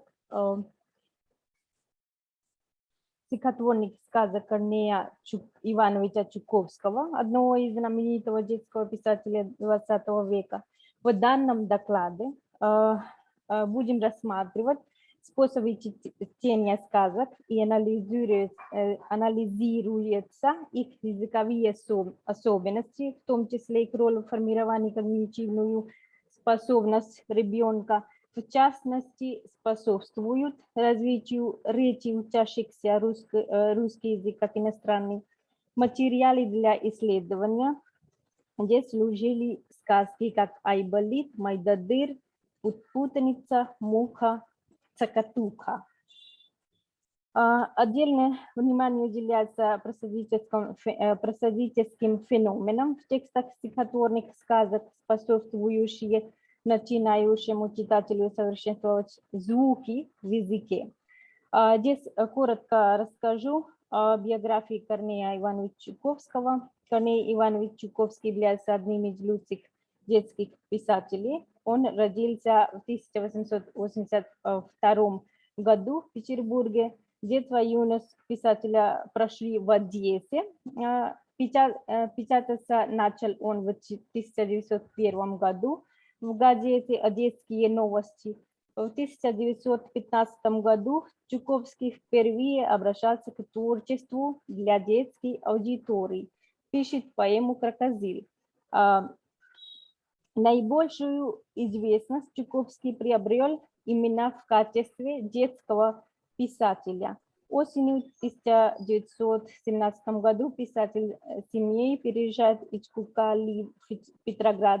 В 1938 году Чуковский переезжает в Москву. В 1962 году Оксфордский университет присудил Корнею Чуковскому почетное звание доктора литературы. И 28 октября 1959 года он скончался. Так, что касается специфичности стихотворных сказок Чуковского, то можно перечислить их следующим образом. Кроме поэтичности и ритмичности, которые выявлены в строках, очевидно, у Чуковского наблюдается и стилистическое подобие детской речи. Здесь я приведу пример из сказки «Айболит». Например, меня и пришел к Айболиту барабос. Меня курица клюнула в нос, и прибежала зайчика и закричала «Ай-ай!» Мой зайчик попал под трамвай. То есть это длинный фрагмент, но я не буду читать все. В этом фрагменте употреблены ласковые детские слова, такие как заинька, ножки, дорожки, зайчик, зайчика, способствующие читателю запоминать лексему. Также нередкое появление лексических повторов в строках возвещивает когезию в высказанных текстах. Сказки Чуковского немаловажную роль играют в развитии когнитивной способности маленького ребенка. Возьмем текст «Майдадыр», то есть вот здесь, где от мальчика убегают все находящиеся в комнате вещи, потому что он грязный, не умывался. В конце, когда уже умылся, то все прибегут обратно к нему. То есть все эти вещи прибегут обратно к нему, к мальчику. При этом можно заметить формирующие в сознании ребенка бинарную оппозицию. То есть грязный, плохой, умытый, хороший. В итоге в них развивается способность различать между плохим и хорошим. Следующая сказка, у нас есть путаница. Сказка о высоках о том, как надоело каждому зверю разговаривать о своем языке. Котята перестали мяукать и стали покрюкать, утята квакать, медведь кукурикать. Нравоучения передаются маленьким читателям через поведение зверей, нарушающихся закон природы. То есть каждому должен делать то, что ему положено. Здесь можно смотреть. Также данный стихотворный текст вполне можно употреблять на уроке для учащихся иностранному языку, то есть учащихся русскому языку как иностранный для уровня А2 или Б1. Учащиеся могут расширить свой словарный запас и познакомить себя с животным миром. Значительную роль в чуковских сказках выполняют просадические элементы, то есть звуковые повторы, которые наращивают темп читаемого текста. В частности, обеспечивают напевность тексту. К примеру, можно цитировать фрагмент из Майдадыра. Свинки замяукали, мяу-мяу, кошечки захрюкали, крю-крю-крю. В данном отрывке окончание «ли» глаголов прошедшего времени в множественном числе и голоса зверей мяу-мяу и крю-крю на «у» и «ю». Следует обратить внимание еще на прецедентные феномены, являющиеся неотомленной частью чуковских сказок. Наиболее я теперь цитирую из статьи Елены Павловны Носовой тексте Чуковского как источник прецедентных феноменов, опубликовано в известии РГПУ имени Герцена. Наиболее частотной реакцией на лексему «цакатука» является слово «мука», отсылающее к полному названию произведения Чуковского, непосредственно с представлением о муке как насекомом, связанные реакция, жужжание, крылья, мука, сюжетом произведения мотивированный, реакция, зимешка, комар, Паук. С детским чтением связаны реакция сказка Чуковский. В русском ассоциативном словаре описаны ассоциативные реакции школьников с 1 до 11 классов. Отмечено значительное количество цитат из классической литературы и сказок, в частности, пары, стимул и реакция, то есть надо шоколада. То есть и это есть взято из телефон, то есть сказки «Телефон» Чуковского, что вам надо, шоколада, для кого, для сына своего. В другой стимуле реакция, в самом деле все сгорели в карусели, тоже взято из сказки «Телефон». Неужели в самом деле все загорели в карусели? Чуковский. В заключении можно говорить, что детские сказки в стихах Корнея Ивановича Чуковского не только служат текстом детского чтения, тем не менее, содержащие в текстах языковые единицы придают тексту возвышенность, таким образом служащийся материалом для обучения русскому языку как иностранному. Следовательно, выявлены повторы лексических и звуковых языковых единиц. Не менее важное явление представляет собой прецедентность высказывания и фраз. То есть то, что вы сказали в начале, одеяло убежало, это тоже употребляется как прецедентное высказывание в рекламах очень часто. Спасибо, собственно, от меня все. Спасибо. Спасибо большое. You were absolutely on time. That's how Thank you. Thank you, sir. Thank you very much. Так, все, у нас уже это последний доклад. Было очень интересно, дорогие мои. И я желаю вам дальнейших творческих успехов. И еще надеюсь, что скоро встретимся. Все, спасибо вам большое, организаторы. Спасибо вам, что пригласили меня. Благодарю вас всех. Спасибо. Thank you so much, sir. Sumit? Yes, sir. So on behalf of the organizing committee, I would like to take this opportunity to thank Professor Rumi for giving up your valuable time to chair the session. Thank you, sir. And also, I would like to thank all the participants who have presented their paper in this session. Thank you, all of you. Thank you, sir. Thank you very much. Now we can start the next session, which is session 3.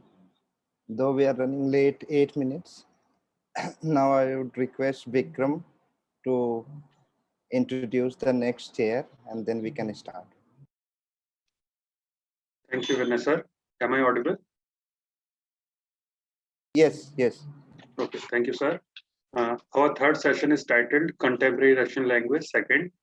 The chair is Mr. Shivaji Bhaskar. Mr. Bhaskar is Assistant Professor in the School of Foreign Languages, IGNOU. He is coordinating the development of Russian language in open and distance learning mode, MOOC, and online learning mode. Amongst his areas of interest are teaching of Russian as a foreign language, culture, civilization of Russia, translation of scientific and social science material, and area studies with emphasis on Russian and Eastern Europe. Mr. Shivaji Bhaskar is our alumnus. He completed his MA from Center of Russian Studies, SL, and MPhil from School of International Studies, JNU. At present, he is pursuing his PhD from School of International Studies. We now invite Mr. Shivaji Bhaskar to chair this session. Thank you very much, Vikram. Am I audible to everyone? Yes, sir. Спасибо огромное, организаторы and the coordinators.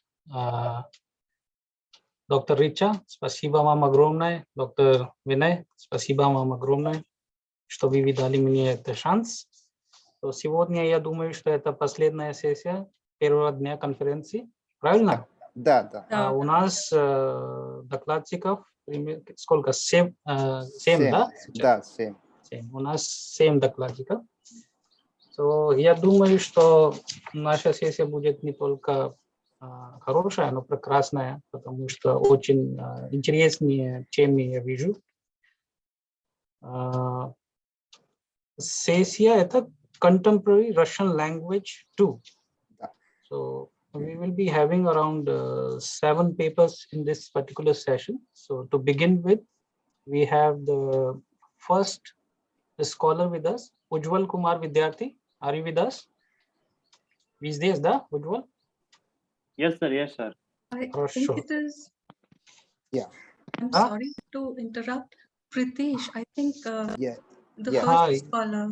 No, ma'am, actually he has requested, so we have made I'm changes. sorry. Oh, I have got actually a revised program. Okay.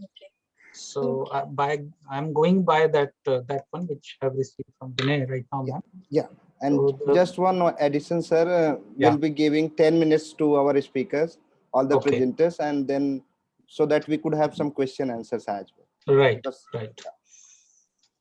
Хорошо. Тогда у нас первый докладчик это Ujjwal Kumar Vidyarthi.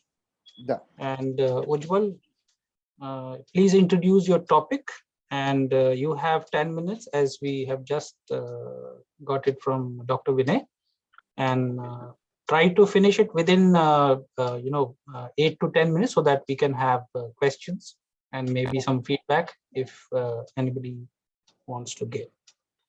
So, пожалуйста. Добрый день, уважаемые профессора и дорогие друзья. Спасибо за предоставление мне возможность. Тема доклада – это переносное значение разных световых терминов в русском языке и в языке хинди. Мы все знаем, что метафора – это своеобразный выразительный способ заменяющий одно слово другим. Она может передать гораздо больше, чем коннотативное значение самого слова. Она проникает в повседневную жизнь не только в языке, но и в мыслях и действиях. Наша простая концептуальная система, в рамках которой мы думаем и действуем, по своей сути метафорична. В каждом языке существует неопределенно большое количество метафорических выражений с световыми терминами. Свет – это самая важная часть визуального опыта. Каждый человек реагирует на свет и имеет определенные предпочтения. Световые термины обычно используются для обозначения цветов разных объектов. Свет вызывает определенное значение в культуре, но его значение может различаться в разных обществах и языках. Практически в культуре каждой страны было замечено удобство использования цвета как символ, но в этой работе мы в основном сосредоточились на метафорическом значении разных световых терминов в русском языке и в языке хинди. Первый – это переносное значение светового термина «красный» в русском языке и в языке хинди. Красный, цвет красный обычно ассоциируется с праздниками и радостными событиями. В Индии специально для индусов красный – это цвет свадьбы. Он передает чувство гнева и смущения. Если кто-то видит красный, это означает, что он или она гневный или гневная. Красный считается символ революции и коммунизма, как в России, так и в Индии. Этот цвет может использоваться для обозначения человека, поддерживающего революцию или радикальную политику. Например, в русском языке это теперь, например, как красный террор. В русском языке используется красный террор. Здесь красный предоставляет сильное чувство как в положительном, так и в отрицательном смысле. Террор означает использование крайнего страха для принуждения людей, особенно в политическим мотивам. В этом выражении красный террор указывает на революцию, радикализм, политические репрессии и массовые убийства. Здесь красный используется в отрицательном смысле. Но в языке хинди мы тоже используемся лал атанк.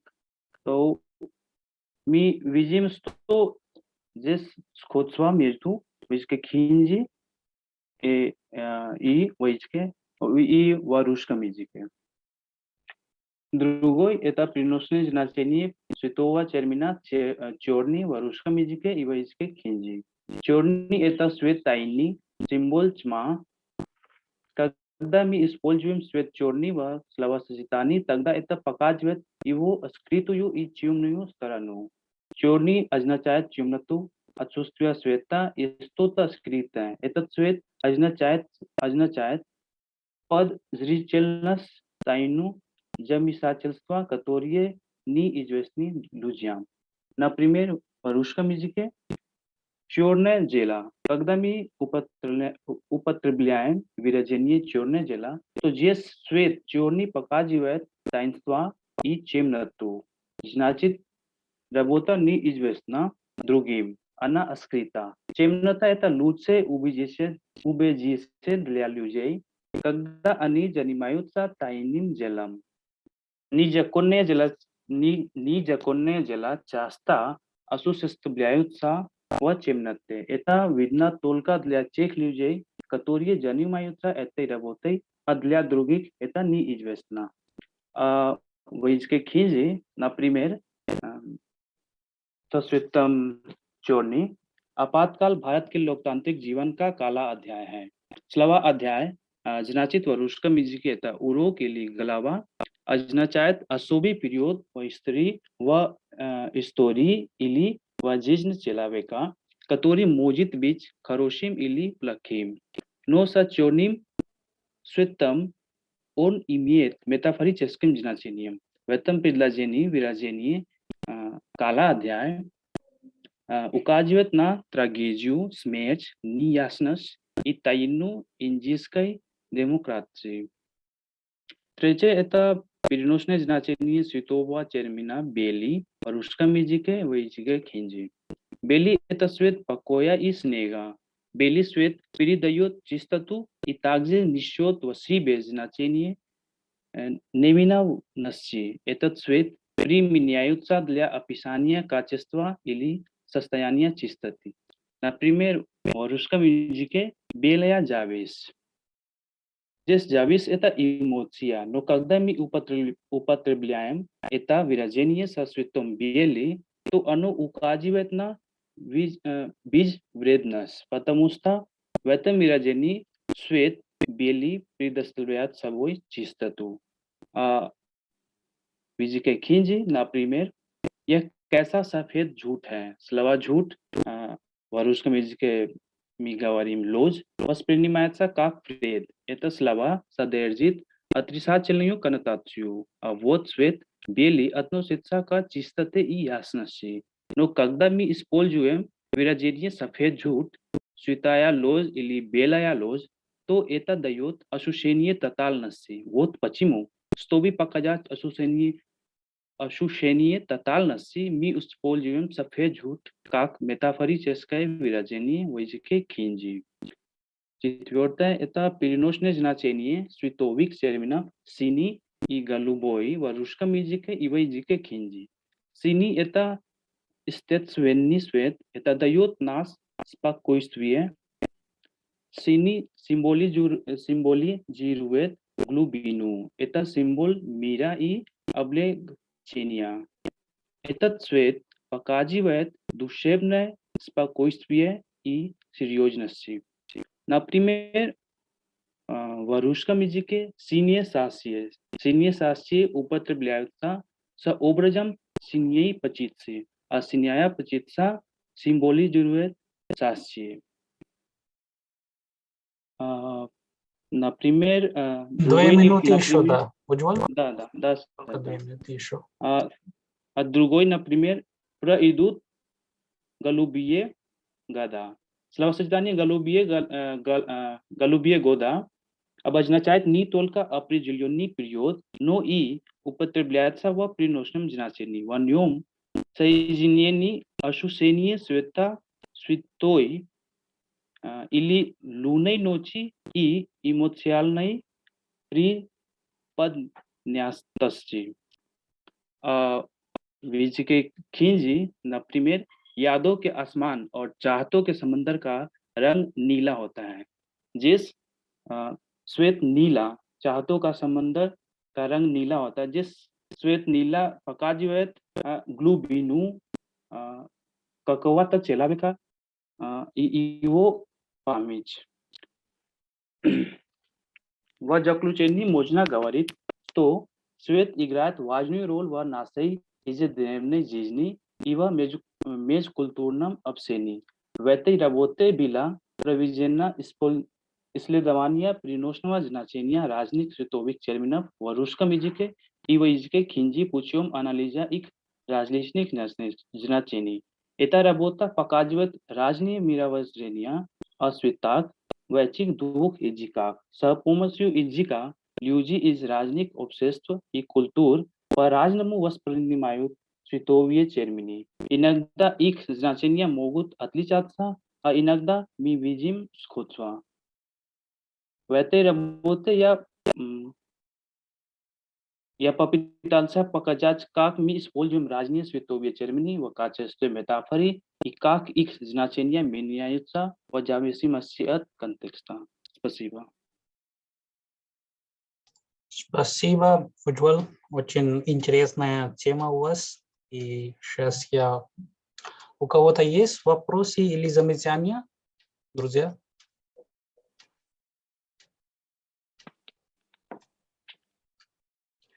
Если нет, тогда мы пойдем дальше. У нас следующий докладчик это Притиш. Притиш, вы с нами, да? Да, сэр. Да, хорошо. So, Pritish, you have this topic with you, the extra linguistical and socio-cultural notion of borrowing Anglicism in the Russian language. Пожалуйста, мы слушаем вас. У вас 10 минут, ладно? Хорошо. Спасибо. Good afternoon, sir. Good afternoon, my seniors and other listeners. Thank you for providing me opportunity on this topic, the extra linguistical and the socio-cultural notion of borrowing Anglicism in the Russian language. Going to the topic, I would like to introduce it that the influx of English borrowing in the Russian language has greatly accelerated in the recent year. Result of the fundamental political, social, economical, and other culture changes which started in the Russia in the mid 1980s, especially I'm talking about the USSR disintegration.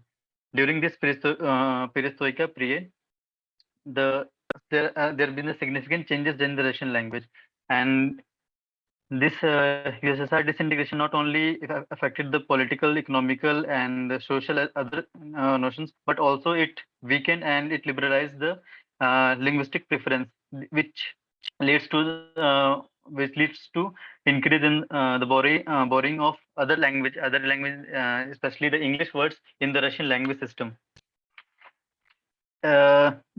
In this period only, we can see the mixing of different styles and jargonism for being a novelty in the Russian language is being concerned. There are the many tendencies. Means there are many histories where we find that in from 1920s when the language preferences was very tightened and the Russian literature was strictly restricted towards the Russia only. But later, with the disintegration, it's opened the routes to other parts of the country. Language change is an inescapable and consistent procedure that is achieved by the mix of various phenomena, be it the sociological, psychological, monetary, or the international elements. Ferdinand de Saussure, he told that time changes all things, and there is no reason why the language should escape this universal law.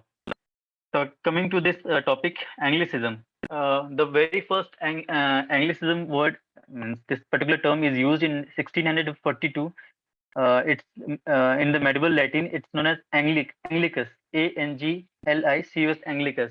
And from that period, over the from that period till the date, over the 2 billion people speak English language, and it is one of the largest speaking language in all over the world.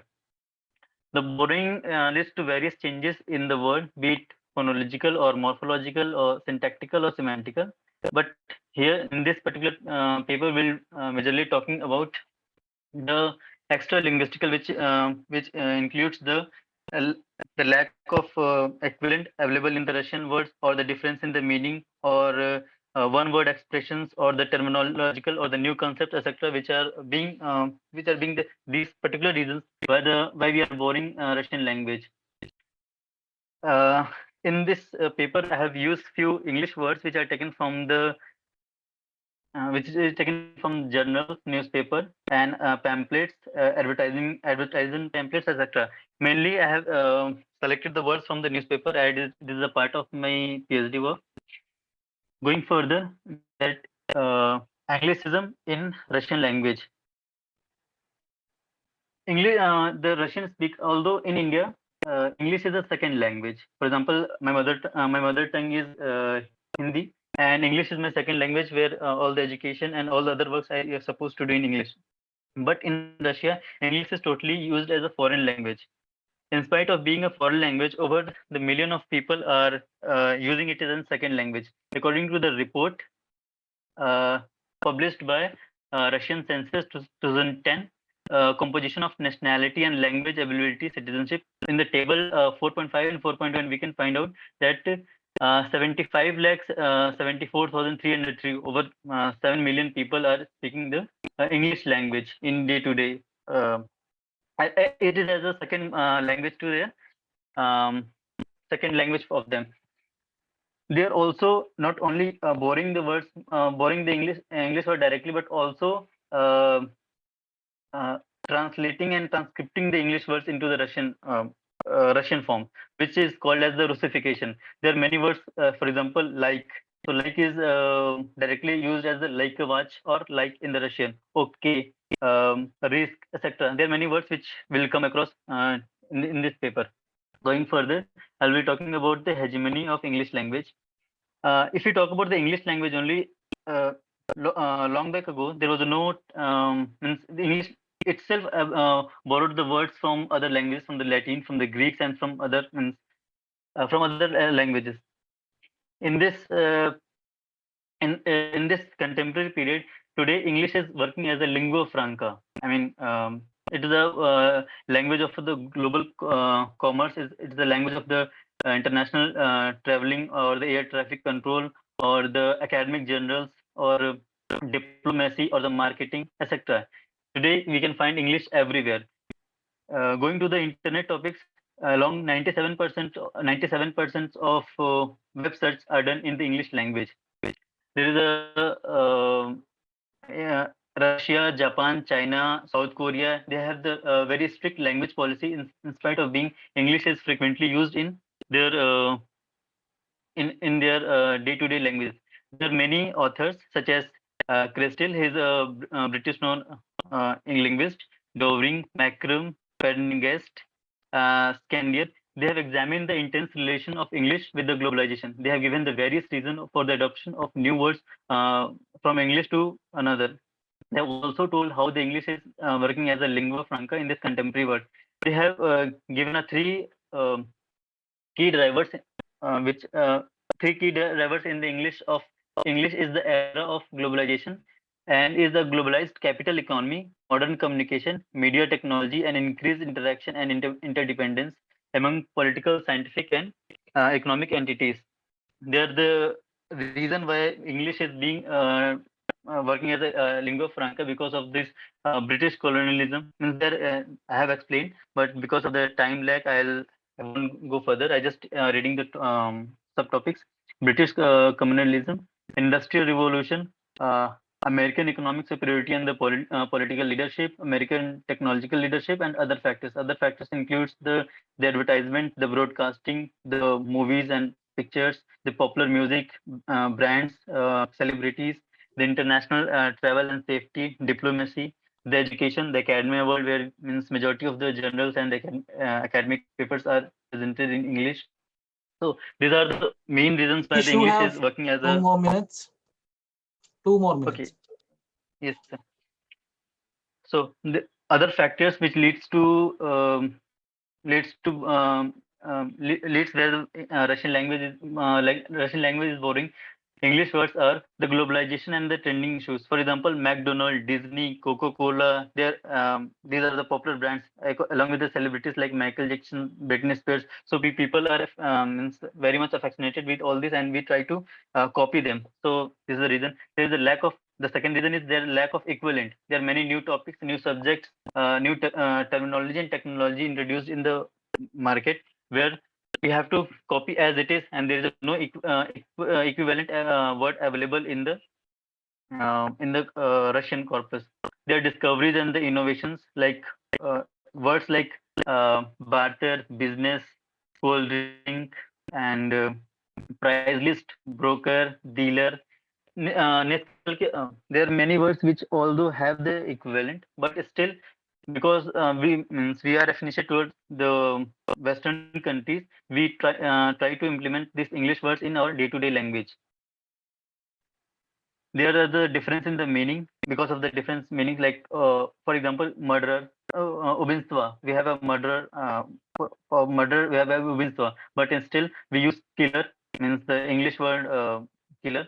We have a magnetophone for tape recorder, but we use player for as a new translation of a Walkman.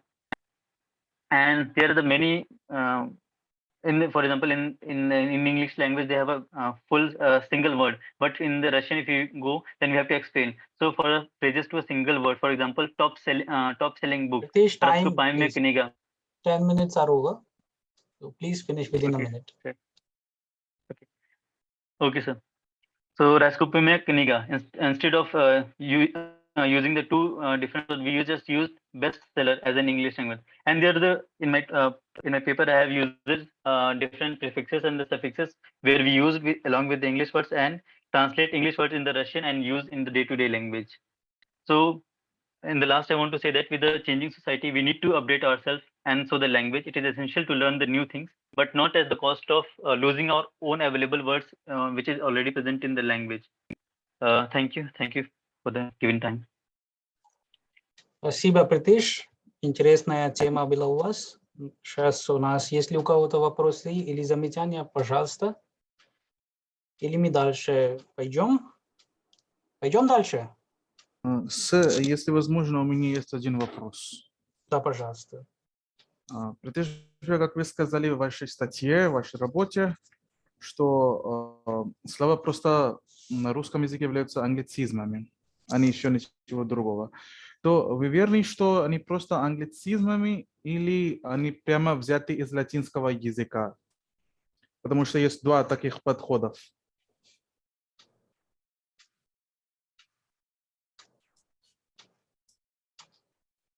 Да, Притыш, вы можете ответить, пожалуйста? Am I audible? Pratish है यहाँ पे? I think he's left. Yes, you are. अच्छा नहीं, I think. अच्छा, just पता नहीं, some connection issue. Anyways, we'll take the question later, maybe Hello. after the presentation. I'm sorry. All right. Pratish So, is back. Pratish, there was a question for you. Sorry, please repeat the question. I'm sorry. Okay. Yeah, Pritesh bhai, so as I was saying that you were talking about the borrowings in Russian language from English. So were they like, are all the cases of borrowing, are they anglicisms or are they taken from the Latin roots? Because there are two different, morphological ways of word production. Okay. In my paper, I basically talk about the Anglicism, the words which are taken from the English. English, it's a very. If you talk about the English, then it's developed in last 13th century only. So there is no particular history of English. English itself has a language from the Latin, Greeks, and Polish and Danish and etc. etc. But today, which we are seeing English as it's particular English only means. If you find, for example, any word. if you see the word English only, it's a Britain name, Anglicus. It's derived from the British. There were the जनजातीय जो वहां पे रहते थे ब्रिटेन में, क्लेट्स कहते हैं, उन्होंने इंग्लिश ANGL यूज करके फिर जाकर के इंग्लिश वर्ड्स का ऐसे हुआ। तो इंग्लिश कोई ऐसी, जो मुझे मतलब जितना मैंने पढ़ा है कि इंग्लिश कोई लैंग्वेज नहीं है, इसे बाद में डिफरेंट लैंग्वेज सिस्टम से वर्ड्स लेकर के इसको डेवलप किया गया और फिर आज हम पर्टिकुलर इंग्लिश यूज कर रहे हैं। But in my paper I am specially talking about the words which are driven from the English language to the Russian language system. Okay. Yeah, that's all right, Pritish, because it's a very debatable question, because very deep roots of the language, yes, its origin, and how they go to different cultures and then take form. Then we'll go to, due to the paucity of time, we are going ahead with the third presenter with us, Jagdish Meena. Jagdish Visnamida is this? Нет, I think we can go to the next presenter. Дальше, хорошо. Тогда у нас есть Shahab Akhtar. Yes, sir. Yes, this. Хорошо. Shahab Akhtar's topic is assimilation of borrowed words from English to Russian in the field of information technology and economics. У вас 10 минут. Akhtar, мы вас слушаем. Пожалуйста. Здравствуйте всем. Мы тема для доклада это освоение заимствованных слов из английского языка в русском языке в сфере информационной технологии и экономики. Заимствование это элемент чужого языка, перенесенный из одного языка в другой в результате контактов. Это процесс перехода элементов одного языка в другой. Заимствование можно видеть во всех языках мира. Заимствование на английском языке до 1066 года люди, жившие на британских островах, не нуждались в заимствованных словах. Они говорили на так называемом древнеанглийском языке, принадлежащем ветке немецкого языка. Это связано с историей страны. В 1066 году Вильгельм Завоеватель Франции завоевал Британию. Языком дворян стал французским. Простые люди, однако, все еще говорили на древнеанглийском. Из-за этого в английском языке сложился двойный словарный запас. Например, всем нравилась свинина. Дворяне назвали его французским словом порк. В это время как простые люди называли его свиньей. Оба слова существуют в современном английском языке, хотя свинина встречается чаще. Например, слово «тревога» – это слово заимствовано из итальянского языка. И другое слово, как «кетчуп», это слово из китайского языка. И как слово «пижама» – это слово из языка урду. И другое слово – это «жираф», это слово арабского языка. Заимствование на языке хинди. В 1872 году Генри Юль и Артур С. Бернелл, два энтузиаста изучения Индии, начали собирать подборку английских слов азиатского происхождения, используемых британцами в Индии, и с любопытством назвали его Хобсон-Джобсон. Например, слово как «таг» – это слово из языка хинди, как другое слово – это «веранда». Веранда – это тоже слово из языка хинди. Как другое слово – это «люр», это слово из санскрита происхождения. И следующее слово – это «хаки», это слово из языка урду через персидского происхождения. Как мы знаем, известный лингвист Щерба пишет, усиление интернациональных связей обусловливает приток слов, которые действительно как-то пишутся. Газеты ежедневно регистрируют ряд фамилий новых иностранных деятелей, а отчасти и географических названий впервые выступающих в поле зрения общественной мысли и регистрируют их в какой-то русской транскрипции. Переводная литература, особенно технический расчет, Sa každým dňom i famílii иностранных авторов в той или иной русской форме все более и более наводняют русскую библиографию. Как мы знаем, фонемы чужого языка заменяются фонемами заимствующего языка по слуховому впечатлению. По правилам заимствующего языка изменяются слоговая структура и место ударения. Например, слово «комсомол» по-японски звучит как «комусомору», потому что в японском языке отсутствует буква «Л». В русском языке слово «флигель» заимствовано из немецкого языка. «Флюгель» – это значит «крыло», и при заимствовании буква «У» изменилась на «И». Изменения можно наблюдать на уровне морфологии также. Как известно, заимствуемые слова включаются в морфологическую систему заимствующего языка. Слова как панорама и система заимствованы из греческого языка. И эти слова принадлежат к среднему роду в греческом языке. Однако в русском языке эти слова принадлежат к женскому роду, потому что окончание все эти слова – это «а». Поэтому они принадлежат к женскому роду. Существительные как «рельс» и «кекс» были заимствованы из английского языка, как «рель» и «кек». В английском языке они имеют две формы числа – единственное и множественное, как «рель» и «рельс», как «кек» и «кекс». Но в русском языке заимствована только форма множественного числа. Если говорить о числе, то существительное «кек» – это основа, и во множественном числе оно имеет окончание «с», как «кекс». Еще примеры из английского языка, как «лэптоп», это будет во множественном числе «laptops», как «book», «books» и так далее. Таким образом, в русском языке имеется основа и окончание во множественном числе по правилам английского языка. Это процесс создания множественного числа. Однако слова «рельс» и «кекс» были заимствованы только во множественном числе.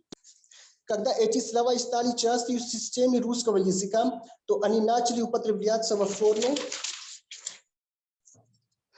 единственного числа по правилам русского языка. Они еще образуют формы множественного числа. Например, кексы в множественном числе и рельсы. Следующее – это освоение заимствованных слов в сфере экономики. Первая основа – это орфографическое и фонетическое изменение. Если мы берем слово «дистрибьютор», это существительное «дистрибьютор» пришло в русский язык из английского языка. Как известно, когда любое слово приходит в другой язык, то оно проходит через разные этапы. Например, слово «дистрибьютор» на английском языке пишется как «дистрибьютор», но когда это слово заимствовано на русском языке, из-за орфографического изменения оно может быть написано другими способами. Например, «дистрибьютор» и «дистрибьютор» сам «у» са «ю». И оно звучит по-разному из-за фонетического изменения. Следующее слово – это «рев». Существительное «рев» заимствовано в русском языке из английского языка. Слово «рев» на английском языке… Шахаб, у вас 2 минуты. Хорошо? Еще 2 минуты, пожалуйста. Окей. Пишется как «рев». Когда слово пришло на русском языке из-за орфографического изменения, оно может быть написано другими способами. После «р» «е» и после «р» в другой вариант будет «е». Реальто существительный реальтор пришло в русском языке из английского языка. Слово «реальтор» на английском языке пишется как «реалтор». Но когда это слово заимствовано на русском языке, то из-за орфографического изменения оно может быть написано другими способами. С буквой «е», с буквой «о», после «т». Освоение заимствованных слов в сфере информационной технологии. Первый это на основе орфографические и фонетические изменения. Например, high-tech. Это слово заимствовано из английского языка в русском языке. Как мы знаем, употребление средств иноязычной графики наряду с кириллицей отражает неуверенное использование носителями русского языка новых иноязычных слов. То есть их недостаточную освоенность. Это значит, мы можем это отдельно писать как high отдельно и tech отдельно. И вместе мы будем, другой вариант, это тоже high-tech вместе можно писать. А на основе калькулирования, пример, это операционная система. In English, it will be operating system.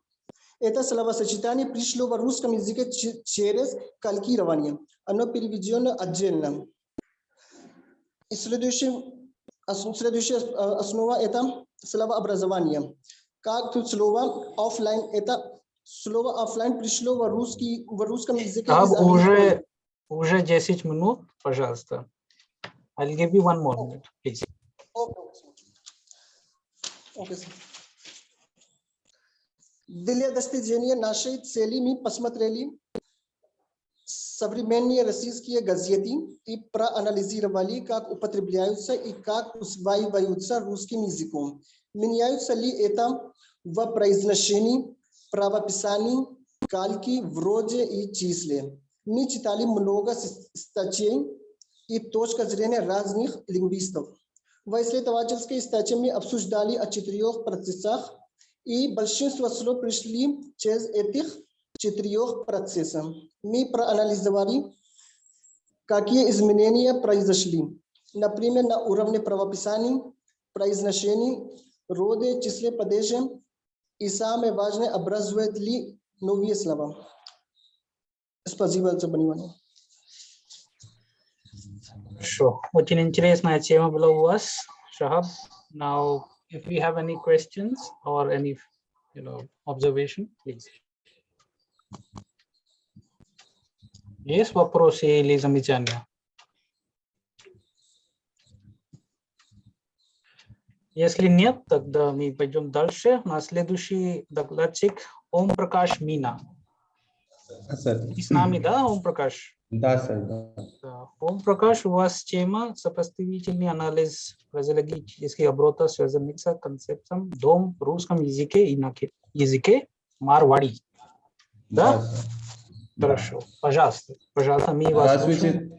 Да. Здравствуйте, Сэн. Моя тема для презентации фразеологизм это сопоставительный анализ фразеологических оборотов, связанных с концептом дом в русском языке и языке марвари.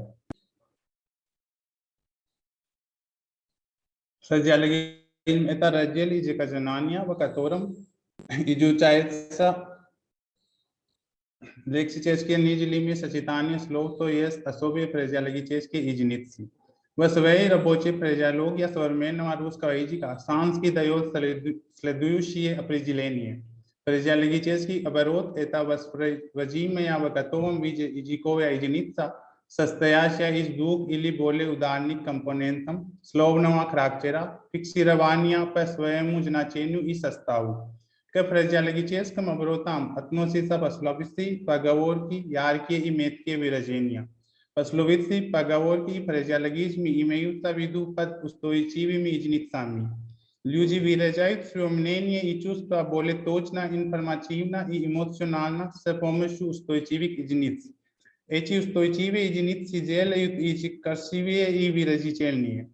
В нашей работе уделяется особое внимание устойчивым единицам, то есть пословицам и поговоркам, которые представляют собой эмоционально-экспрессивные средства языка.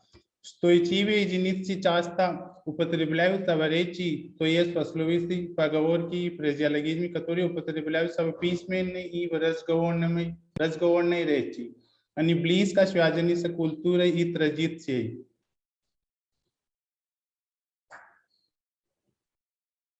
Muy mojim atrasatsa naționalni caracter naroda va ustoi ki genitak. Ani pomagają to понимание традиций и культур. Образ жизни людей с помощью этого они представляют свои чувства, мысли и эмоции. Они встречаются в всех языках.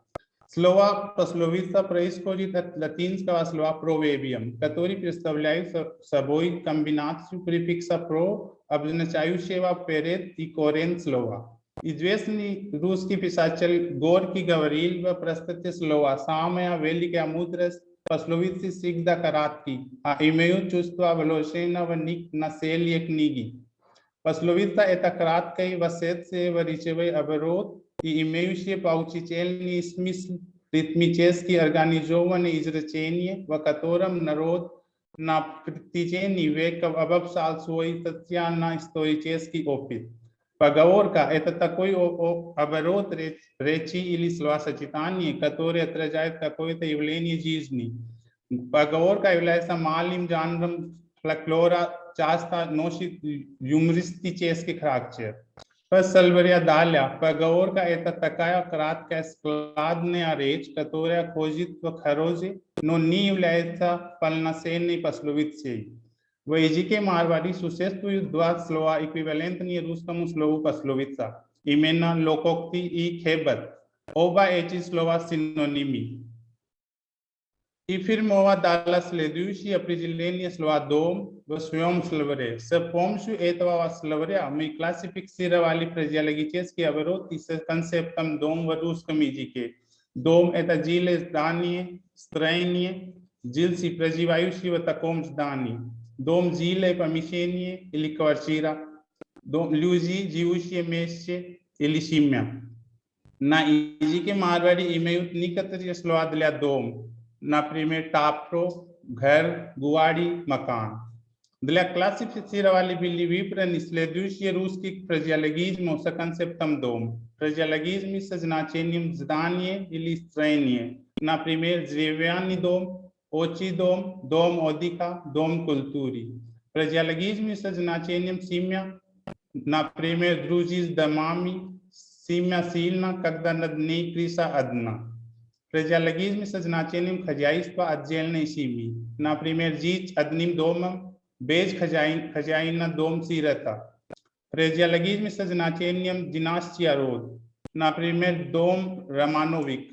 Фразеологизмы со значением родина, родные истоки. Например, вернуться в отчий дом. Фразеологизмы со значением защита. Например, мой дом, моя крепость. Наш доклад основывается на анализе фразеологических оборотов в русском языке и в языке марвари. Содержащие слова «дом» в своем составе мы будем рассматривать разные значения слова «дом» в фразеологических оборотах обеих языков. В качестве примера следующих фразеологических оборотов. Например, घर की आधी ही भली, बाहर की सारी नहीं. В русском языке «вагаща хорошо, а дома лучше». Значение. Даже если у вас меньше дохода, живущего в вашей собственной стране, это лучше, чем больше дохода границей. Меньше доход дома лучше, чем больше дохода пределами. Есть половину хлеба дома лучше, чем ехать за границу и есть все. Второй, до гранко пауну букой реве. В русском языке «пойдешь в два дома в гости, останешься голодным» или «за двумя яйцами погносишься ни одного не поймаешь». Значение: если делать две вещи одновременно, то не получится ни то, ни другой. Если есть, выбирая две альтернативные цели, лучше сосредоточиться на достижении одной. Если вы попытаетесь достичь обеих целей, вы можете не достичь ни их, даже разбросив свои усилия. Как мы видим, что в обеих пословицах имеют главные слова «дом», обе пословицы осуществляют мысль друг на друга, они имеют одно и те же значение. Следующий: «Маро घर, маро кило». «Мой дом, моя крепость». Значит, это выражение принадлежит к английскому языку. Дом дает чувство защищенности и обеспечивает безопасности. Слово «форт» является символом безопасности на языке марвари. Вот почему его сравнивают со словом «дом». Virajeni Ajnachait to Chilavek was Swom Dome, Ni Prikasna Vinyon, Nyara Graka, Nyara Barna, Znacheni, Rajnia Bichai Kazdwa Doma, Etapaslovista Ajnachait to Usek Rajnia Bichai, Vakazdam Dome, Soi Pravila Iprit Pisania, Chilavek Sam Ustan, Namliva, Pravila Sveva Doma, Ni Abijachelna, to Pravila Adnova, Priminayusta Ka Durgomu. घर तो नागर बेल पड़ी पड़ोसन को खोसे फूस खचा उच इलावे का यशो ओन स्लेजी जा चूजी में लगामी स्मिसल एते पस्लोवित स्लेजी जा बगास्तम द्रुगी कगदा चिलावे स्लेजी जा udobstwami drugih nismatrena na ličje sek videl komforta, तगदा используя эти пословица. घर-घर माटी का चूल्हा. Смысл этой пословицы в том, что история каждого дома одинакова. Если обстоятельства у всех одинаковые, то используется эта пословица. Адбанyo घरकाने खावे. Значение адбанyo означает наполовину прочитанный, человек, который не до конца учится, всегда беспокоит членов своей семьи. Om Prakash, you have 2 more minutes, please. Okay, sir. Твой дом, твоя крепость. Говорили на древней Руси, именно в доме ты чувствуешь себя наиболее комфортно и тебе ничего не угрожает. Это главное в жизни человека. В дом, где смеются, приходит счастье. Эта пословица означает, что смех и радость привлекает счастье и в дом. Так что улыбайтесь больше и наслаждайтесь даже мелочами. В семье не без урода. Пословица обозначает, что практически в любом коллективе или сообществе людей не может быть всех хороших, обязательно найдется плохой человек, совершающий плохие поступки. Заключение. В нашем докладе мы рассматривали прозиологические обороты с концептом дом в русском языке и на языке марвари и делали сопоставительный анализ обоих языков. После сопоставления этих примеров мы установили, что свои различия в фразеологических оборотах на обоих языках, то есть в русском языке и в языке марвари. Например, आपकी गली में कुत्ता नार. В русском языке в дом лев, на улице кошка. Эти пословицы совпадают в обоих языках. ऊंचे चढ़कर देखो घर घर यो ही लेखो व каждой में один и те же трудности. Эти пословицы тоже эквивалентные в обоих языках. अंधेरा घर को उजालो. На русском языке единственный сил. Эти пословицы не совпадают в обоих языках. Работая над нашего доклада, мы отметили, что пословицы и поговорки считают важными, интересными и сложными элементами языка. Пословицы были и остаются мощнейшими и эффективнейшими инструментами для распространения культуры, общественной морали, народов и идей людей от одного поколения к другому. Изучая язык пословиц и поговорок, мы узнали о культуре народа. Лучше изучить их поглубже, чтобы лучше познакомиться с национальной культурой России и Индии. Понять, несколько мы похожи или наоборот, чем отличаемся, а также определить особенности перевода русских пословиц и поговорок на марвари. Спасибо за внимание. Спасибо, Om Prakash. Очень интересная и важная тема была у вас, and very important because as per national education policy now on the regional languages, you have presented this paper with special reference to your Marwari language. I think you know Marwari yourself. Yes. So it is important paper. Now, if anybody is having any question or any observation, we can take it, or maybe we can go ahead. Any question or observation? Хорошо, тогда у нас следующий докладчик это Джотсона Сунанда. Вы с нами, да, Джотсона? Да, здесь? Хорошо. Хорошо. Тема Джотсона, доклада Джотсона, контент, анализ материалов, связанных с конфликтом в Сирии на основной вербальных приемов. Пожалуйста, мы вас слушаем, Джотсона. Спасибо. Здравствуйте всем. Меня зовут Джотсона Суненда. Тема моего доклада называется «Контент-анализ материалов, связанных с конфликтом в Сирии на основе вербальных приемов». Когда мы говорим о контенте, это в общем понимается как все печатные устные тексты, которые содержат какую-либо информацию. Он включает в себя любую статью, новости, речь, новости по радио и так далее. Но термин «контент-анализ» – это метод анализа всех видов текстов. Она направлена на выяснение отношений между автором и читателем. Можно проанализировать любой текст, например, аудио, видео, статью и так далее. История первого появления этого метода относится к XIII веку. В Швеции Почепцов использовал очень похожий метод, где он проанализировал группу из 90 церковных гимнов, которые затем были переданы государствам, но утверждались не связанными с религией.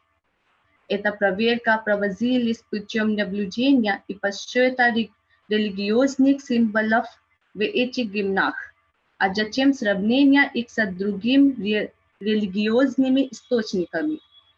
Чистота употребления тех или иных слов помогла выяснить, насколько уместен текст с точки зрения официального церковного учения, хотя этот анализ дает ограниченный вывод. Но важность этого метода можно понять с помощью данных примеров, которые были сделаны в прошлом. Во время Первой мировой войны под руководством Джорджа Крилла в США был создан комитет для сбора и анализа пропагандистических материалов. Тоже во время Второй мировой войны в США и в Великобритании был создан комитет для военных целей для анализа пропагандистических материалов нацистов. Но в нашей теме упоминается,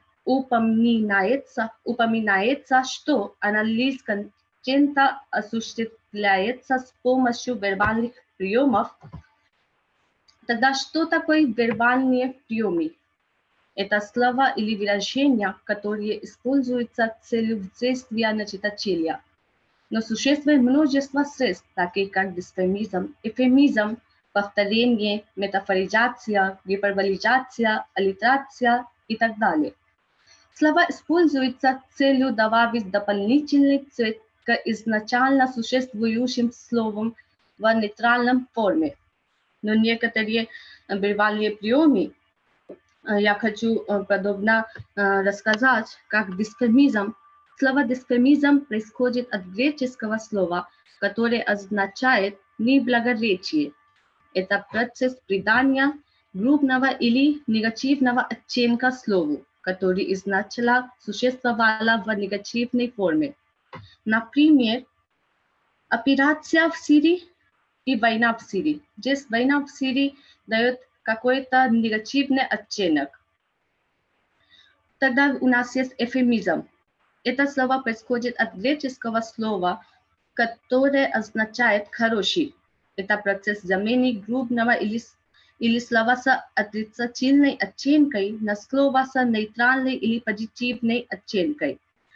Например, на чистый вместо черт. Тогда у нас есть аллитерация. Это стилистический процесс повторения звука, чтобы придать ему большую выразительность. Формирование повтора зависит от эффекта, который автор хочет добавить в содержание. Это может быть согласные, гласные и их сочетание. Например, сушит вечер, серебряный вечер. Тогда у нас тоже есть метафоризация. Это процесс применения фигуры речи метафора. Это фигура речи, в которой слово присваивается объекту, который буквально не означает его. Например, озеро как зеркало. Тогда у нас есть повторение. Это процесс подчеркивания слова, фразы или предложения через повторение, чтобы показать ее важность в материале с точки зрения контекста. Цель этой работы является выявление эффектов использования вербальных методов действия на сознание общества в содержании, связанных с конфликтами в Сирии. Какие основные типы вербальных методов, в основном используемых в содержании, которые информируют о различных аспектах конфликтов в Сирии?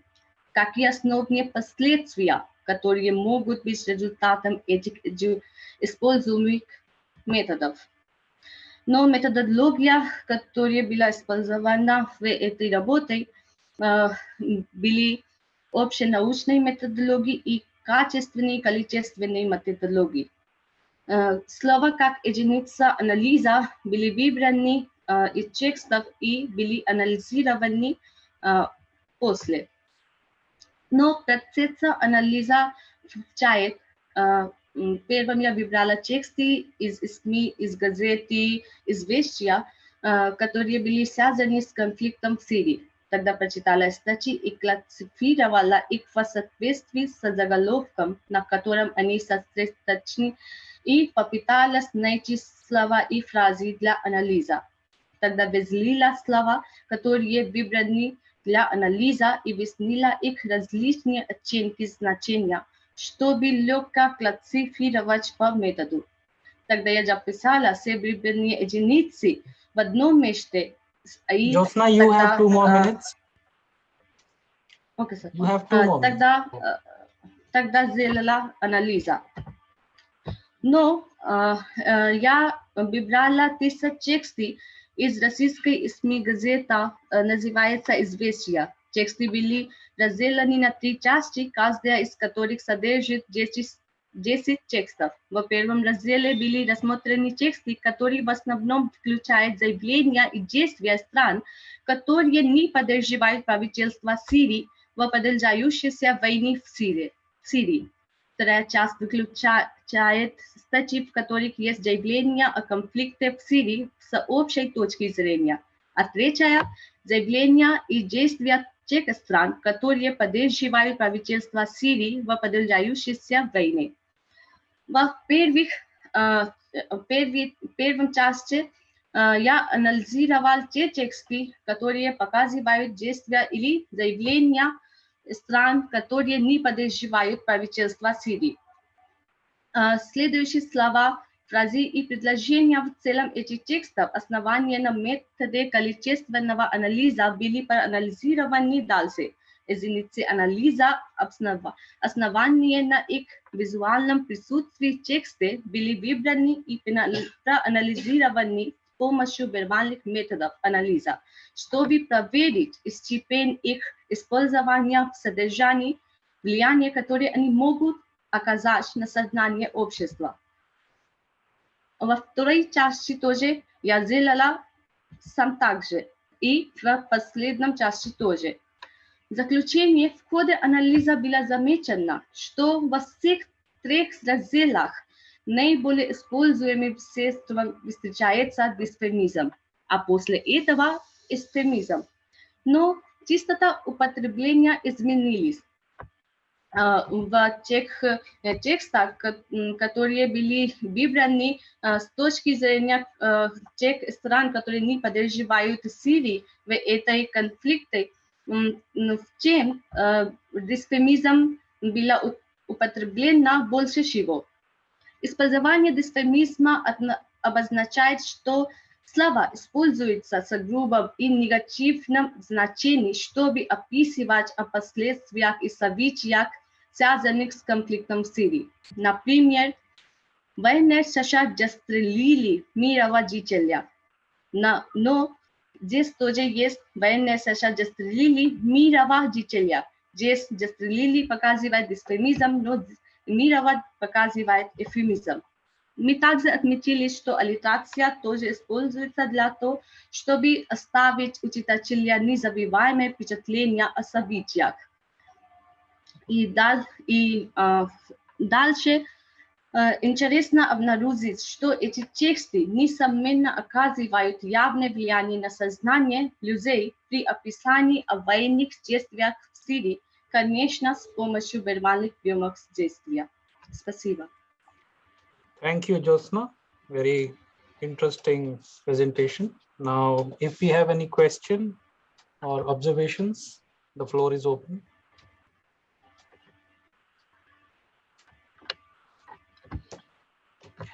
Если нет вопросов, тогда дальше пойдем. Последний у нас докладчик Варис Акиль. Вы с нами, да, Варис? Варис? Слышно? Варис? Are you there? Whereas your mic is muted. Yes, ma'am. Хорошо. Тогда у нас последний докладчик этой сессии – это Варис Акиль. Тема Вариса – интертекстуальные отсылки политических карикатур Индии и России. Пожалуйста, мы вас слушаем, у вас 10 минут, Варис. Спасибо. Здравствуйте всем. Наша тема – интертекстуальные отсылки в политических карикатурах Индии и России. Доклад посвящается рассмотрению интертекстуальных отсылок в политических карикатурах России и Индии. Как известно, политические карикатуры сегодня являются неотъемлемой частью нашей жизни. Они часто появляются на страницах газет и журналов. В наше время доминируются карикатуры на политические темы. Политическая карикатура – это карикатура, в которой говорится о политической проблеме или событии решений, связанных с политикой. Исследователь Викторовна в своей статье отмечает, что политическая карикатура представляет собой рисунок с текстом, изображающий кого-либо в намеренно преувеличенном, смешном, искаженном виде. При этом рисунок является своего рода фоном, с помощью которого раскрывается смысл содержания того или иного события. Политические карикатуры могут оказаться очень забавными, особенно если мы понимаем, о чем они комментируют. Однако их главная цель – не развлечение, а политическое убеждение. Хорошая политическая карикатура заставляет задуматься. Для создания воздействия и изображения текущих событий наблюдается использование разнообразных способов, в том числе вербальных и невербальных способов. Также наблюдается использование интертекстуальных отсылок. Использование интертекстуальности в политических карикатурах в целом носит преднамеренный характер. По словам лингвиста Кузьмини, интертекстуальность понимается как свойство любого текста выступать в диалог с другими текстами. Интертекстуальность – это связь между текстами и уже существующими текстами, при которой предыдущие тексты составляют основу нового текста. Kristeva отмечает, any text is constructed as a mosaic of quotations. Any text is absorption and transformation of another. The notion of intertextuality replaces that of intersubjectivity. Интертекстуальность очень часто используется в карикатурах. Сейчас приведем несколько примеров для понимания интертекстуальных отсылок, использованных в политических карикатурах Индии и России. Пандемия коронавируса серьезно повлияла на все аспекты человеческого общества во всем мире. Тема пандемии постоянно изображается в карикатурах Индии, так и в России. Как нам известно, коронавирус, начавшийся в Китае, распространился по всему миру. Люди обвиняли Китай в том, что он не предупредил другие страны об этом. На данной индийской карикатуре президент Си Цзиньпин улыбается, смотря по телевизору новости о распространении коронавируса по всему миру из Китая. Он думает о Великом походе. Великий поход относится к интертекстуальной отсылке. Это отсылка к знаменитому Великому походу Красной армии Китая. Этот поход был одним из самых известных событий в истории Китая. Отступление Красной армии в форме Великого похода вызвало в обществе настроение в их пользу и впоследствии проложило путь к коммунистическому правлению в Китае. В карикатуре создаются аналогии между двумя событиями. Пандемия может стать переломным моментом для Китая. Следующая индийская карикатура, как видно на экране. Следующая индийская карикатура наполнена преднамеренными интертекстуальными отсылками. Карикатура состоит из 3 кадров. В карикатуре использована знаменитая скульптура «Мыслитель» Агуста Родина, отсылки к важным международным саммитам по климату Киото 2005 год и Париж 2016 год, вместе с культурой мислитель показывает серьезность экологического кризиса. Поза мислитель на обоих кадрах намекает на то, что несмотря на международные усилия направленные на борьбу против изменения климата, ничего конструктивного не было достигнуто. Но нам на третьем кадре из-за пандемии коронавируса, начавшейся в китайском городе Ухань, во всем мире был введен строгий локдаун, что положительно повлияло на загрязнение окружающей среды. Как заметно на карикатуре, заводы закрыты, небо голубое, птицы летают, мыслитель надевает маску и убегает, так как пандемия заставляла всех сидеть дома, соблюдать изоляцию. Wuhan 2020 отсылает ко временам, когда человек был заставлен сидеть дома на карантине, а природа оживляется. Каждое глобальное событие или глобальный кризис, как обсуждалось раньше, находит отражение в карикатурах по всему миру. Например, кризис в Афганистане широко обсуждался в русско-индийской карикатурах. Однако карикатуры обеих стран по-разному относятся к кризису. В данной индийской карикатуре отражается грустный случай, прошедший во время захвата власти талибами в Афганистане. Простой афганский народ любым образом в отчаянии хотел убежать от страха талибов. Карикатура полна интертекстуальными отсылками к трагическому фактическому событию. Самолет символизирует Америку и полет в Америку. Широко воспринимается как место, где шарствует свобода, шасси, где жизнь хороша. Падение двух людей, не получивших место в самолете, символизирует не только их смерть, но падение мечты всех тех, кто не успел убежать. Вербальные средства также отсылаются к американской мечте и стремлению к счастью, pursuit of happiness. Нужно отметить, что жизнь, свобода и стремление к счастью — известная фраза в Декларации независимости США, к которому отсылает карикатурист в своей карикатуре. Но на взгляд, дым, исходящий из одной высокой башни под названием «Жизнь», является отсылкой к теракту 11 сентября 2001 года и устанавливает связь между терактом и афганским кризисом. Карикатура также изображает роль США в этом кризисе и в том, что США впоследствии теракта не смогли спасти жизнь афганцев и оставили их в произвол судьбы. Наблюдается, что российские карикатуры по афганскому кризису в основном критикуют не только США, но и роль НАТО. В этом кризисе в их неспособность восстановить мир и стабильность в Афганистане. Данная российская карикатура изображает избитого солдата, покидающего территорию, помеченную как Афганистан. Ботник помечен как НАТО. Уход солдата символизирует решение Америки и НАТО отозвать их войска из Афганистана. Интертекстуальные отсылки к этому событию отражаются в таких символах, как ботники с указанием на НАТО, слегка обожженные армейские брюки солдата, что показывает роль США в имени НАТО в данном кризисе. Маркировка Афганистан была повреждена ботниками, что символизирует разрушение и ущерб, нанесенный Америкой в форме НАТО. Отсылки к данному политическому и военному кризису с точки зрения карикатуриста выражают понимание России об этой ситуации. Сейчас мы делаем выводы и заключаем. Как заметно, использование интертекстуальных отсылок широко распространено в политических карикатурах. Посредством интертекстуальных отсылок карикатурист творчески привлекательно изображает свое мнение о текущих событиях. В нашей исследовательской работе мы стараемся изучить... Varis, you have 2 more minutes. Да, я заканчиваю. В нашей исследовательской работе мы стараемся изучить подобные интертекстуальные отсылки, понимание которых помогает в раскрытии смысла. Использование интертекстуальности в политических карикатурах в целом носит преднамеренный характер.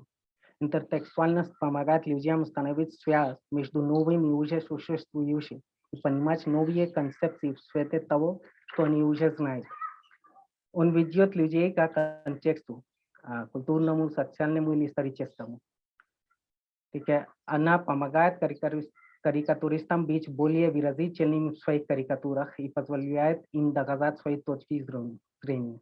Использование известных символов, популярнее высказывания политиков, известных творчества и так далее помогает встрече. Таким образом, можно сказать, что интертекстуальность становится оружием в руках туристов. Спасибо за внимание. Спасибо, Варис. Очень интересная была ваша презентация. Доклад интересный, конечно. Есть у кого-то вопрос или замечание? Сейчас у нас есть время. Если у кого-то есть вопрос или замечание, пожалуйста. И у нас только Джагдиш Мина остался. Да? Jagdish? Rest of the scholars, they have presented their paper. Only Jagdish Meena is left. He couldn't make it to the conference somehow. Okay. Okay. So in this session, we had 6 presentations and various interesting topics we have covered. And because the session's topic was contemporary Russian language, so most of the topics belong to that particular theme. However, we have seen a few important and interesting topics, particularly to this O Prakash Meena, because the relevance is little different, which we don't, come across very oftenly. Then we also have important, presentations from Ujjwal Kumar, Pratish, Shahab Akhtar, Josna, and Waris Akil. So I take this opportunity to thank you, Dr. Richa ma'am and Vinay. Thank you. Thank you so much, sir. I can see Professor Rumi is also there. So thank you, sir. So if we have any observations or if we have any questions, we can take. I have little very small feedback as I was chairing the session. My small request to all the presenters that whenever we are presenting the paper, please switch on your screen, next time whenever you are presenting. So it is more, Connected. It looks live.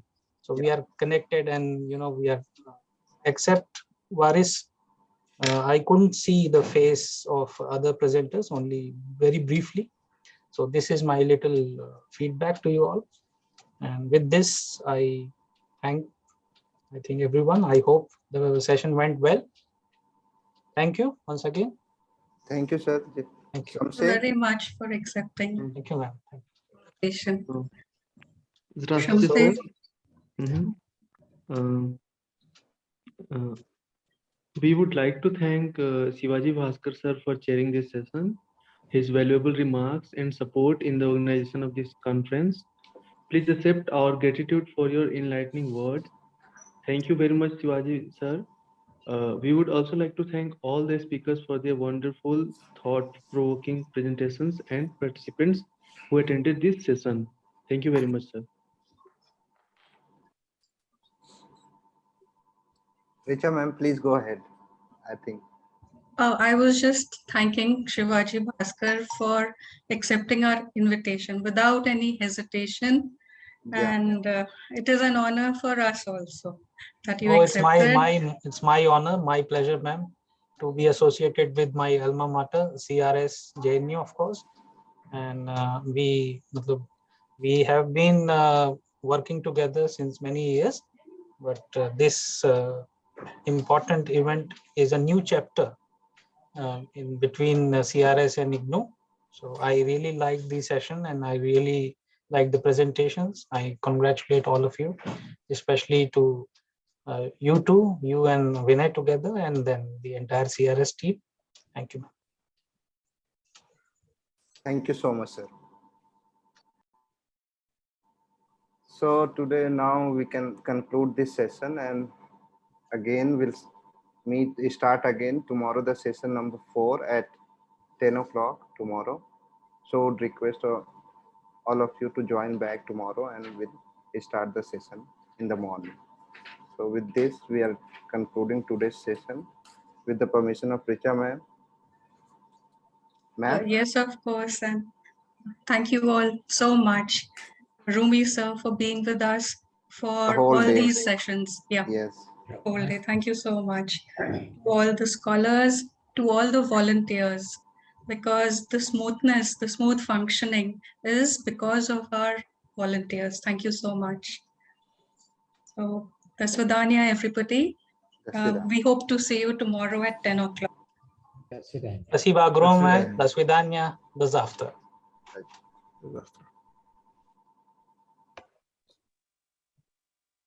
One